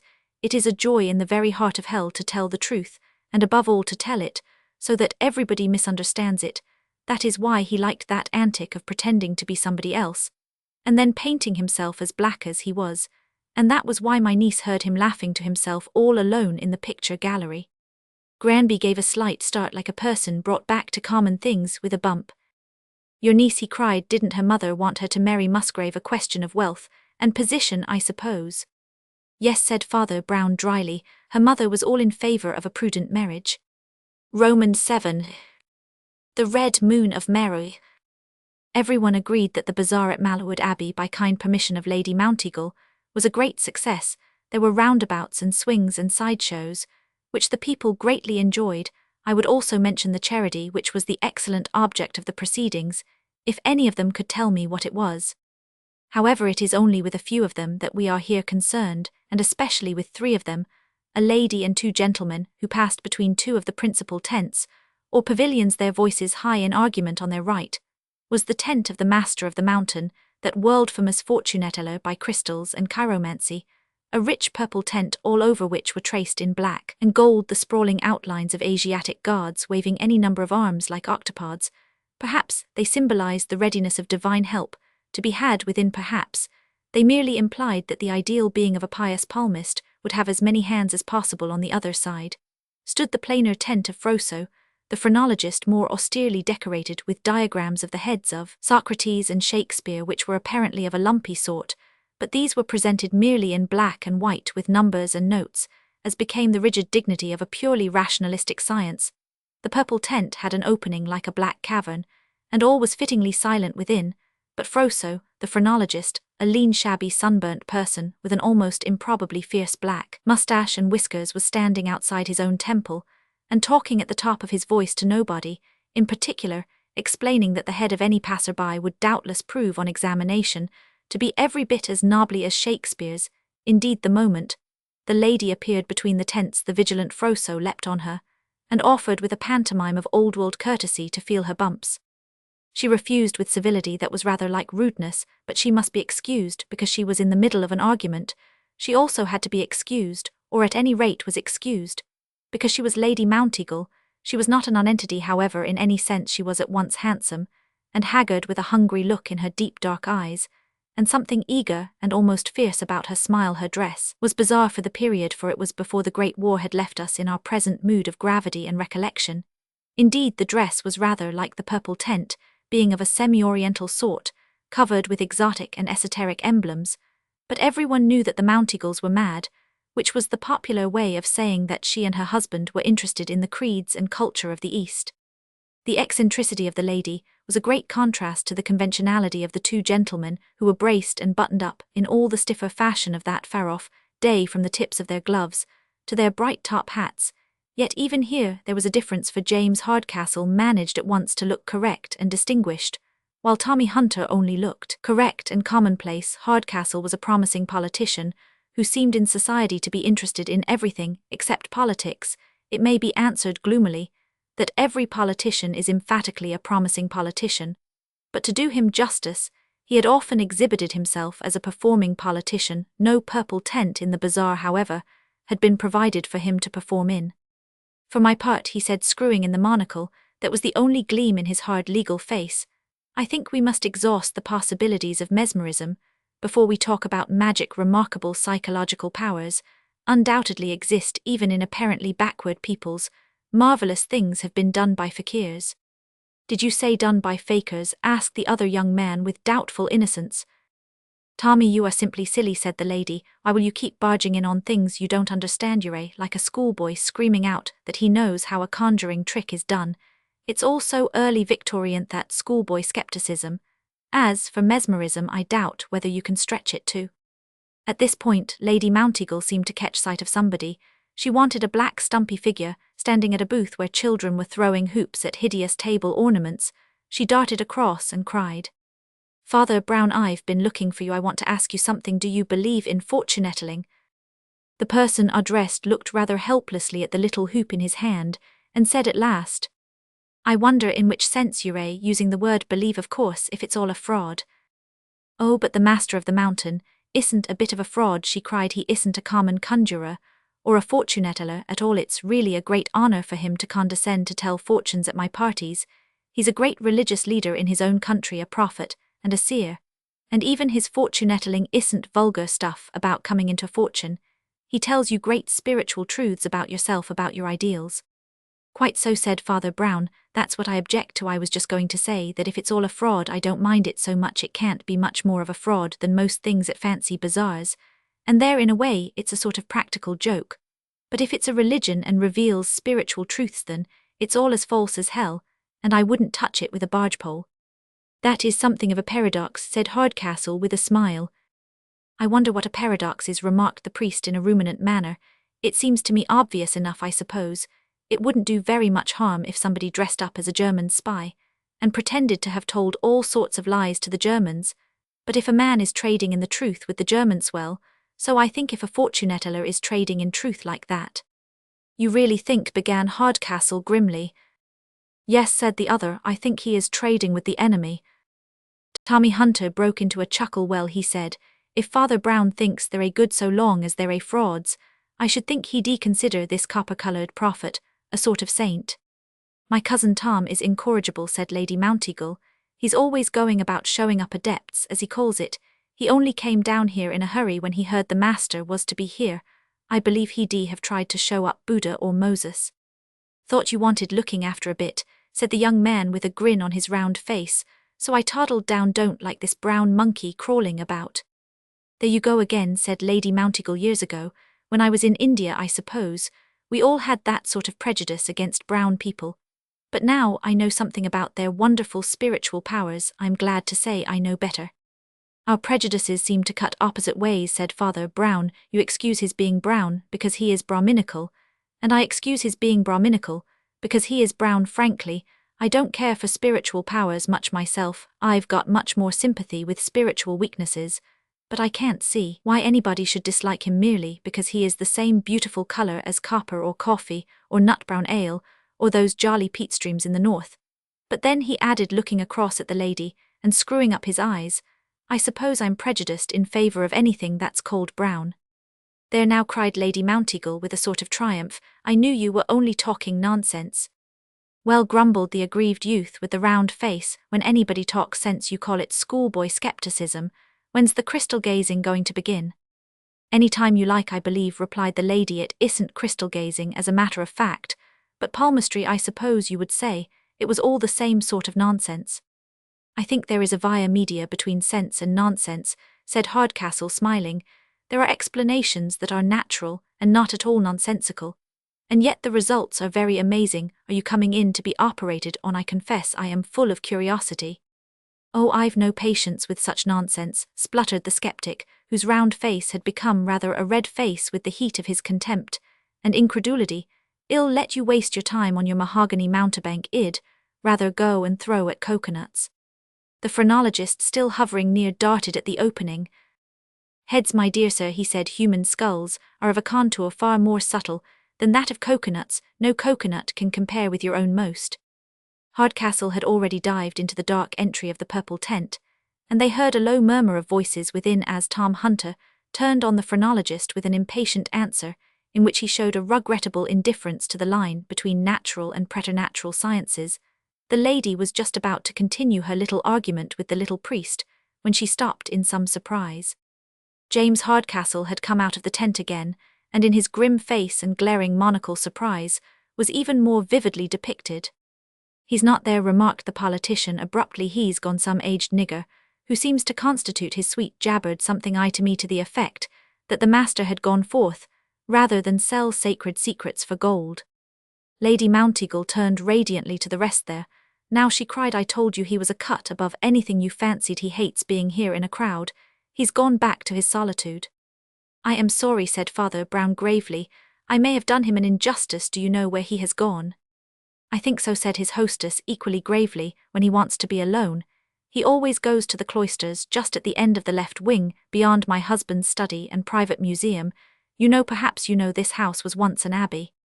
I have heard something about it, answered the priest with a faint smile. Well, go there if you like, said the lady briskly. You really ought to see my husband's collection, or the Red Moon at any rate. Haven't you ever heard of the Red Moon of Meru? Yes, it's a ruby. I should be delighted to see the collection, said Hardcastle quietly, including the Master of the Mountain, if that prophet is one exhibit in the museum. And they all turned towards the path leading to the house.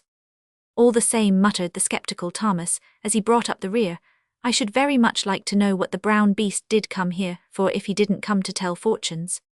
As he disappeared, the indomitable Froso made one more dart after him, almost snatching at his coat-tails. The bump, he began. No bump, said the youth, only a hump I always have when I come down to see Mounteagle, and he took to his heels to escape the embrace of the man of science. On their way to the cloisters, the visitors had to pass through the long room that was devoted by Lord Mounteagle to his remarkable private museum of Asiatic charms and mascots.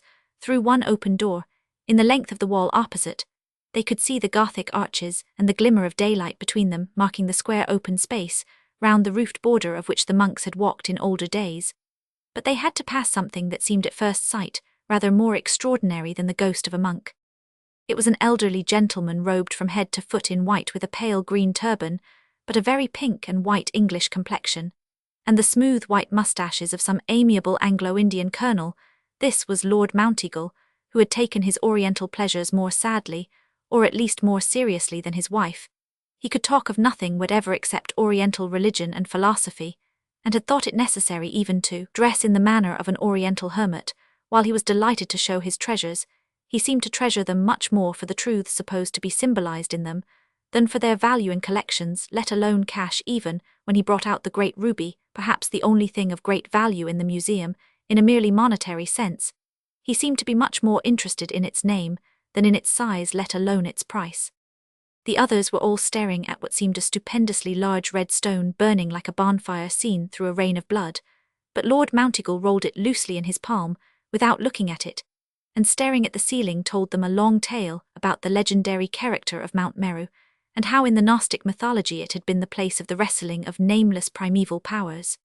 Towards the end of the lecture on the demiurge of the Gnostics, not forgetting its connection with the parallel concept of Manichus, even the tactful Mr. Hardcastle thought it time to create a diversion. He asked to be allowed to look at the stone, and as evening was closing in and the long room with its single door was steadily darkening, he stepped out in the cloister beyond to examine the jewel by a better light. It was then that they first became conscious slowly, and almost creepily conscious of the living presence of the master of the mountain. The cloister was on the usual plan as regards its original structure, but the line of Gothic pillars and pointed arches that formed the inner square was linked together all along by a low wall about waist-high, turning the Gothic doors into Gothic windows, and giving each a sort of flat windowsill of stone. This alteration was probably of ancient date, but there were other alterations of a quainter sort, which witnessed to the rather unusual individual ideas of Lord and Lady Mounteagle. Between the pillars hung thin curtains, or rather veils, made of beads or light canes, in a continental or southern manner, and on these again could be traced the lines and colours of Asiatic dragons or idols that contrasted with the grey Gothic framework in which they were suspended. But this, while it further troubled the dying light of the place, was the least of the incongruities of which the company with very varying feelings became aware. In the open space surrounded by the cloisters, there ran like a circle in a square a circular path, paved with pale stones, and edged with some sort of green enamel like an imitation lawn inside, that in the very centre rose the basin of a dark green fountain or raised pond, in which water lilies floated and goldfish flashed to and fro, and high above these, its outline dark against the dying light, was a great green image. Its back was turned to them, and its face so completely invisible in the hunched posture that the statue might almost have been headless, but in that mere dark outline in the dim twilight some of them could see instantly that it was the shape of no Christian thing. A few yards away on the circular path, and looking towards the great green guard, stood the man called the Master of the Mountain. His pointed and finely finished features seemed moulded by some skilful craftsman, as a mask of copper. In contrast with this, his dark grey beard looked almost blue like indigo. It began in a narrow tuft on his chin, and then spread outwards like a great fan, or the tail of a bird. He was robed in peacock green, and wore on his bald head a high cap of uncommon outline, a headdress none of them had ever seen before, but it looked rather Egyptian than Indian. The man was standing with staring eyes, wide, open, fish-shaped eyes so motionless that they looked like the eyes painted on a mummy case. But though the figure of the Master of the Mountain was singular enough, some of the company, including Father Brown, did not look at him. They still looked at the dark green idol at which he himself was looking. "This seems a queer thing," said Hardcastle, frowning a little, "to set up in the middle of an old abbey cloister." "Now don't tell me you're going to be silly," said Lady Mounteagle. "That's just what we meant, to link up the great religions of East and West, Buddha and Christ. Surely you must understand that all religions are really the same." "If they are," said Father Brown mildly, "it seems rather unnecessary to go into the middle of Asia to get one." "Lady Mounteagle means that they are different aspects or facets, as there are of this stone," began Hardcastle, and becoming interested in the new topic, laid the great ruby down on the stone sill or ledge under the Gothic arch. "But it does not follow that we can mix the aspects in one artistic style. You may mix Christianity and Islam, but you can't mix Gothic and Saracenic, let alone real Indian." As he spoke, the Master of the Mountain seemed to come to life like a cataleptic, and moved gravely round another quarter segment of the circle, and took up his position outside their own row of arches, standing with his back to them, and looking now towards the idol's back. It was obvious that he was moving by stages round the whole circle like a hand round a clock, but pausing for prayer or contemplation. "What is his religion?" asked Hardcastle, with a faint touch of impatience. "He says," replied Lord Mounteagle reverently, "that it is older than Brahmanism and purer than Buddhism." "Oh," said Hardcastle, and continued to stare through his single eyeglass, standing with both his hands in his pockets. "They say," observed the nobleman in his gentle but didactic voice, "that the deity called the God of Gods is carved in a colossal form in the cavern of Mount Meru." Even his lordship's lecturing serenity was broken abruptly by the voice that came over his shoulder. It came out of the darkness of the museum they had just left. When they stepped out into the cloister at the sound of it, the two younger men looked first incredulous, then furious, and then almost collapsed into laughter. I hope I do not intrude, said the urbane and seductive voice of Professor Froso, that unconquerable wrestler of the truth. But it occurred to me that some of you might spare a little time for that much despised science of bumps which— Look here, cried the impetuous Tommy Hunter, I haven't got any bumps, but you'll jolly well have some soon you. Hardcastle mildly restrained him as he plunged back through the door, and for the moment all the group had turned again and were looking back into the inner room. It was at that moment that the thing happened. It was the impetuous Tommy once more who was the first to move, and this time to better effect before anyone else had seen anything, when Hardcastle had barely remembered, with a jump, that he had left the gem on the stone sill. Tommy was across the cloister with the leap of a cat, and leaning with his head and shoulders out of the aperture between two columns, had cried out in a voice that rang down all the arches, I've got him. In that instant of time, just after they turned, and just before they heard his triumphant cry, they had all seen it happen round the corner of one of the two columns. There had darted in and out again a brown, or rather bronze-coloured hand, the colour of dead gold, such as they had seen elsewhere. The hand had struck as straight as a striking snake, as instantaneous as the flick of the long tongue of an anteater. But it had licked up the jewel. The stone slab of the windowsill shone bare in the pale and fading light. I've got him, gasped Tommy Hunter, but he's wriggling pretty hard. You fellows run round him in fronts, can't have got rid of it anyhow. The others obeyed, some racing down the corridor, and some leaping over the low wall, with the result that a little crowd consisting of Hardcastle, Lord Mounteagle, Father Brown, and even the undetachable Mr. Froso of the Bumps had soon surrounded the captive master of the mountain, whom Hunter was hanging on to desperately by the collar with one hand, and shaking every now and then in a manner highly insensible to the dignity of prophets as a class. Now we've got him anyhow, said Hunter, letting go with a sigh. We've only got to search him. The thing must be here. 3/4 of an hour later, Hunter and Hardcastle, their top hats, ties, gloves, slips and spats, somewhat the worse for their recent activities, came face to face in the cloister, and gazed at each other. Well, asked Hardcastle with restraint, have you any views on the mystery? Hang it all, replied Hunter, you can't call it a mystery. Why, we all saw him take it ourselves. Yes, replied the other, but we didn't all see him lose it ourselves, and the mystery is, where has he lost it so that we can't find it? It must be somewhere, said Hunter. Have you searched the fountain, and all round that rotten old guard there? I haven't dissected the little fishes, said Hardcastle, lifting his eyeglass and surveying the other. Are you thinking of the ring of Polycrates? Apparently the survey through the eyeglass of the round face before him convinced him that it covered no such meditation on Greek legend. It's not on him, I admit, repeated Hunter suddenly, unless he's swallowed it. Are we to dissect the prophet too? Asked the other, smiling. But here comes our host. This is a most distressing matter, said Lord Mounteagle, twisting his white moustache with a nervous and even tremulous hand. Horrible thing, to have a theft in one's house, let alone connecting it with a man like the master. But I confess I can't quite make head or tail of the way in which he is talking about it. I wish you'd come inside and see what you think. They went in together, Hunter falling behind and dropping into conversation with Father Brown, who was kicking his heels round the cloister. You must be very strong, said the priest pleasantly. You held him with one hand, and he seemed pretty vigorous, even when we had 8 hands to hold him, like one of those Indian guards. They took a turn or two round the cloister talking, and then they also went into the inner room, where the master of the mountain was seated on a bench in the capacity of a captive, but with more of the air of a king. It was true, as Lord Mounteagle said, that his air and tone were not very easy to understand. He spoke with a serene and yet secretive sense of power. He seemed rather amused at their suggestions about trivial hiding places for the gem, and certainly he showed no resentment, whatever he seemed to be laughing in a still unfathomable fashion at their efforts to trace what they had all seen him take. You are learning a little, he said, with insolent benevolence, of the laws of time and space, about which your latest science is 1,000 years behind our oldest religion. You do not even know what is really meant by hiding a thing. Nay, my poor little friends, you do not even know what is meant by seeing a thing, or perhaps you would see this as plainly as I do. Do you mean it is here? Demanded Hardcastle harshly. Here is a word of many meanings also, replied the mystic, but I did not say it was here, I only said I could see it. There was an irritated silence, and he went on sleepily. If you were to be utterly unfathomably silent, do you think you might hear a cry from the other end of the world, the cry of a worshipper alone in those mountains, where the original image sits itself like a mountain?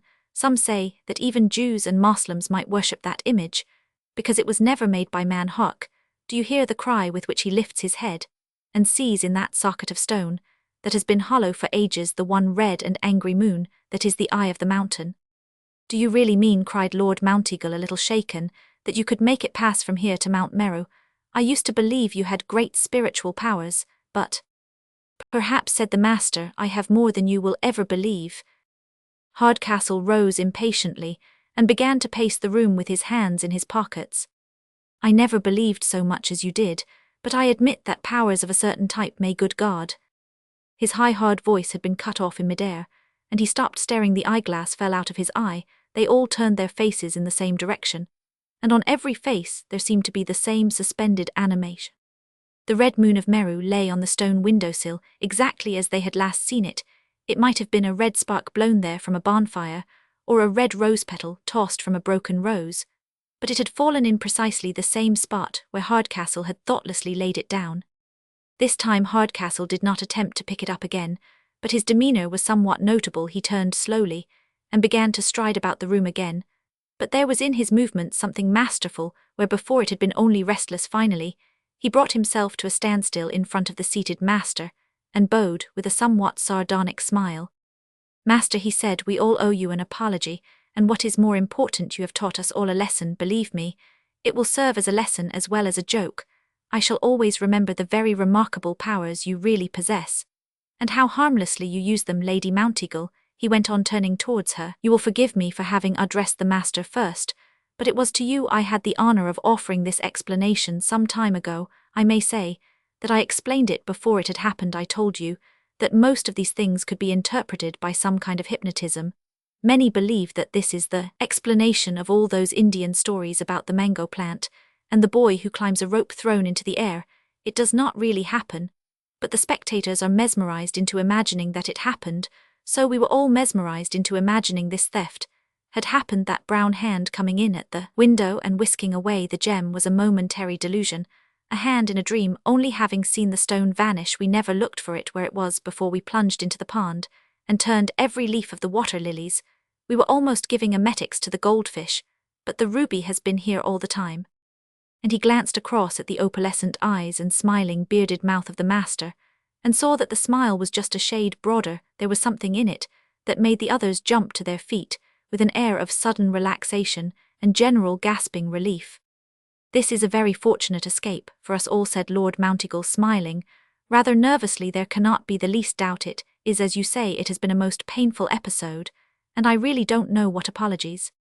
I have no complaints, said the master, or the mountain, still smiling. You have never touched me at all. While the rest went off rejoicing with Hardcastle for the hero of the hour, the little phrenologist with the whiskers sauntered back towards his preposterous tent, looking over his shoulder. He was surprised to find Father Brown following. Can I feel your bumps? Asked the expert in his mildly sarcastic tone. I don't think you want to feel any more, do you? Said the priest good-humouredly. You're a detective, aren't you? Yep, replied the other. Lady Mounteagle asked me to keep an eye on the master, being no fool for all her mysticism, and when he left his tent, I could only follow by behaving like a nuisance and a monomaniac. If anybody had come into my tent, it'd have had to look up Bumps in an encyclopedia. Bumps, what ho, she see folklore, observed Father Brown dreamily. Well, you were quite in the part, in pestering Peepleet a bazaar.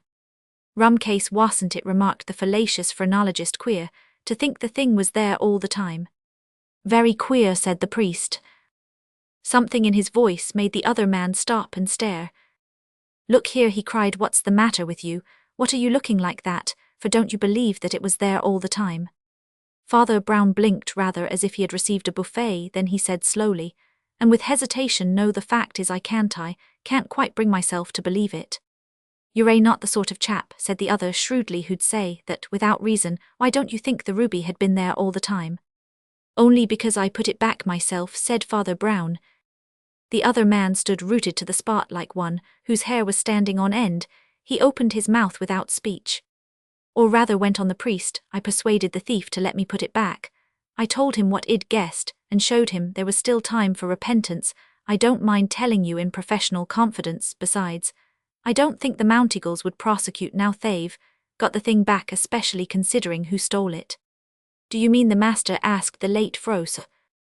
No, said Father Brown, the master didn't steal it. But I don't understand, objected the other. Nobody was outside the window, except the master, and a hand certainly came from outside. The hand came from outside, but the thief came from the inside, said Father Brown. We seem to be back among the mystics again. Look here, I'm a practical man, I only wanted to know if it is all right with the ruby. I knew it was all wrong, said Father Brown, before I even knew there was a ruby. After a pause he went on thoughtfully, right away back in that argument of theirs. By the tense I knew things were going wrong. People will tell you that theories don't matter, and that logic and philosophy aren't practical. Don't you believe them? Reason is from God, and when things are unreasonable, there is something the matter. Now, that quite abstract argument ended with something funny. Consider what the theories were. Hardcastle was a trifle superior, and said that all things were perfectly possible, but they were mostly done merely by mesmerism, or clairvoyance, scientific names for philosophical puzzles in the usual style. But Hunter thought it all sheer fraud, and wanted to show it up by Lady Mounteagle's testimony. He not only went about showing up fortune tellers and such like, but he had actually come down specially to confront this one. He didn't often come, he didn't get on with Mounteagle, from whom, being a spendthrift, he always tried to borrow. But when he heard the master was coming, he came hurrying down. Very well, in spite of that it was Hardcastle who went to consult the wizard, and Hunter who refused. He said he'd waste no time on such nonsense, having apparently wasted a lot of his life on proving it to be nonsense. That seems inconsistent, he thought. In this case it was crystal gazing, but he found it was palmistry. Do you mean he made that an excuse? Asked his companion, puzzled. I thought so at first, replied the priest, but I know now it was not an excuse, but a reason. He really was put off by finding it was a palmist because— well, demanded the other impatiently. Because he didn't want to take his glove off, said Father Brown. Take his glove off, repeated the inquirer. If he had said, Father Brown mildly, we should all have seen that his hand was painted pale brown already. Oh yes, he did come down specially because the master was here. He came down very fully prepared. You mean, cried Froso, that it was Hunter's hand painted brown that came in at the window? Why, he was with us all the time. Go and try it on the spot, and you'll find it's quite possible, said the priest. Hunter leapt forward and leaned out of the window in a flash. He could tear off his glove, tuck up his sleeve, and thrust his hand back round the other side of the pillar, while he gripped the Indian with the other hand, and hallowed out that he'd caught the thief. I remarked at the time that he held the thief with one hand, where any sane man would have used two, but the other hand was slipping the jewel into his trouser pocket. There was a long pause, and then the ex-phrenologist said slowly, well, that's a staggerer, but the thing stumps me still. For one thing, it doesn't explain the queer behavior of the old magician himself. If he was entirely innocent, why the devil didn't he say so? Why wasn't he indignant at being accused and searched? Why did he only sit smiling and hinting in a sly way what wild and wonderful things he could do? Ah, cried Father Brown with a sharp note in his voice, there you come up against it, against everything. These people don't and won't understand. All religions are the same, says Lady Mounteagle. Are they? By George, I tell you, some of them are so different that the best man of one creed will be callous, where the worst man of another will be sensitive. I told you I didn't like spiritual power, because the accent is on the word power. I don't say the master would steal a ruby. Very likely he wouldn't. Very likely he wouldn't think it worth stealing. It wouldn't be specially his temptation to take jewels, but it would be his temptation to take credit for miracles that didn't belong to him any more than the jewels. It was to that sort of temptation, to that sort of stealing, that he yielded today. He liked us to think that he had marvelous mental powers that could make a material object fly through space, and even when he hadn't done it, he allowed us to think he had the point about private property wouldn't occur primarily to him at all. The question wouldn't present itself in the form, shall I steal this pebble, but only in the form, could I make a pebble vanish and reappear on a distant mountain? The question of whose pebble would strike him as irrelevant. That is what I mean by religious being different. He is very proud of having what he calls spiritual powers, but what he calls spiritual doesn't mean what we call moral. It means rather mental, the power of the mind over matter, the magician, controlling the elements. Now we are not like that, even when we are no better, even when we are worse, we, whose fathers at least were Christians, who have grown up under those medieval arches, even if we bedizen them with all the demons in a seal, have the very opposite ambition, and the very opposite shame. We should all be anxious that nobody should think we had done it. He was actually anxious that everybody should think he hadven, when he hadn't. He actually stole the credit of stealing. While we were all casting the crime from us like a snake, he was actually luring it to him like a snake charmer. But snakes are not pets in this country here. The traditions of Christendom tell at once under a test like this. Look at old Mounteagle himself. For instance, you may be as Eastern and esoteric as you like, and wear a turban and a long robe, and live on messages from Mahatmas, but if a bit of stone is stolen in your house and your friends are suspected, you will jolly soon find out that you're an ordinary English gentleman. In a fuss, the man who really did it would never want us to think he did it, for he also was an English gentleman. He was also something very much better. He was a Christian thief, I hope, and believe he was a penitent thief. By your account, said his companion, laughing, the Christian thief and the heathen fraud went by contraries. One was sorry he'd done it, and the other was sorry he hadn't. We mustn't be too hard on either of them, said Father Brown. Other English gentlemen have stolen before now and been covered by legal and political protection. And the West also has its own way of covering theft with sophistry. After all, the ruby is not the only kind of valuable stone in the world that has changed owners. It is true of other precious stones, often carved like cameos and colored like flowers. The other looked at him inquiringly, and the priest's finger was pointed to the Gothic outline of the great abbey. A great graven stone, he said, and that was also stolen. Roman 8. The chief mourner of Marne. A blaze of lightning blanched the grey woods, tracing all the wrinkled foliage down to the last curled leaf, as if every detail were drawn in silver point or graven in silver, the same strange trick of lightning, by which it seems to record millions of minute things in an instant of time, picked out everything from the elegant litter of the picnic, spread under the spreading tree, to the pale lengths of winding road, at the end of which a white car was waiting in the distance, a melancholy mansion with 4 towers like a castle, which in the grey evening had been but a dim and distant huddle of walls like a crumbling cloud, seemed to spring into the foreground, and stood up with all its embattled roofs and blank and staring windows. And in this at least the light had something in it of revelation, for to some of those grouped under the tree that castle was indeed a thing faded, and almost forgotten, which was to prove its power to spring up again in the foreground of their lives.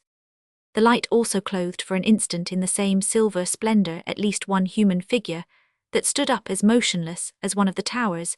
It was that of a tall man standing on a rise of ground above the rest, who were mostly sitting on the grass or stooping to gather up the hamper and crockery. He wore a picturesque short cloak or cape, clasped with a silver clasp, and chain which blazed like a star when the flash touched it, and something metallic in his motionless figure was emphasized by the fact that his closely curled hair was of the burnished yellow that can be really called gold, and had the look of being younger than his face, which was handsome in a hard aquiline fashion, but looked under the strong light a little wrinkled and withered. Possibly it had suffered from wearing a mask of makeup, for Hugo Romain was the greatest actor of his day for that instant of illumination. The golden curls and ivory mask and silver ornament made his figure gleam like that of a man in armor. The next instant his figure was a dark and even black silhouette against the sickly grey of the rainy evening sky. But there was something about its stillness like that of a statue that distinguished it from the group at his feet. All the other figures around him had made the ordinary involuntary movement at the unexpected shock of light, for though the skies were rainy, it was the first flash of the storm. The only lady present, whose air of carrying grey hair gracefully, as if she were really proud of it, marked her, a matron of the United States, unaffectedly shut her eyes, and uttered a sharp cry. Her English husband, General Outram, a very stolid Anglo-Indian with a bald head and black moustache and whiskers of antiquated pattern, looked up with one stiff movement and then resumed his occupation of tidying up a young man of the name of Mallow, very big and shy, with brown eyes like a dog's dropped a cup, and apologized awkwardly. A third man, much more dressy, with a resolute head like an inquisitive terrier's, and grey hair brushed stiffly back, was no other than the great newspaper proprietor Sir John Cockspur. He cursed freely, but not in an English idiom or accent, for he came from Toronto. But the tall man in the short cloak stood up literally like a statue in the twilight. His eagle face under the full glare had been like the bust of a Roman emperor, and the carved eyelids had not moved.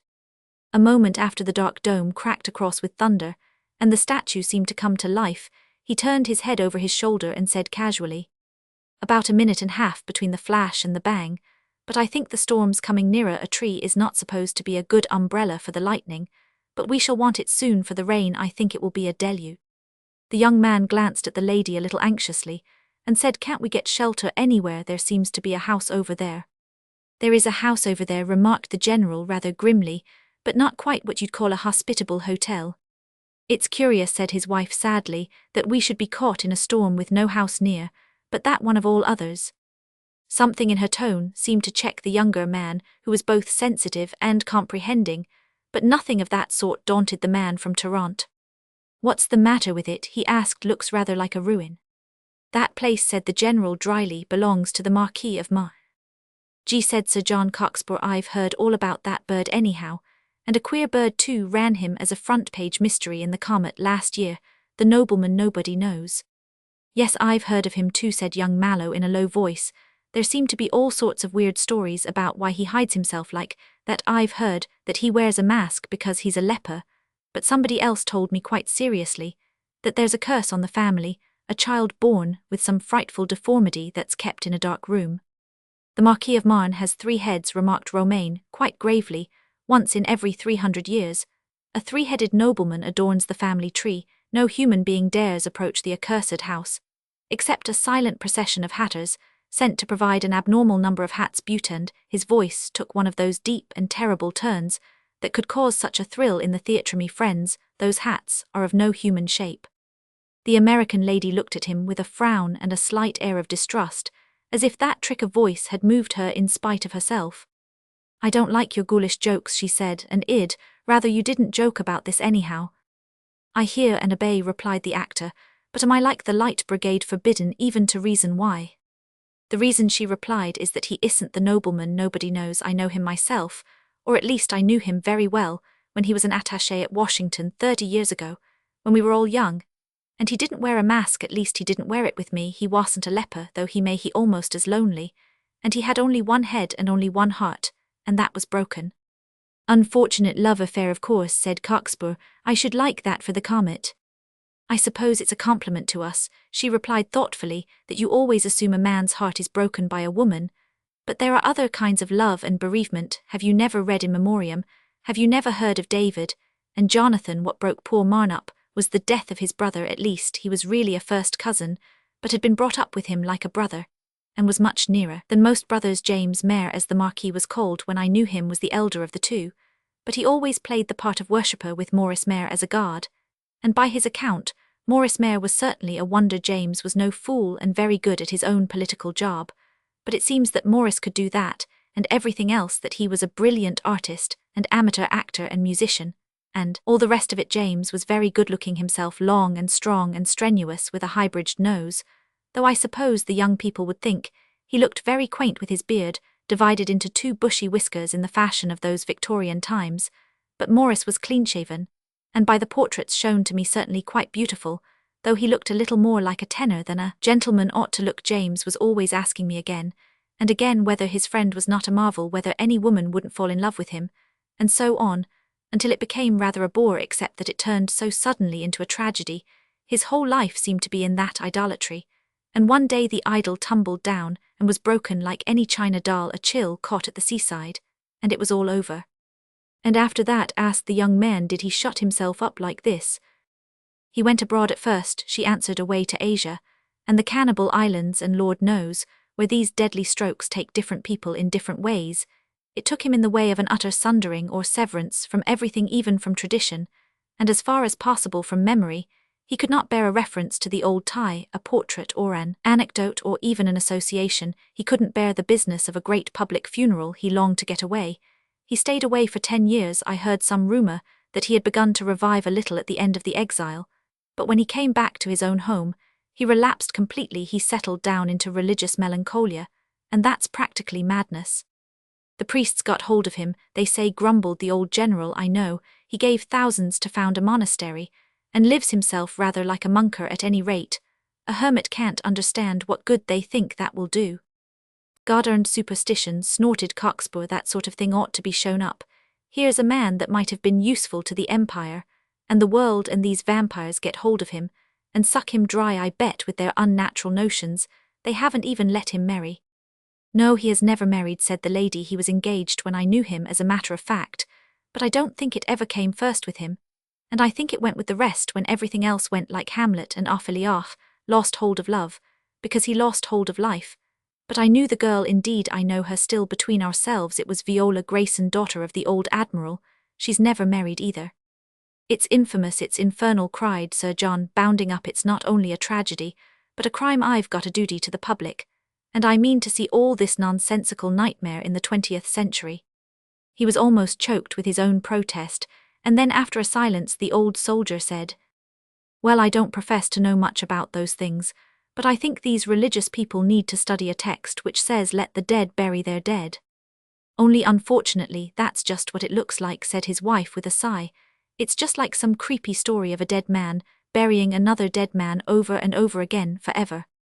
"The storm has passed over us," said Romaine, with a rather inscrutable smile. "You will not have to visit the inhospitable house after all." She suddenly shuddered. "Oh, I'll never do that again," she exclaimed. Mallow was staring at her. "Again, have you tried it before?" he cried.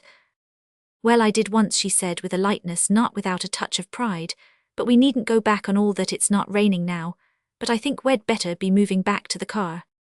As they moved off in procession, Mallow and the General brought up the rear, and the latter said abruptly, lowering his voice, "I don't want that little cad Cockspur to hear, but as you've asked you'd better know it's the one thing I can't forgive Marn, but I suppose these monks have drilled him that way. My wife, who had been the best friend he ever had in America, actually came to that house when he was walking in the garden. He was looking at the ground like a monk and hidden in a black hood that was really as ridiculous as any mask she had sent her card in, and stood there in his very path, and he walked past her without a word or a glance, as if she had been a stone. He wasn't human, he was like some horrible automaton. She may well call him a dead man." "It's all very strange," said the young man rather vaguely. "It isn't like what I should have expected." Young Mr. Mallow, when he left that rather dismal picnic, took himself thoughtfully in search of a friend.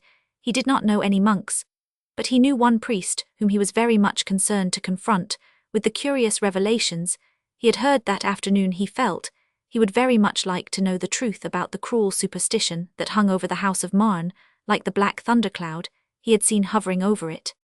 After being referred from one place to another, he finally ran his friend Father Brown to earth in the house of another friend, a Roman Catholic friend with a large family. He entered somewhat abruptly to find Father Brown sitting on the floor with a serious expression, and attempting to pin the somewhat florid hat belonging to a wax doll onto the head of a teddy bear. Mallow felt a faint sense of incongruity, but he was far too full of his problem to put off the conversation. If he could help it, he was staggering from a sort of setback, in a subconscious process that had been going on for some time. He poured out the whole tragedy of the House of Marn, as he had heard it from the General's wife, along with most of the comments of the General and the newspaper proprietor. A new atmosphere of attention seemed to be created with the mention of the newspaper proprietor. Father Brown neither knew nor cared that his attitudes were comic or commonplace. He continued to sit on the floor where his large head and short legs made him look very like a baby playing with toys, but there came into his great grey eyes a certain expression that has been seen in the eyes of many men in many centuries through the story of 1900 years. Only the men were not generally sitting on floors, but at council tables, or on the seats of chapters, or the thrones of bishops and cardinals. A far-off watchful look, heavy with the humility of a charge too great for men, something of that anxious and far-reaching look, is found in the eyes of sailors, and of those who have steered through so many storms the ship of St. Peter. "It's very good of you to tell me this," he said. "I am really awfully grateful, for we may have to do something about it. If it were only people like you and the General it might be only a private matter. But if Sir John Cockspur is going to spread some sort or scare in his paper, swell, he's a Toronto Orangeman, and we can hardly keep out of it." "But what will you say about it?" asked Mallow anxiously. "The first thing I should say about it," said Father Brown, "is that as you tell it, it doesn't sound like life. Suppose, for the sake of argument, that we are all pessimistic vampires, blighting all human happiness. Suppose I am a pessimistic vampire." He scratched his nose with the teddy bear, became faintly conscious of the incongruity, and put it down. "Suppose we do destroy all human and family ties. Why should we entangle a man again in an old family tie, just when he showed signs of getting loose from it? Surely it's a little unfair to charge us both with crushing such affection and encouraging such infatuation. I don't see why even a religious maniac should be that particular sort of monomaniac, or how religion could increase that mania, except by brightening it with a little hope." Then he said after a pause, "I should like to talk to that General of yours." "It was his wife who told me," said Mallow. "Yes," replied the other, But I am more interested in what he didn't tell you than in what she Roman 999. You think he knows more than she does? I think he knows more than she says, answered Father Brown. You tell me he used a phrase about forgiving everything, except the rudeness to his wife. After all, what else was there to forgive? Father Brown had risen and shaken his shapeless clothes, and stood looking at the young man with screwed-up eyes and slightly quizzical expression. The next moment, he had turned and, picking up his equally shapeless umbrella and large shabby hat, went stumping down the street. He plodded through a variety of wide streets and squares, till he came to a handsome old-fashioned house in the West End, where he asked the servant if he could see General Outram. After some little palaver, he was shown into a study fitted out less with books than with maps and globes, where the bald-headed, black-whiskered Anglo-Indian sat smoking a long, thin black cigar and playing with pins on a chart. I am sorry to intrude, said the priest, and all the more because I can't help the intrusion looking like interference. I want to speak to you about a private matter, but only in the hope of keeping it private. Unfortunately, some people are likely to make it public. I think, General, that you know Sir John Cockspur. The mass of black moustache and whisker served as a sort of mask for the lower half of the old general's face. It was always hard to see whether he smiled, but his brown eyes often had a certain twinkle. Everybody knows him, I suppose, he said. I don't know him very well. Well, you know, everybody knows whatever he knows, said Father Brown, smiling, when he thinks it convenient to print it, and I understand from my friend Mr. Mallow, whom I think you know, that Sir John is going to print some scorching anti-clerical articles, founded on what he would call the Marne mystery, monks drive Marquis mad, etc. If he is, replied the General, I don't see why you should come to me about it. I ought to tell you I am a strong Protestant. I am very fond of strong Protestants, said Father Brown. I came to you because I was sure you would tell the truth. I hope it is not uncharitable to feel less sure of Sir John Cockspur. The brown eyes twinkled again, but the General said nothing. General, said Father Brown, suppose Cockspur or his sort were going to make the world ring with tales against your country and your flag. Suppose, he said, your regiment ran away in battle, or your staff were in the pay of the enemy, would you let anything stand between you and the facts that would refute him? Wouldn't you get on the track of the truth at all costs to anybody? Well, I have a regiment, and I belong to an army. It is being discredited by what I am certain is a fictitious story, but I don't know the true story. Can you blame me for trying to find it out? The soldier was silent, and the priest continued, I have heard the story Mallow was told yesterday about Marne retiring with a broken heart through the death of his more than brother. I am sure there was more in it than that. I came to ask you if you know any more. No, said the General shortly, I cannot tell you any more. General, said Father Brown with a broad grin, you would have called me a Jesuit if I had used that equivocation. The soldier laughed gruffly, and then growled with much greater hostility. Well, I won't tell you then, he said. What do you say to that? I only say, said the priest mildly, that in that case I shall have to tell you. The brown eyes stared at him, but there was no twinkle in them now. He went on. You compel me to state less sympathetically, perhaps, than you could, why it is obvious that there is more behind. I am quite sure the Marquis has better cause for his brooding and secretiveness than merely having lost an old friend. I doubt whether priests have anything to do with it. I don't even know if he's a convert or merely a man comforting his conscience with charities. But I am sure he's something more than a chief mourner. Since you insist, I will tell you one or two of the things that made me think so. First, it was stated that James Maire was engaged to be married, but somehow became unattached again after the death of Maurice Maire. Why should an honourable man break off his engagement merely because he was depressed by the death of a third party? He's much more likely to have turned for consolation to it. But anyhow, he was bound in decency to go through with it. The General was biting his black moustache, and his brown eyes had become very watchful and even anxious, but he did not answer. A second point, said Father Brown, frowning at the table, James Maire was always asking his lady friend whether his cousin Maurice was not very fascinating, and whether women would not admire him. I don't know if it occurred to the lady that there might be another meaning to that inquiry. The General got to his feet and began to walk or stamp about the room. Oh, damn it all, he said, but without any air of animosity. The third point, went on Father Brown, is James Maire's curious manner of mourning, destroying all relics, veiling all portraits, and so on. It does sometimes happen. I admit it might mean mere affectionate bereavement, but it might mean something else. Confound you, said the other, how long are you going on piling this up? The fourth and fifth points are pretty conclusive, said the priest calmly, especially if you take them together. The first is that Maurice Maire seems to have had no funeral in particular, considering he was a cadet of a great family. He must have been buried, hurriedly, perhaps secretly. And the last point is that James Maire instantly disappeared to foreign parts, fled in fact to the ends of the earth. And so he went on, still in the same soft voice, when you would blacken my religion to brighten the story of the pure and perfect affection of two brothers, it seems. Stop, cried Outram in a tone like a pistol shot. I must tell you more, or you will fancy worse. Let me tell you one thing to start with. It was a fair fight. Ah, said Father Brown, and seemed to exhale a huge breath. It was a duel, said the other. It was probably the last duel fought in England, and it is long ago now. That's better, said Father Brown. Thank God, that's a great deal better.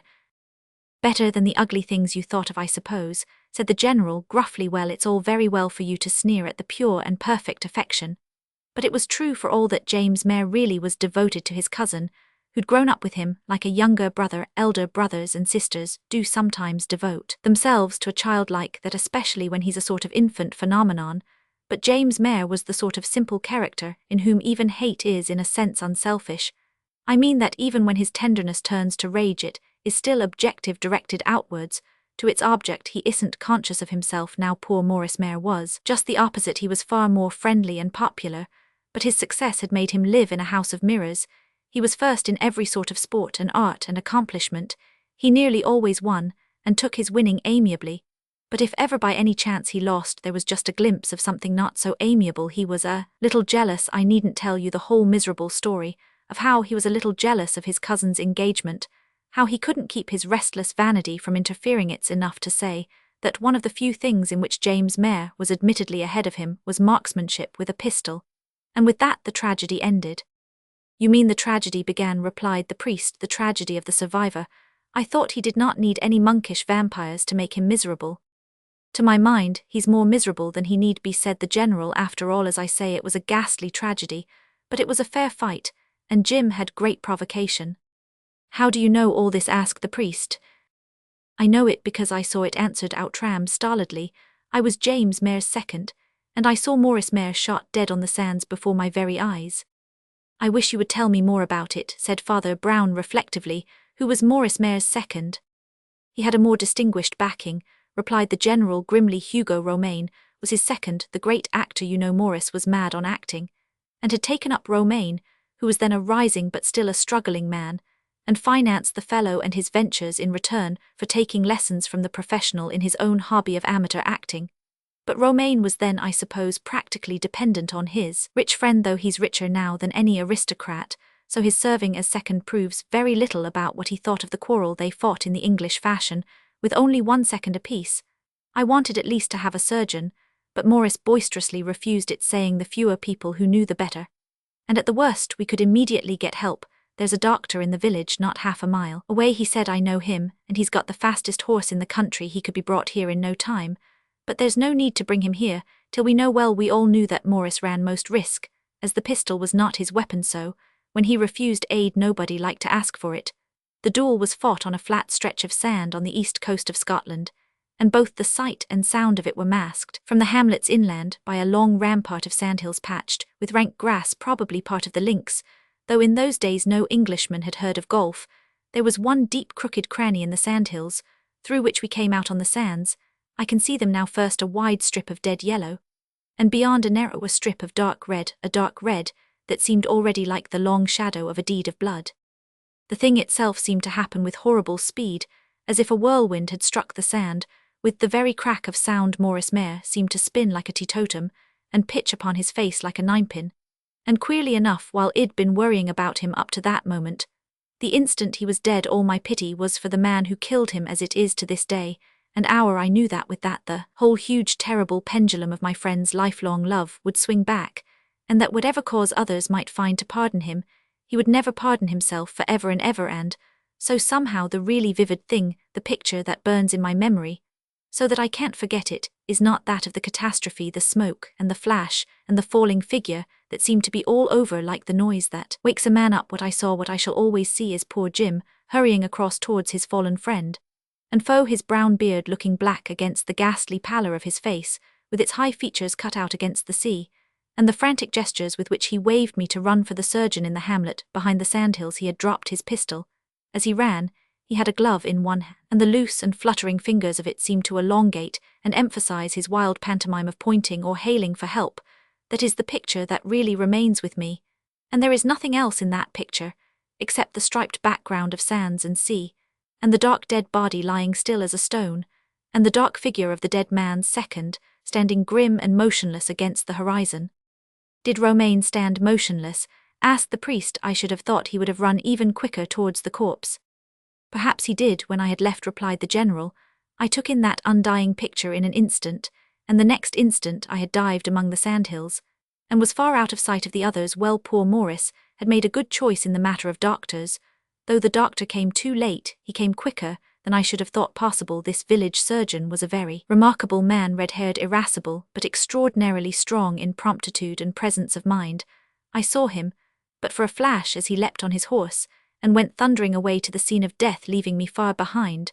But in that flash I had so strong a sense of his personality that I wished to God he had really been called in before the duel began, for I believe on my soul he would have prevented it somehow. As it was, he cleaned up the mess with marvellous swiftness, long before I could trail back to the seashore on my 2 feet. His impetuous practicality had managed everything. The corpse was temporarily buried in the sandhills, and the unhappy homicide had been persuaded to do the only thing he could do, flee for his life. He slipped along the coast till he came to a port and managed to get out of the country. You know the rest. Poor Jim remained abroad for many years later, when the whole thing had been hushed up or forgotten. He returned to his dismal castle, and automatically inherited the title. I have never seen him from that day to this, and yet I know what is written in red letters in the inmost darkness of his brain. I understand, said Father Brown, that some of you have made efforts to see him.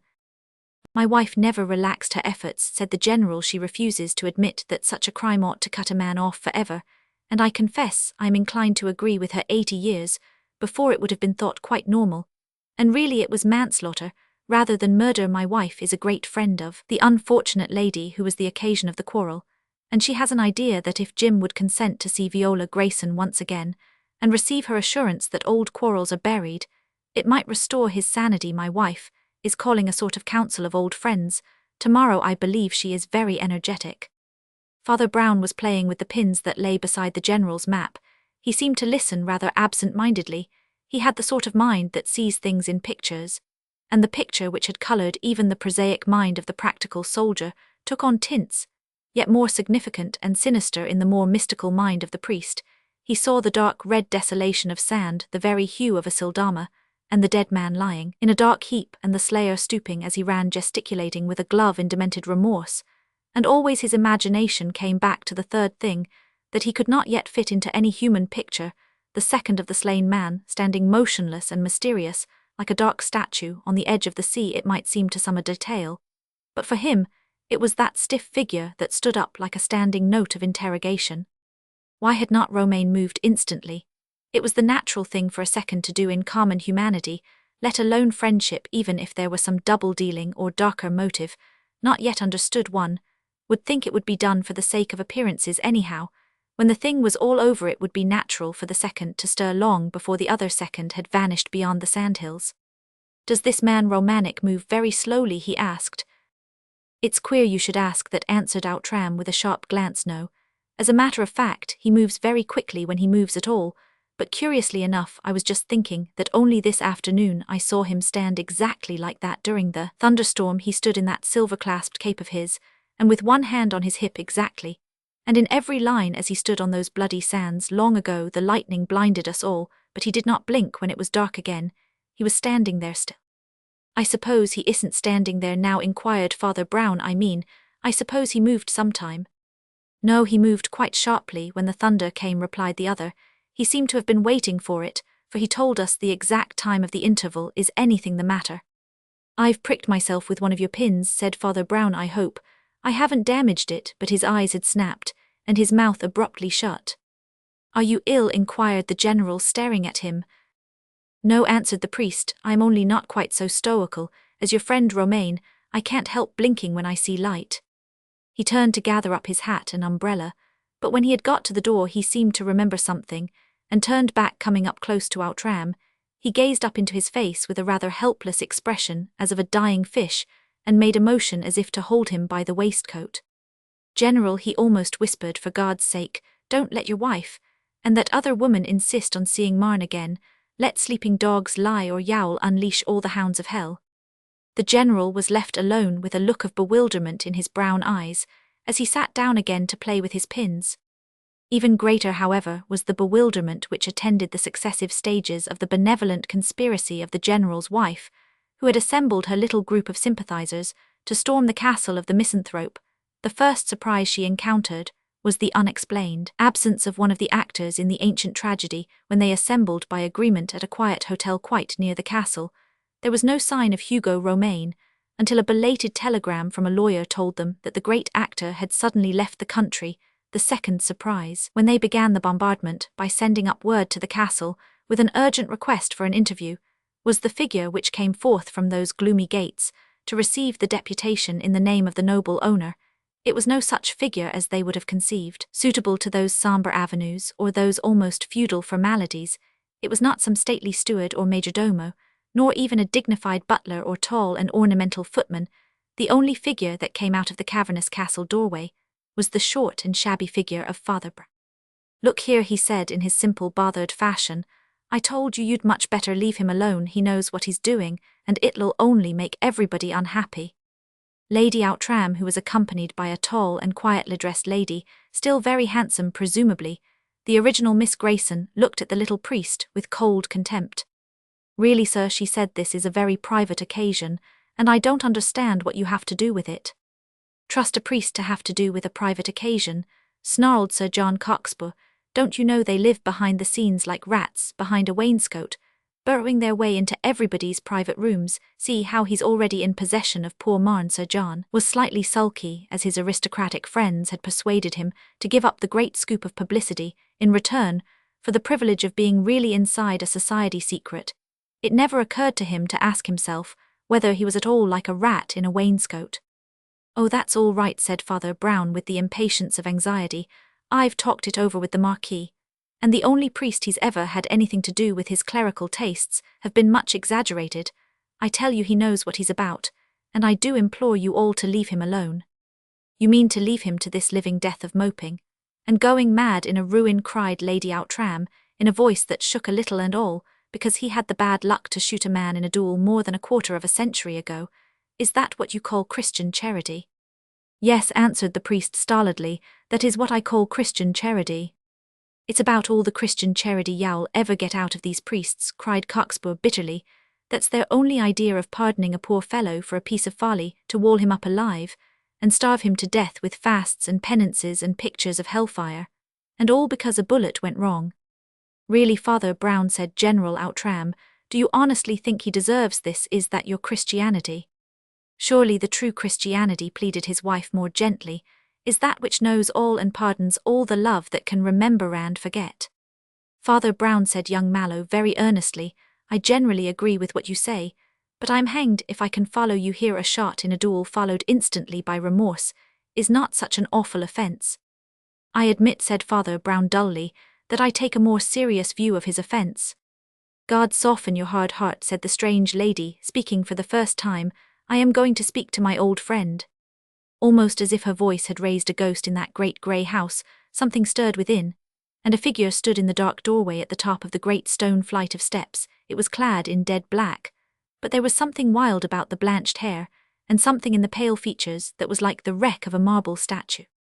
Viola Grayson began calmly to move up the great flight of steps, and Outram muttered in his thick black moustache, "He won't cut her dead, as he did my wife, I fancy." Father Brown, who seemed in a collapse of resignation, looked up at him for a moment. "Poor Marn has enough on his conscience," he said. "Let us acquit him of what we can. At least, he never cut your wife." "What do you mean by that?" "He never knew her," said Father Brown. As they spoke, the tall lady proudly mounted the last step, and came face to face with the Marquis of Marn. His lips moved, but something happened before he could speak. A scream rang across the open space, and went wailing away in echoes along those hollow walls by the abruptness and agony with which it broke from the woman's lips. It might have been a mere inarticulate cry, but it was an articulated word, and they all heard it with a horrible distinctness. "Morris!" "What is it, dear?" cried Lady Outram, and began to run up the steps, for the other woman was swaying as if she might fall down the whole stone flight. Then she faced about and began to descend, all bowed and shrunken, and shuddering. "Oh my God," she was saying, "oh my God, it isn't Jim at all, it's Morris."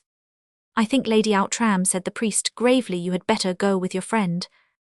As they turned, a voice fell on them like a stone from the top of the stone stair, a voice that might have come out of an open grave. It was hoarse and unnatural, like the voices of men who are left alone with wild birds on desert islands. It was the voice of the Marquis of Marne, and it said, "Stop. Father Brown," he said, "before your friends disperse, I authorize you to tell them all I have told you. Whatever follows, I will hide from it no longer." "You are right," said the priest, "and it shall be counted to you." "Yes," said Father Brown quietly to the questioning company afterwards, "he has given me the right to speak, but I will not tell it as he told me. But as I found it out for myself, well, I knew from the first that the blighting monkish influence was all nonsense out of novels. Our people might possibly in certain cases encourage a man to go regularly into a monastery, but certainly not to hang about in a medieval castle in the same way. They certainly wouldn't want him to dress up as a monk when he wasn't a monk. But it struck me that he might himself want to wear a monk's hood, or even a mask. I had heard of him as a mourner, and then as a murderer, but already I had hazy suspicions that his reason for hiding might not only be concerned with what he was, but with who he was. Then came the general's vivid description of the duel, and the most vivid thing in it to me was the figure of Mr. Romaine in the background. It was vivid because it was in the background. Why did the general leave behind him on the sand a dead man whose friend stood yards away from him like a stock or a stone? Then I heard something, a mere trifle, about a trick habit that Romaine has of standing quite still when he is waiting for something to happen, as he waited for the thunder to follow the lightning. Well, that automatic trick in this case betrayed everything. Hugo Romaine on that old occasion also was waiting for something. "But it was all over," said the general. "What could he have been waiting for?" "He was waiting for the duel," said Father Brown. "But I tell you I saw the duel," cried the general. "And I tell you didn't see the duel," said the priest. "Are you mad?" demanded the other. "Or why should you think I am blind?" "Because you were blinded that you might not see," said the priest, "because you are a good man and God had mercy on your innocence, and he turned your face away from that unnatural strife. He set a wall of sand and silence between you and what really happened on that horrible red shore, abandoned to the raging spirits of Judas and of Cain." "Tell us what happened," gasped the lady impatiently. "I will tell it as I found it," proceeded the priest. "The next thing I found was that Romaine the actor had been training Maurice Mere in all the tricks of the trade of acting. I once had a friend who went in for acting. He gave me a very amusing account of how his first week's training consisted entirely of falling down, of learning how to fall flat without a stagger, as if he were stone dead." "God have mercy on us," cried the general, and gripped the arms of his chair as if to rise. "Amen," said Father Brown. "You told me how quickly it seemed to come. In fact, Maurice fell before the bullet flew and lay perfectly still waiting, and his wicked friend and teacher stood also in the background waiting." "We are waiting," said Cockspur, "and I feel as if I couldn't wait." James Mere, already broken with remorse, rushed across to the fallen man and bent over to lift him up. He had thrown away his pistol like an unclean thing, but Maurice's pistol still lay under his hand, and it was undischarged. Then, as the elder man bent over the younger lifted himself on his left arm and shot the elder through the body. He knew he was not so good a shot, but there was no question of missing the heart at that distance. The rest of the company had risen and stood staring down at the narrator with pale faces. "Are you sure of this?" asked Sir John at last in a thick voice. "I am sure of it," said Father Brown, "and now I leave Maurice Mere, the present Marquis of Marne, to your Christian charity. You have told me something today about Christian charity. You seem to me to give it almost too large a place, but how fortunate it is for poor sinners like this man that you err so much on the side of mercy, and are ready to be reconciled to all mankind." "Hang it all," exploded the general, "if you think I'm going to be reconciled to a filthy viper like that, I tell you I wouldn't say a word to save him from hell. I said I could pardon a regular decent duel, but of all the treacherous assassins—" "He ought to be lynched," cried Cockspur excitedly. "He ought to burn alive like a nigger in the States, and if there is such a thing as burning forever, he jolly well." "I wouldn't touch him with a barge pole myself," said Mallow. "There is a limit to human charity," said Lady Outram, trembling all over. "There is," said Father Brown dryly. And that is the real difference between human charity and Christian charity. You must forgive me if I was not altogether crushed by your contempt for my uncharitableness today, or by the lectures you read me about pardon for every sinner, for it seems to me that you only pardon the sins that you don't really think sinful. You only forgive criminals when they commit what you don't regard as crimes, but rather as conventions. So you tolerate a conventional duel, just as you tolerate a conventional divorce. You forgive because there isn't anything to be forgiven. But hang it all, cried Mallow, you don't expect us to be able to pardon a vile thing like this? No, said the priest, but we have to be able to pardon it. He stood up abruptly and looked round at them. We have to touch such men not with a barge pole, but with a benediction. He said we have to say the word that will save them from hell. We alone are left to deliver them from despair. When your human charity deserts them, go on your own primrose path, pardoning all your favorite vices, and being generous to your fashionable crimes, and leave us, in the darkness, vampires of the night, to console those who really need consolation, who do things, really indefensible things that neither the world nor they themselves can defend. And none but a priest will pardon. Leave us with the men who commit the mean and revolting and real crimes, mean as St. Peter when the cock crew. And yet the dawn came. The dawn, repeated Mallow doubtfully. You mean hope for him? Yes, replied the other. Let me ask you one question. You are great ladies and men of honor and secure of yourselves. You would never, you can tell yourselves, stoop to such squalid reason as that. But tell me this, if any of you had so stooped, which of you years afterwards, when you were old and rich and safe, would have been driven by conscience or confessor to tell such a story of yourself? You say you could not commit so base a crime. Could you confess so base a crime? The others gathered their possessions together and drifted by twos and threes out of the room in silence, and Father Brown also in silence went back to the melancholy castle of Marne. The secret of Flambeau. The sort of murders in which I played the part of the murderer, said Father Brown, putting down the wineglass. The row of red pictures of crime had passed before him in that moment. It is true, he resumed after a momentary pause, that somebody else had played the part of the murderer before me, and done me out of the actual experience. I was a sort of understudy, always in a state of being ready to act the assassin. I always made it my business at least to know the part thoroughly. What I mean is that when I tried to imagine the state of mind in which such a thing would be done, I always realized that I might have done it myself under certain mental conditions, but not under others, and not generally under the obvious ones. And then of course I knew who really had done it, and he was not generally the obvious person. For instance, it seemed obvious to say that the revolutionary poet had killed the old judge who saw red about red revolutionaries. But that isn't really a reason for the revolutionary poet killing him. It isn't, if you think what it would really be like to be a revolutionary poet. Now, set myself conscientiously down to be a revolutionary poet. I mean that particular sort of pessimistic anarchical lover of revolt, not as reform, but rather as destruction. I tried to clear my mind of such elements of sanity and constructive common sense as I have had the luck to learn or inherit. I shut down and darkened all the skylights through which comes the good daylight out of heaven. I imagined a mind lit only by a red light from below, a fire rending rocks and cleaving abysses upwards. And even with the vision at its wildest and worst, I could not see why such a visionary should cut short his own career by colliding with a common policeman for killing one out of a million conventional old fools, as he would have called them. He wouldn't do it, however much he wrote songs of violence. He wouldn't do it, because he wrote songs of violence. A man who can express himself in song need not express himself in suicide. A poem was an event to him, and he would want to have more of them. Then I thought of another sort of heathen, the sort that is not destroying the world, but entirely depending on the world. I thought that, save for the grace of God, I might have been a man for whom the world was a blaze of electric lights with nothing but utter darkness beyond and around it. The worldly man who really lives only for this world, and believes in no other, whose worldly success and pleasure are all he can ever snatch out of nothingness. That is the man who will really do anything when he is in danger of losing the whole world and saving nothing. It is not the revolutionary man, but the respectable man who would commit any crime to save his respectability. Think what exposure would mean to a man like that fashionable barrister, an exposure of the one crime still really hated by his fashionable world, treason against patriotism. If I had been in his position, and had nothing better than his philosophy, heaven alone knows what I might have done. That is just where this little religious exercise is so wholesome.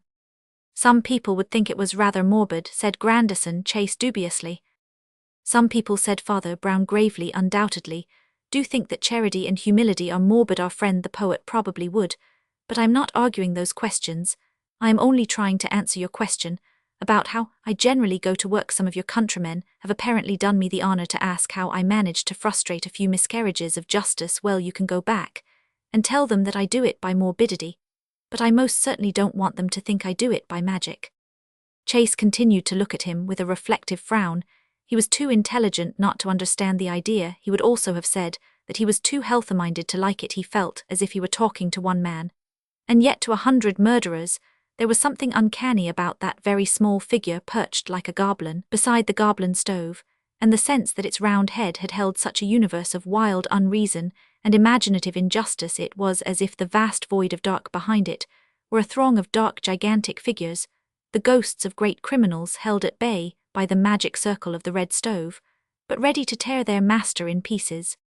Well, I'm afraid I do think it's morbid, he said frankly, and I'm not sure it isn't almost as morbid as magic. But morbidity or no, there's one thing to be said.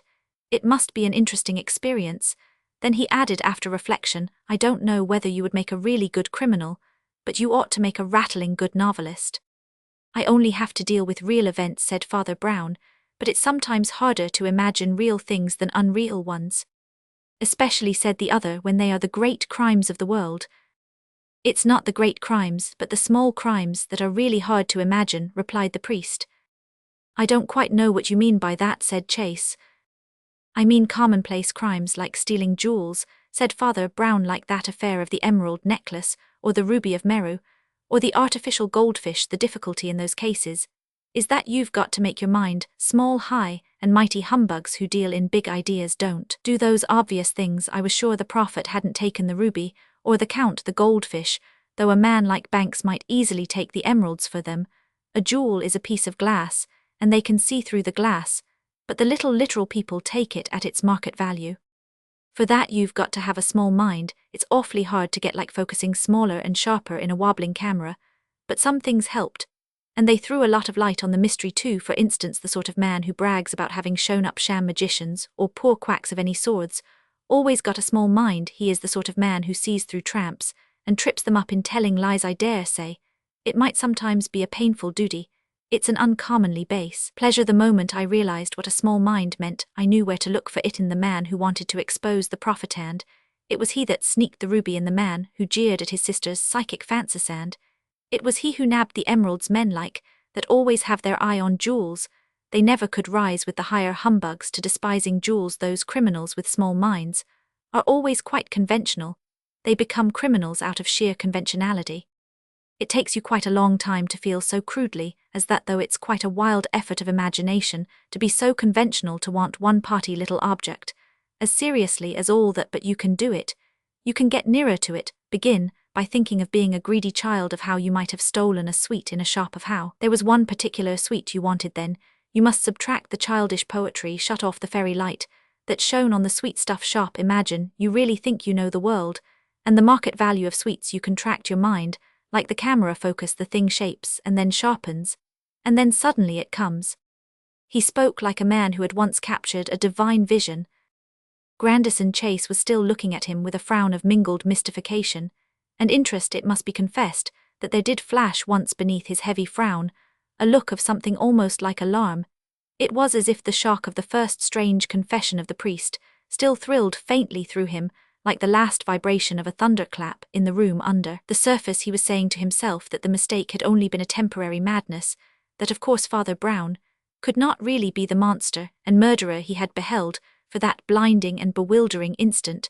But was there not something wrong with the man who talked in that calm way about being a murderer?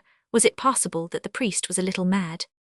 Don't you think, he said abruptly, that this notion of yours of a man trying to feel like a criminal might make him a little too tolerant of crime? Father Brown sat up and spoke in a more staccato style. I know it does just the opposite. It solves the whole problem of time and sin. It gives a man his remorse beforehand. There was a silence. The American looked at the high and steep roof that stretched half across the enclosure. His host gazed into the fire without moving, and then the priest's voice came on a different note, as if from lower down. There are two ways of renouncing the devil, he said, and the difference is perhaps the deepest chasm in modern religion. One is to have a horror of him, because he is so far off and the other to have it, because he is so near and no virtue and vice are so much divided as those two virtues. They did not answer, and he went on in the same heavy tone, as if he were dropping words like molten lead. You may think a crime horrible, because you could never commit it. I think it horrible. Because I could commit it, you think of it as something like an eruption of Vesuvius. But that would not really be so terrible as this house catching fire, if a criminal suddenly appeared in this room. If a criminal appeared in this room, said Chase, smiling, I think you would be a good deal too favorable to him. Apparently, you would start by telling him that you were a criminal yourself, and explaining how perfectly natural it was that he should have picked his father's pocket or cut his mother's throat. Frankly, I don't think it's practical. I think that the practical effect would be that no criminal would ever reform. It's easy enough to theorize and take hypothetical cases, but we all know we're only talking in the air sitting here in Roman 1000 Duroc's nice comfortable house, conscious of our respectability. And all the rest of it just gives us a theatrical thrill to talk about thieves and murderers and the mysteries of their souls, but the people who really have to deal with thieves and murderers have to deal with them differently. We are safe by the fireside, and we know the house is not on fire. We know there is not a criminal in the room. The Roman 1000 Duroc, to whom allusion had been made, rose slowly from what had been called his fireside, and his huge shadow flung from the fire seemed to cover everything and darken even the very night above him. There is a criminal in this room, he said. I am one. I am Flambeau, and the police of two hemispheres are still hunting for me. The American remained gazing at him with eyes of a stony brightness. He seemed unable to speak or move. There is nothing mystical or metaphorical or vicarious about my confession, said Flambeau. I stole for 20 years with these two hands. I fled from the police on these 2 feet. I hope you will admit that my activities were practical. I hope you will admit that my judges and pursuers really had to deal with crime. Do you think I do not know all about their way of reprehending it? Have I not heard the sermons of the righteous, and seen the cold stare of the respectable? Have I not been lectured, in the lofty and distant style, asked how it was possible for anyone to fall so low, told that no decent person could ever have dreamed of such depravity? Do you think all that ever did anything but make me laugh? Only my friend told me that he knew exactly why I stole, and I have never stolen since. Father Brown made a gesture as of deprecation, and Grandison Chase at last let out a long breath like a whistle. I have told you the exact truth, said Flambeau, and it is open to you to hand me over to the police. There was an instant of profound stillness, in which could be faintly heard the belated laughter of Flambeau's children in the high dark house above them, and the crunching and snorting of the great grey pigs in the twilight, and then it was cloven by a high voice, vibrant, and with a touch of offence almost surprising for those who do not understand the sensitive American spirit, and how near, in spite of commonplace contrasts, it can sometimes come to the chivalry of Spain. Monsieur Duroc, he said rather stiffly, we have been friends, I hope, for some considerable period, and I should be pretty much pained to suppose you thought me capable of playing you such a trick, while I was enjoying your hospitality and the society of your family, merely because you chose to tell me a little of your own autobiography of your own free will, and when you spoke merely in defence of your friend. No, sir, I can't imagine any gentleman double-crossing another under such circumstances.